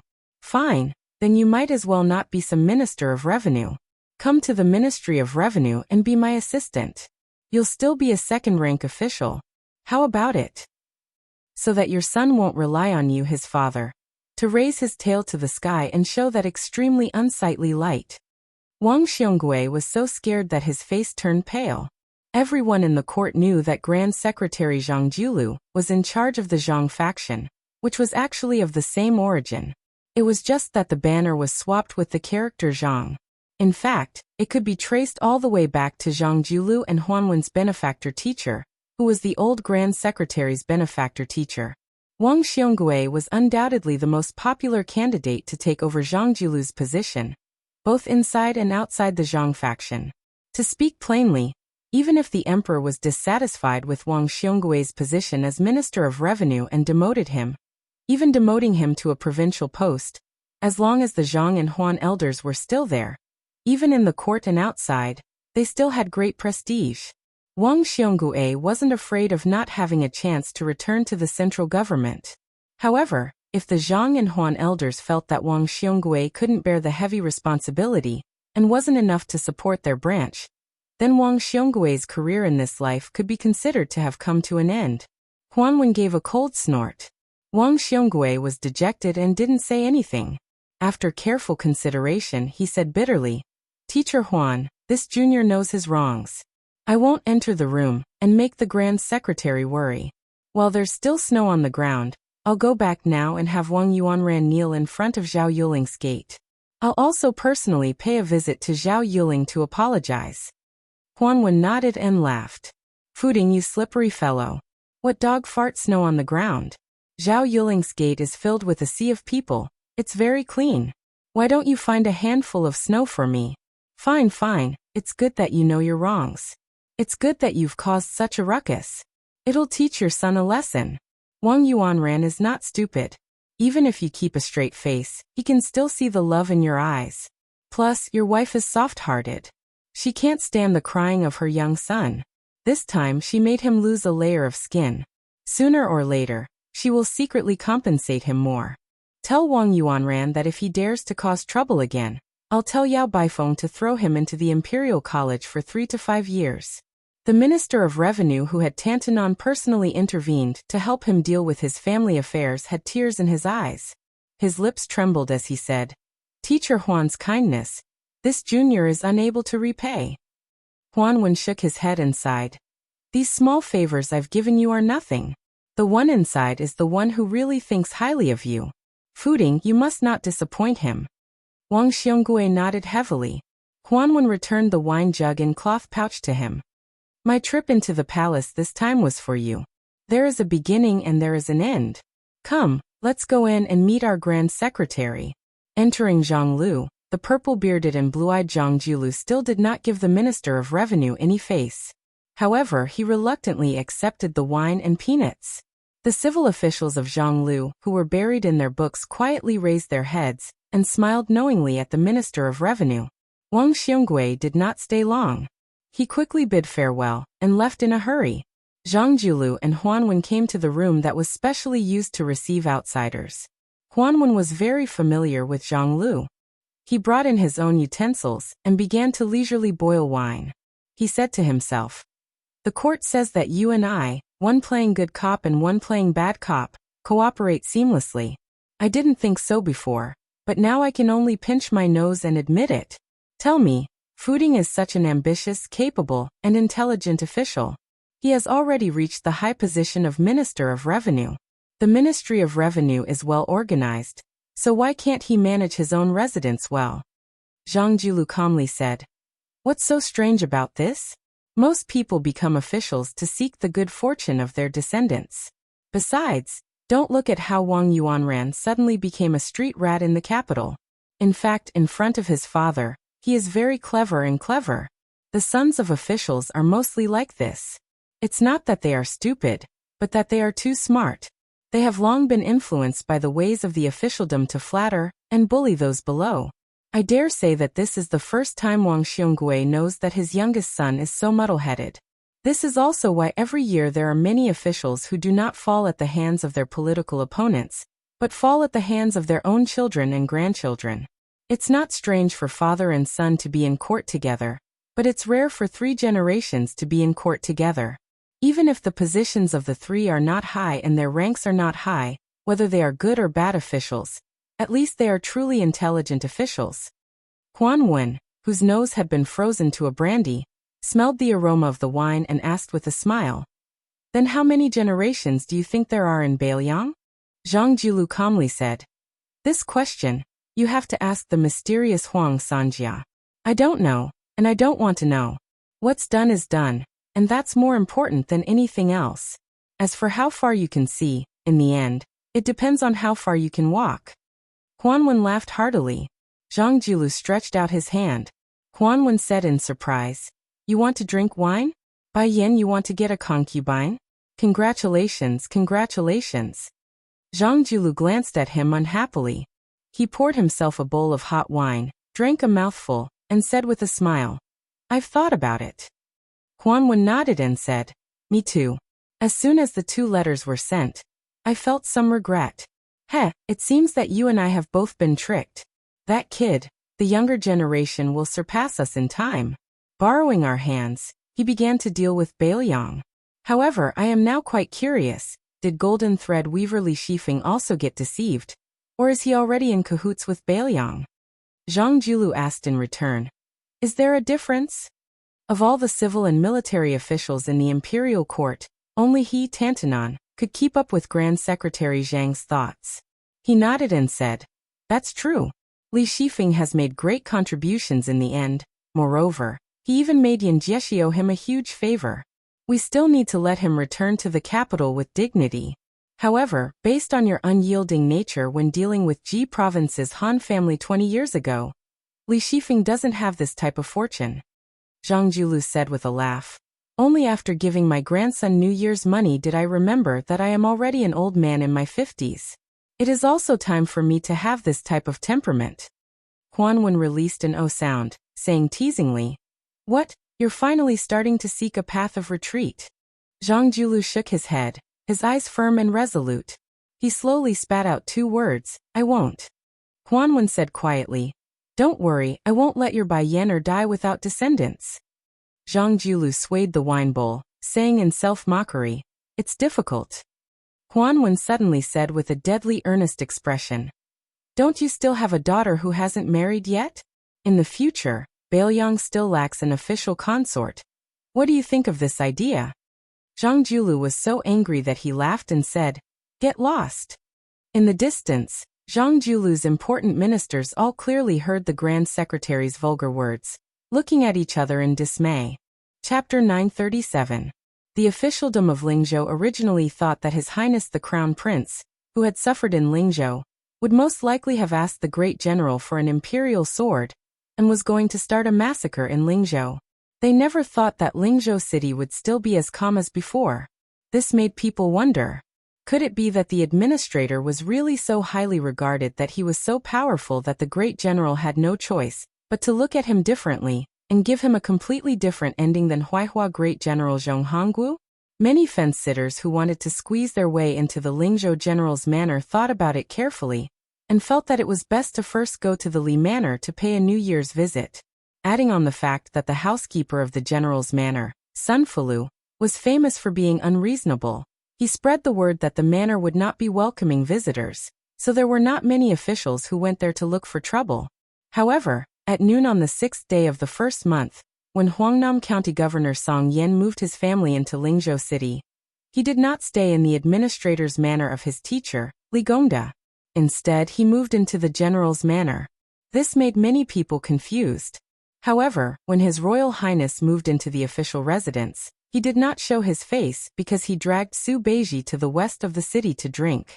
The coachman was changed from Su Yanbing to Han Laoshan, who was from the same sect, and was also the deputy general of Lingzhou. Other than the pair of persimmons and oranges, there was also Pei Nanwei, who had taken off her snow-swept fox fur coat and changed into plain clothes. However, she still kept her loose mink hat. Then there was Wang Wolfting and his close friend from the same hometown, Sun Yin. There was also Wang Yunshu, who just so happened to come over to familiarize himself with them. Among the 5 young masters of similar ages, other than Sun Yin, who looked ordinary and old-fashioned, the 4 of them were rather eye-catching when gathered together. Luckily, they were drinking at the bottom of the city, so they were not recognized by the sharp-eyed people. When they were drinking, Wang Yunshu and Wang Wolfting were both figures of the 4 kings of Huangnan, and knew each other very well. Moreover, the 2 of them were also one of the 4 tyrants of Lingzhou back in the day, so they did not seem to be unfamiliar with each other. Only Sun Yin, who was temporarily working as a shabby private tutor in the Wang family of Zijin, did not seem to fit in. Even though Su Beiji took the initiative to talk to him a few times, Sun Yin could only be considered to be able to respond appropriately. However, he was never able to take advantage of the opportunity to expand the topic. It was as if he was born to not be the center of attention at the same table. Su Fengnian naturally compared Sun Yin to Chen Shiliang, who had a similar background, and was somewhat disappointed. Whether it was in front of him or Su Shao, Chen Shiliang had never shown the slightest bit of stage fright. Su Fengnian was now in urgent need of scholars that could be used immediately. People like Su Beiji could be casually tossed into any county, and he would be able to flourish on his own. There was no need for him to worry about him at all. If not for this, Su Fengnian was not a deity. How would he be able to take care of everything? Wang Wolfting, who had good observation skills, had secretly stepped on Sun Yin's feet a few times under the table. The stubborn Sun Yin was still as stubborn as before. The aroma of the big pot of dog stew on the table filled the air. They had also drunk more than 10 caddies of green ant wine. It was about time to pay the bill and leave. Wang Wolfting lamented in his heart. This clan head of the Wang clan of Purple Gold knew very well how the first impression was. It was incomparably important. There were so many so-called talented people in the world, who did not get the chance to meet them. In fact, most of them were idiots who did not know how to find the right opportunity to recommend themselves. It was not as if a man had talent. It was not as obvious as a woman who was pregnant at first glance. It was no wonder that others could not tell the difference between good and bad. However, the problem was that Wang Wolfting was more certain than anyone else that Sun Yin was not a pedantic scholar, who only knew how to read books. This was what made him feel so regretful. Although he, Wang Wolfting, was the new favorite of His Royal Highness, he could not be so foolish as to tell His Royal Highness that Sun Yin's talent was extraordinary. It was His Royal Highness who could not recognize a fine steed, not His Royal Highness. If Wang Wolfting was really so impetuous, he would not be able to sit firmly on the seat of the clan head of the Wang clan of Purple Gold. The seat was also stained with the blood of many of his clansmen. Don't judge Wang Wolfting by his scholarly and elegant demeanor. With one hand, he lured the bandits into having evil thoughts at the sight of wealth. With the other, he used a large sum of money to hire the authorities to suppress the bandits. Without any hesitation, He killed nearly half of his uncle's family of more than 40 people, leaving only a few old, young, women and children behind. Not a single one of the 18 bandits was left alive. The two groups of people parted ways. Wang Wolfting left with Sun Yin, while Wang Yunshu led his horse and rode together for a distance. Then he said that he did not lack friends in the capital, and that he had to go to the brothel to fool around. Then he spurred his horse and left. Ever since Wang Wolfting became the clan head, the two young masters who were originally on good terms with each other gradually drifted apart. On the other side of the road, Su Fengnian bought a stick of sugar-coated haws and bit into it. Su Beiji was silent for a long time. In the end he could not help but ask, "You really don't plan on using Sun Yin, who has the potential to become the second Yao Baifeng of Beiliang?" Su Fengnian, who was busy dealing with the sugar-coated haws, said vaguely, "Even if I want to use him, it would be a headache to put him in an official position. With his personality, regardless of whether he is a scholar or not, once he reaches the county, if I just leave him alone, this fellow will be beaten up by the old foxes until he dies of depression. If I have to take out a very large official's hat for him to wear, to be honest, I really am not willing to do so. That's because giving it to anyone would be more useful than giving it to Sun Yin. At the very least, it would be more effective than giving it to Sun Yin. It's just that letting him be kidnapped by Yao Baifeng to go to the Imperial College in the capital is also inappropriate. The Imperial Court is blessed with a unique environment and skilled craftsmen to carefully polish this piece of unpolished jade. If in the future Sun Yin becomes a powerful official in the Imperial Court, and Beiliang has another Zhang Julu as an enemy, I would regret it so much that my intestines would turn green with regret. But to put him under house arrest in Beiliang for the rest of his life, regardless of sentiment or reason, is not kind." Yao Baifeng said that he is a scholar who has won 3 yuans in a row. In the end, if he ends up in my hands, it will be a waste of his life. If word gets out, it won't be good. Su Beiji smiled and said, "You think that Sun Yin is a chicken rib, tasteless to eat but a pity to throw away?" Su Fengnian nodded his head. Unexpectedly, Su Beiji shook his head and said, "Not necessarily." Su Fengnian handed half a stick of sugar-coated haws to Pei Nanwei, who was sitting quietly. Unexpectedly, she took it calmly and bit off one of the haws and put it in her mouth. Su Fengnian did not have the mood to flirt and continued to say to Su Beiji, "Capable people have more work to do. Why don't you help me test Sun Yin? I really don't have time to care about him. I am about to leave Lingzhou and participate in the military training at the border with Su Xiao." Su Beiji said decisively, "If he is handed over to me, even if I become the governor of Lingzhou, don't expect Sun Yin to be loyal to you. As long as he is a scholar, who doesn't have a bit of pride? Sun Yin is especially obvious." Su Fengnian frowned and said, "It's not a problem anyway. What do you want me to do?" Su Beiji said softly, "There is a way that saves you the most trouble. Do you want to hear it?" Su Fengnian rolled his eyes and said, "Don't talk nonsense." Su Beiji said calmly, "If you can't use him, then kill him. Kill him secretly. You can drown him by accident or poison him slowly. Anyway, you are familiar with this. Wang Wolfting is ambitious. Before he becomes the golden thread weaver, let him know what it means to show mercy and severity." Pei Nanwei turned to look at this Bei Meng remnant, and made up her mind to stay away from this person.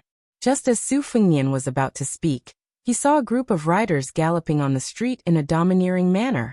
Immediately, the whole street was in chaos. Fortunately, the people seemed to be used to it. The women ran with their children, the hawkers ran as fast as they could, and the men in the middle of the street jumped and dodged. Practice makes perfect. This undoubtedly increased the arrogance of the group of hedonistic young masters. Most of the young masters were wearing fur coats and had knives and swords hanging on their necks. There was even a young woman with fiery eyes and a vicious aura that did not lose out to the group of hedonistic young masters. The horse she rode was a very outstanding breed, the Yellow Dragon Hussar. It was not much inferior to the Western region's Fergana horses that were hard to buy with money. Among the group of horses, she and the leader, the white-hoofed Shadow, were the most expensive and eye-catching. Su Fengnian looked on coldly from the side with a calm expression. The white-hoofed Shadow only glanced at Su Fengnian from the side of the street, and then passed by. Unexpectedly, the young mistress of the yellow dragon hussar had sharp eyes. At first, she only saw the two handsome young men's appearance, and then she saw the woman beside them coincidentally raising her head and revealing her appearance. She deftly lashed out with her whip and knocked off the beautiful woman's mink hat. Not only that, she stopped the horse and turned it around. The horse's hooves stomped heavily on the street. When she was about 10 steps away, she shook her soft golden horsewhip and looked down at the woman and two men with evil intentions. She clicked her tongue and said, "It's strange that we can meet such a beautiful woman here. Gaudiran, come quickly.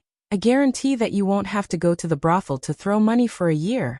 If you take her back home, I bet that your two mosquito legs won't have the strength to go out and drink anymore." Su Fingnian bent down to pick up the mink hat from the ground and handed it to Pei Nanwei, but she glared at him angrily. Pei Nanwei was after all the former Princess Jing'an. It was true that she was angry at the young woman's ignorance and rudeness, but she didn't want to lower herself to her level. However, this person surnamed Su could clearly block the whip, but he still watched as she was humiliated. This made Pei Nanwei extremely angry. Su Fingnian saw that she didn't accept the mink hat, so he smiled and put it on his head. The young woman stopped her horse and the group of horses quickly turned around and returned. The eyes of the young man who was called Gao Durun lit up, and he was shocked. He didn't say anything as he jumped off his horse and rushed towards Pei Nanwei. He was about to throw her onto the back of a horse and return home. Su Fingnian waved his hand and signaled for Han Laozhan, who was secretly following them, to not show himself. He then took a step forward and kicked out with a seemingly soft kick. The young man surnamed Gao might have thin arms and legs that could be blown away by a gust of wind, but he was actually considered an expert in Lingzhou. He gave a sinister laugh and pushed off with the tip of his foot. With a beautiful flip of his body, he pounced towards the fellow who looked like an embroidered pillow. Su Fingnian, who was teasing him, smiled and suddenly took a large step forward. The tall young man had just heard his companions shout for him to be careful when he was pushed in the chest by a palm. His entire body was thrown from one side of the street to the other. Unfortunately, he crashed into the hard wall between two shops and fell to the ground. It was unknown whether he was dead or alive. The main culprit, the woman, had a gloomy expression. She held onto the horsewhip with both hands and used all her strength to straighten it. Her eyes were vicious. Chapter 938. The young master that reminded the tall young master to be careful narrowed his eyes and touched the mane of the white-hoofed shadow he was riding. He said in a deep voice, "Committing murder on the street for no reason and disregarding the law. Do you not know how the word death is written?" Su Fingnian pulled on the edge of his mink hat with both hands. His body flashed and he slapped the white-hoofed shadow's head. The horse that was worth 300 taels of silver did not even have the time to cry out before it died on the spot. The horse's hooves bent and it fell to the ground, scaring the young master so much that he quickly jumped up and retreated a few dozen feet away. He did not even have the desire to test the opponent's strength. Su Beiji sighed. At this moment, not to mention you half-baked Yamen officials, even if the insufferably arrogant Yan Wenwan were to appear, she would also be beaten by His Highness the Heir Apparent, who was full of resentment and had nowhere to vent. Su Fingnian took a deep breath and suppressed his surging killing intent. He said expressionlessly, "Scram." The noble woman riding the yellow dragon hussar was so angry that she laughed. "Not bad. You do have some mediocre skills. This is the first time I've heard that Lingzhou has such a courageous Jianghu person. I've learned something new." The young master whose beloved horse had died on the street threw a look at his companion, and the horse galloped away. Su Fingnian glared at the woman on the horse, and then continued forward with Su Beiji. Su Beiji asked with a smile, "Do you feel better?" Su Fingnian said helplessly, "What are you talking about?" Su Beiji no longer behaved atrociously on his wound. She turned around and saw that the other nobles had put away their swords and sabers and slowed down their horses. They followed behind her, unwilling to leave. Their faces were full of ruthlessness and amusement, as if they were ready to watch a big joke. Su Beiji gently shook his head. A group of soldiers in bright armor quickly ran over under the lead of the knight, who reported the news. They had an imposing manner. Su Beiji sneered. These foppish sons of rich families were not stupid. They knew that to deal with those Jianghu masters who were skilled in martial arts, it was effective to borrow the power of the government to kill them. Moreover, there was no need to worry about the consequences. It saved them money and effort, so why not? Su Beiji saw that the owner of the white-hoofed shadow was riding on the same horse as his companion. Obviously, he was not satisfied with the arrangement. He waved his hand and whispered to the person beside him, who then rode away. Su Beiji smiled. It seemed like he was determined to eliminate the source of the problem. Then he called for more people to come and encircle them, in case the three of them were cornered, and used their skills to escape. They should be a group of vicious and merciless sons of generals. They should be able to move a large number of local patrolling soldiers. Perhaps the power of patrolling the provincial capital was in the hands of one of their parents. Lingzhou was a good place for generals at the border to enjoy their retirement. There were many miscellaneous generals, military captains, and even more ruffians. Back then, the administrator was powerless to suppress the rebellion of the officials in Lingzhou. Part of the reason was because Surly did not do anything. More importantly, the administrator was a rare pure civil official in Beiliang. Even if he really wanted to discipline the Lingzhou military captains who held real power, he still had to spend a large amount of effort and relationships. The imbalance between civil and military in Beiliang had been going on for a long time. The scholars had died, and the internal and external conflicts had unknowingly increased the complexity of the situation in Beiliang. The group of soldiers who rushed over first were all eager to give it a try. They held the hilts of their knives and waited for the captain's orders. Just as the daughter of Captain Dong had said, it was rare to see Jianghu heroes who dared to cause trouble in Lingzhou, much less in the heavily guarded provincial capital. The Lotus Pond in Huangnan County, which had a martial arts grandmaster watching over, was instantly reduced to ashes. This shocking news had already spread throughout Lingzhou during the New Year's greetings in the first month. It made the large and small gangs in Lingzhou tremble in fear. This year, the silver that they gave to the officials had all been increased by a few times. The captain pulled out his knife with a vicious smile, and was about to capture the three of them to report to Sergio and Dong Yueqi. They had just celebrated the new year, so it was really a good start. The streets were very busy. Wang Wolfting and Sunin followed in the crowd. Seeing this scene, Wang Wolfting did not know whether to laugh or cry. He was hesitating whether he should go out and stop those people whose eyeballs were on their butts. Sunin shook his head and said, "Let's wait and see." Wang Wolfting said softly, "I told you just now His Highness is not the kind of person who likes to make a fuss. Moreover, the reason why His Highness came out this time was to see you. I'm sorry to get involved in this kind of trouble." Sunin pointed at his own head and said calmly, Sunin had already finished studying when he was 14. After that, you always asked me what I was doing. I can tell you now. Since ancient times, there have been secret techniques of the emperor that were used to control the officials. However, I have half of the long and short positive and negative sutra that I wrote. It can be used to analyze, counter, and balance the techniques of the emperor. After Master Yao went to the capital, it was not that I did not want to go to the emperor, but I could not. If I went, I would die. Sun Yin is very afraid of death. How could I not see His Royal Highness hiding his strength and biding his time? Since he was able to make the four princes of Huangnam County go from being united on the surface to completely breaking up, it proves that His Highness is like what I told you that night. He chose the middle of the road to govern Lingzhou. However, what Sun Yin wanted, even if it was a hereditary position of His Royal Highness, he still could not give it.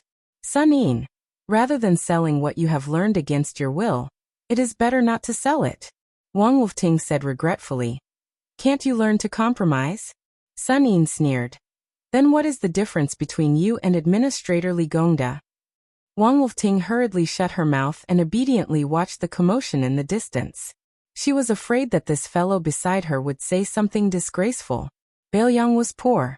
Perhaps it was because there were not many broken pots left.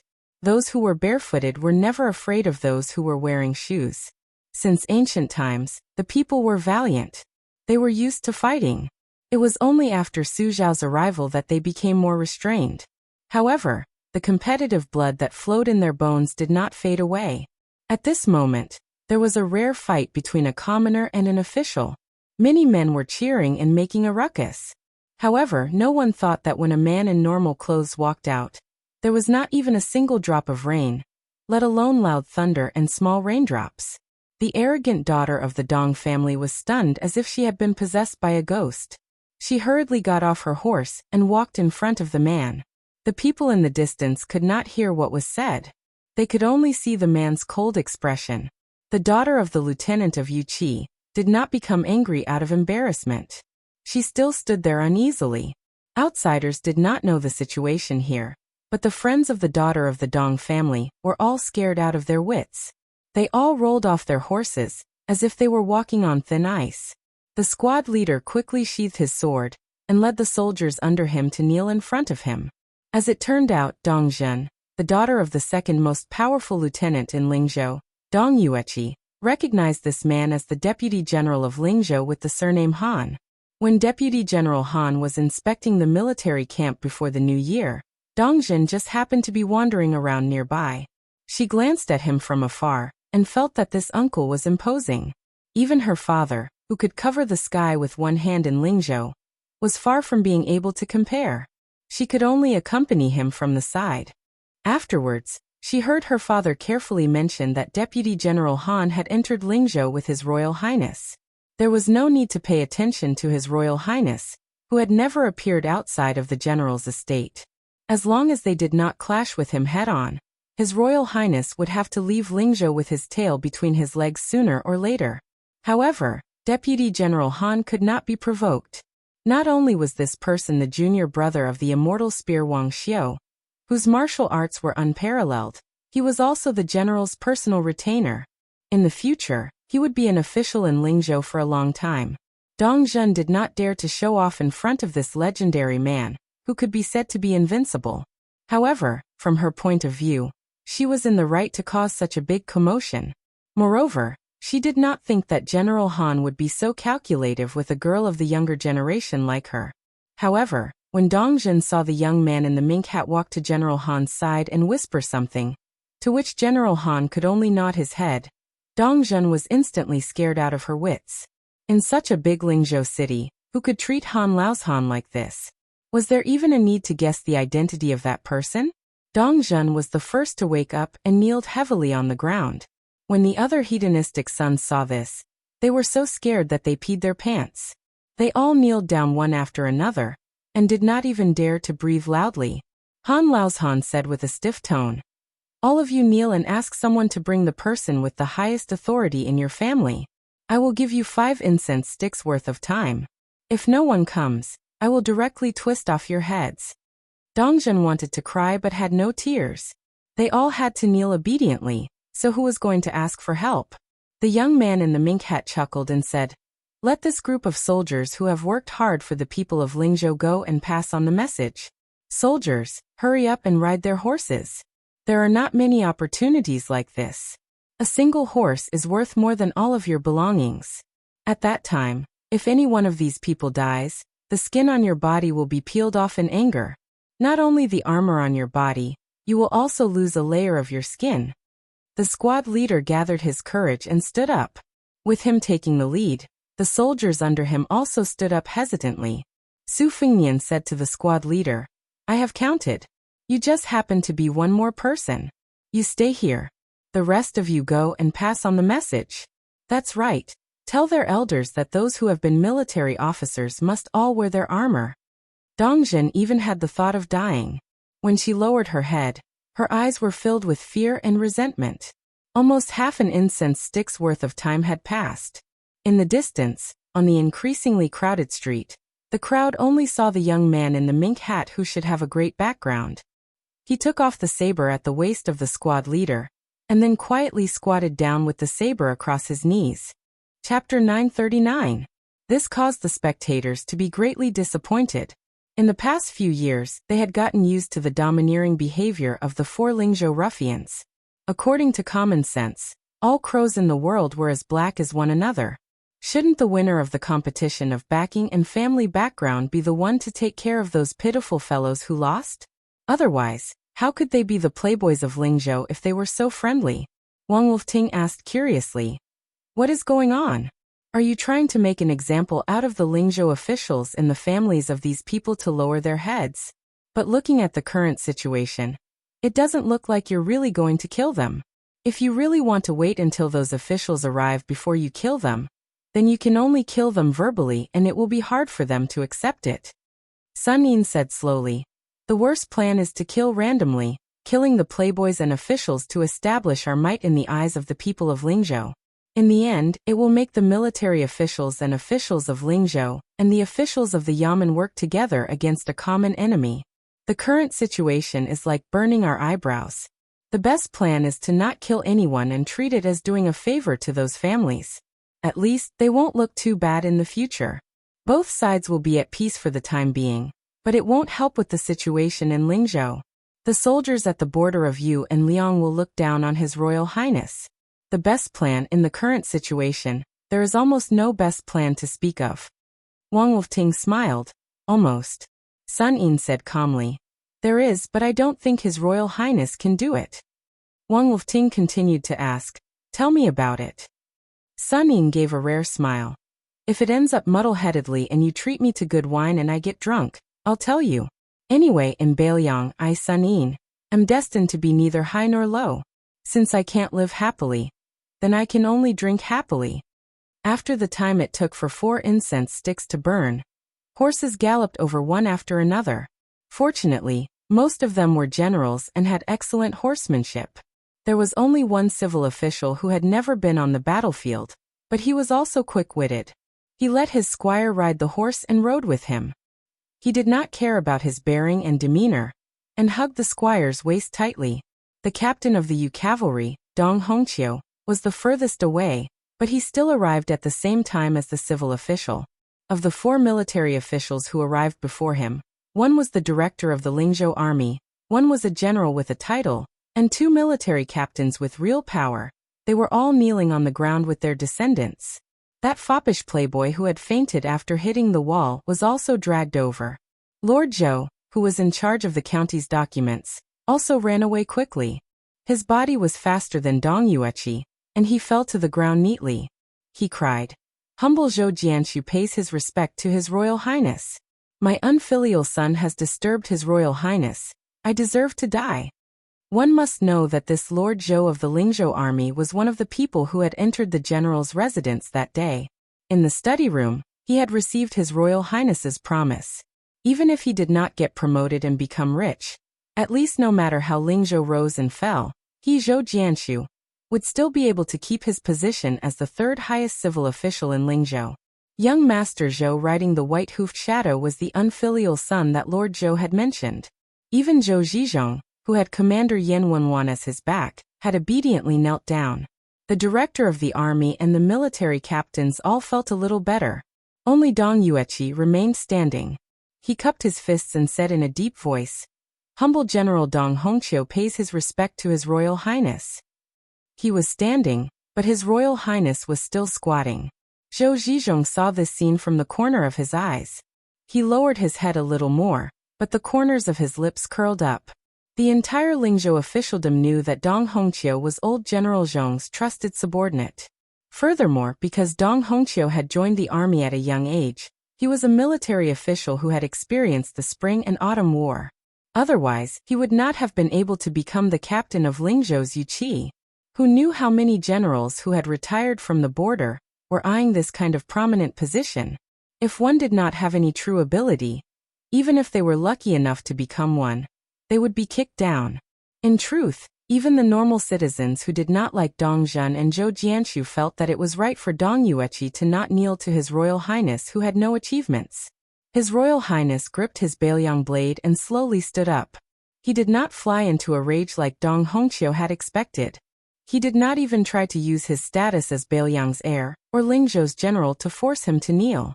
Han Laozhan, who was standing respectfully behind His Royal Highness, was about to take a step forward when Su Fengnian waved his hand. Su Fengnian stood with the blade in his hand. His hands were gently placed on the hilt of the blade. He said with a slight smile, Everyone, do not worry. This heir has not suffered much. It is not that your sons and grandsons do not want to commit sins, but that they do not have the ability. It does not matter if they are wastrels who can't do anything right or if they are parasites who only know how to enjoy their achievements. It does not have much to do with this heir. This heir has been unreasonable in Baelyang for almost 20 years. There are indeed many things that are unreasonable. In this aspect, I am just like your sons and grandsons. However, using this opportunity today, I want to tell you about a small principle that this heir knows. Dong Yueqi sneered and said, "Oh, since His Royal Highness has the leisure to do this, I am willing to hear the details." Su Fingnian smiled and said, "Actually, there is no need for this heir to say anything. Come, other than Sir Zhizhong, help the other officials take off their armor." The military officials kneeling on the ground all suddenly raised their heads. After being stunned, they could not hide their anger. Among them, the military official who was over 50 years old stood up with a dark expression. "I have risked my life for your Su family to have the glory I have today. Now, all of this wealth belongs to me. I can be killed, but not humiliated. Although my grandson has offended his superiors, he has not harmed you at all. Even if you are the eldest son of the great general and His Royal Highness of our Baelyang, my grandson's life is not good. He lost to you, a young man who could immediately become a general of Lingzhou. If you, Su Fingnian, want to beat him, I will accept it. However, if you want to humiliate me, there is no way. I have lived for so long. I don't believe that you would dare to kill all of these people on the streets. If that is the case, then I was blind to work for your Su family in the past." After the surplus general and the two captains looked at each other, they gritted their teeth and stood up. The group of commoners who could only see the general situation from afar had already begun to cheer loudly. There were people who said that the men of Lingzhou were good. There were also people who whispered to each other that these officials were not good at being officials, but their temperaments were to their liking. Pei Nanwei looked at the back of that figure. She couldn't help but recall the soul-stirring scene she had witnessed all those years ago in the reed marsh outside Xiangfan City. She, who should have been rejoicing in other people's misfortune, was a bit dispirited. Su Fingnian did not use his blade. He only tilted his head slightly. Han Laozhan, who was already filled with killing intent, rushed out and kicked the unyielding Dong Yueqi forward. Han Laozhan then elbowed him in the back. Dong Hongqiu's 170 to 80 catty-burly body was forcefully smashed onto the street, causing dust to fly everywhere. Dong Yueqi, who even the administrator in Lingzhou could not order around, was now lying on the ground. He struggled to get up, but Han Laozhan, who had already deliberately restrained his strength, stepped on his back. He had completely become a dead dog covered in dust. All of the commoners were terrified. Zhou Jianshu's throat moved as he swallowed a mouthful of saliva. Dong Zhen and Zhou Jianshu's group were so shocked that their faces lost all color. Even the old soldier of Lingzhou, who had not heard the horn of the battlefield for a long time, and had not seen the smoke of the battlefield for a long time, began to tremble. Su Fingnian raised his Baelyang blade and pointed at the corporal whose legs were trembling. "Go, take off all of Sir Dong's clothes. Take it off, one after the other." Su Fingnian gloomily added, "I'm rarely reasonable. Don't be ungrateful when you're enjoying it." Dong Yueqi let out a tragic roar. After he was not stopped by Han Laozhan, he staggered up. "I, Yueqi Field Officer Dong Hongqiu, will take off my armor today. From today onwards, I am no longer a soldier of Baelyang." The soldier's eyes were also red. His voice was hoarse as he laughed. "Go to your mother. What kind of Lingzhou official is this? Huang Zhong will also take off his armor." Thus, other than the civil official Zhou Jianshu, everyone else took off their arms in the middle of winter. It was both comical and tragic. Back then, for General Su Xiao, he put on his armor and fought to the death. Now because of His Royal Highness, he took off his armor. The commoners did not know who was the leader, but they became more and more furious. If it was not for the normal soldiers blocking their path, they would have charged forward like a swarm of bees. That damned His Royal Highness just stood there coldly and did not move at all. Wang Wolfting, who was mixed in the crowd, turned his head and asked with trembling lips, "Sun Yin, what should we do?" Sun Yin narrowed his eyes and stared at that person of the same age without saying a word. Dong Zhen threw away her horsewhip and stood beside her father. She covered her mouth as tears streamed down her face. Sir Zhizhong was also forcefully helped up by his unfilial son. Su Fengnian's eyes were cold as he said calmly, Dong Hongqiu, currently a grade 4U cavalry captain in Lingzhou. 26 years ago, he joined Su Zhao's army and followed Chu Lushan to open Shu. He was the first to reach the top of Chunshan Pass. In this battle, he was stabbed 4 times. Huang Zhong, currently a grade 4 military officer in Lingzhou. During the Battle of Xiangfan City, he was a death warrior of the vanguard camp. He climbed the city wall 6 times, and was injured 6 times until he could no longer fight. Of the 800 death warriors of the vanguard camp, only 19 survived after the battle. Hong Yuan, together with his brothers Honghe and Hongshan, were the first crossbowmen in Liangzhou. Together, they cut off 21 heads of Beimang scouts. His brothers died one after another. Hong Yuan was heavily injured, and could not even hold a teacup in his right hand. He had no choice but to retreat from the border. Su Shao personally gave him the title of General Wei Yuan, and promised that his eldest son could become an official when he was 20 years old. His Royal Highness did not even look at the other 2 fellows who relied on their father's contributions or silver to become captains. His Royal Highness held the Bailiang knife and turned to leave. He only left behind one sentence. Those who stand beside these 3, go and count the scars on your ancestors and fathers. Chapter 940. Although the west side of Lingzhou was not as wealthy as the north side, there were many crouching tigers and hidden dragons. Most of the officials lived here. The inside story of the disturbance quickly spread throughout the taverns. Wang Wolfting and Sun Yin chose a restaurant that specialized in Jiannan's spring stew. They sat on the 2nd floor near the railing, and ordered the famous Camel's Peak stew that shook Bailiang. The clamor downstairs could not be separated from the farce on Wenquan Street. At first, they were cursing His Royal Highness's unscrupulous actions and humiliating Dong Yueqi, Huang Bing, Cao Cao, and the valiant bravery General Hong Yuan. Not only did he use his status as Lingzhou's general to force them to kneel, he also wanted them to bare their upper bodies. This made the 3 so angry that they did not hesitate to take off their armors to express their intentions. They were determined to leave Bailiang, and no longer work for the Su family. Afterwards, a few sharp-sighted officials joined in, and found out that the matter was not so simple. It turned out that the young masters of the Dong and Zhou families rode their horses on the street to pick a fight with His Royal Highness first. They even mobilized soldiers to encircle this Lingzhou general. This made the outsiders who were cursing Su Fengnian for being a good-for-nothing restrain themselves. They still muttered that it was just a dog-eat-dog situation, and that none of them were good people. Afterwards, more and more officials who knew the inside story revealed the truth. Endless rumors flowed into the various manors and restaurants of Lingzhou. Only then did the truth come to light.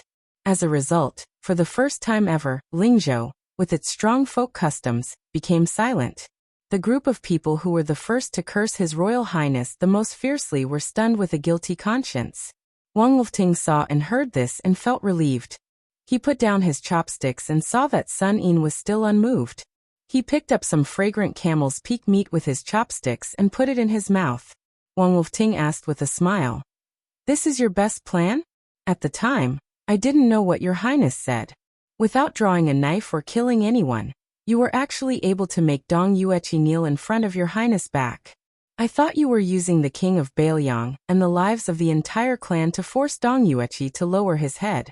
2 old men who have been through hundreds of battles. One hugged his armor and cried while the other began to beat his grandson on the street. "Interesting." Sun Yin shook his head and said, "It's true that I had a plan, but your highness gave me the plan." In this way, not only would Dong Hongqiu and the others be convinced, but they would also not naively kowtow to the crown prince. At the very least, these few people would continue to be grateful to the 2nd generation of the Su family for not forgetting their meritorious service. This would make the straightforward military officials feel more at ease than any verbal promise. They would be able to temporarily behave themselves in their respective circles, and be willing to tactfully take a step back for His Highness the Crown Prince out of gratitude. However, the most important thing was that a crack appeared in the tight circle of Lingzhou's military officials. The military officials who had personally fought on the battlefield, and the children of generals who had become officials, because of their father's contributions, would inevitably begin to size each other up. They would no longer be as close as before. As for the Sioux officials in Yamen who were the most familiar with changing the rudder, seeing that the upper echelons appeared united but were divided at heart, they would naturally do their work obediently. No one was stupid. The Lingzhou general could even subdue Dong Yueqi, who was supported by General Zhong Honggu, so wouldn't it be easy for him to take care of them, this group of low-class shrimp soldiers and crab generals? The more His Royal Highness held the imperial sword in his hand, the higher he raised it but did not land on anyone, the more it would make people feel fear.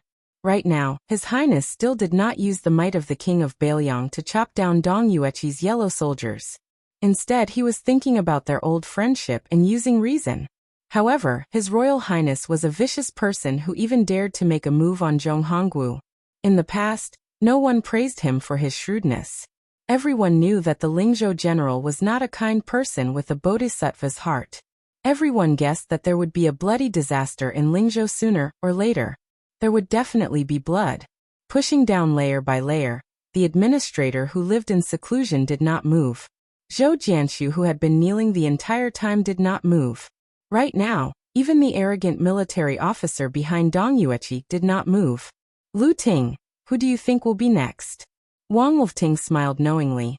It can only be that group of Sioux officials who did not have a good year in Lingzhou's officialdom. Although you and I know that His Highness will not go as far as to glare at them, they do not know. They will only feel that a knife has fallen on their head. It will not fall, and it will make them wish they were dead. Sun Yin nodded his head with a lonely expression. Wang Wolfting asked softly, His Highness has such a mind and you are still not willing to become an official? Sun Yin retorted. What kind of official? A county magistrate in charge of politics? An assistant to the governor of Lingzhou's 7 counties? Or an assistant to the governor's manor? Without waiting for Wang Wolfting to persuade him, Sun Yin laughed coldly. I can't even do it well. It is important to know oneself. Only by knowing oneself can one understand others. I, Sun Yin, have high standards but low abilities. After becoming a county magistrate, I have no one to rely on, and I am not willing to spend my time on dealing with those arrogant Sioux officials. If they want to take care of me, it will be easy. Even if His Highness is my backer, these stubborn people have many hidden methods to cut my flesh with a soft knife. No matter what I do, my hands and feet are tied. There is no one around me that I can use and I cannot pass down any policies. In the end, it will cause the economy of my jurisdiction to wither, and the people to have no way of making a living. Forget about the all-people's umbrella when I leave my post and get promoted. I am afraid I will be criticized by the people in the county every day. Could it be that when I, Sun Yin, become a county magistrate, I have to ask His Royal Highness to give me a large group of capable Sioux officials? As for assisting the governor and serving the provincial governor, Sun Yin's ability wasn't much better than his. Perhaps His Highness is a wise ruler who is sentimental and worthy of you. Wang Wolfting, submitting to him, worthy of Dong Yueqi and the others to change their impression of him, worthy of the 300,000 steel cavalry at the border to die for him. But to Sun Yin it is useless. Wang Wolfting was slightly dejected. This was like the love between a man and a woman. There was a woman who was clearly very good, but he just did not like her. The two of them left the restaurant that was still bustling with noise and excitement. Compared to the past in Lingzhou City, it was obvious that there were many more elegant scholars who spoke with foreign accents. Wang Wolfting's heart was heavy as he walked into a secluded alley. Sun Yin did not like extravagance, so Wang Wolfting found him a clean house that was hidden in this alley. The somewhat tipsy Sun Yin said self-mockingly.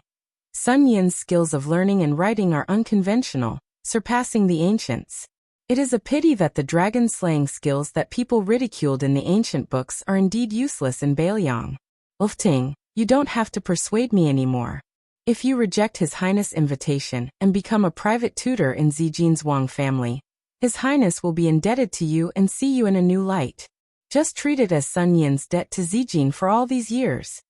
Wang Wolfting gritted his teeth and said, Sun Yin, with your talent and knowledge, how can you be a private tutor for the rest of your life? In the history books, it is natural that Wang Wolfting is missing. But it is absolutely impossible that you, Sun Yin, are missing. Wait until I finish weaving gold thread. I will send you there even if I have to die." Without waiting for Wang Wolfting to finish, Sun Yin angrily said, "Shut up." This residential area was crisscrossed with alleys. But at night, it was deserted and quiet. A cough from a dark corner was particularly ear-piercing. Wang Wolfting felt as if he was struck by lightning, and his face turned pale. Sun Yin sighed. They stopped in their tracks and saw a young master wearing a mink felt hat walk out of the shadows and greet them with a smile. Wang Wolfting slowly knelt down and shut his mouth. He had just obtained riches and honor, and was about to be toppled again. The affairs of the world were truly unpredictable.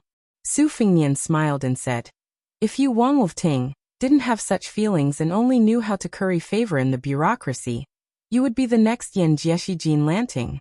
I really wouldn't feel at ease putting you in such an important position in the weaving bureau. Get up."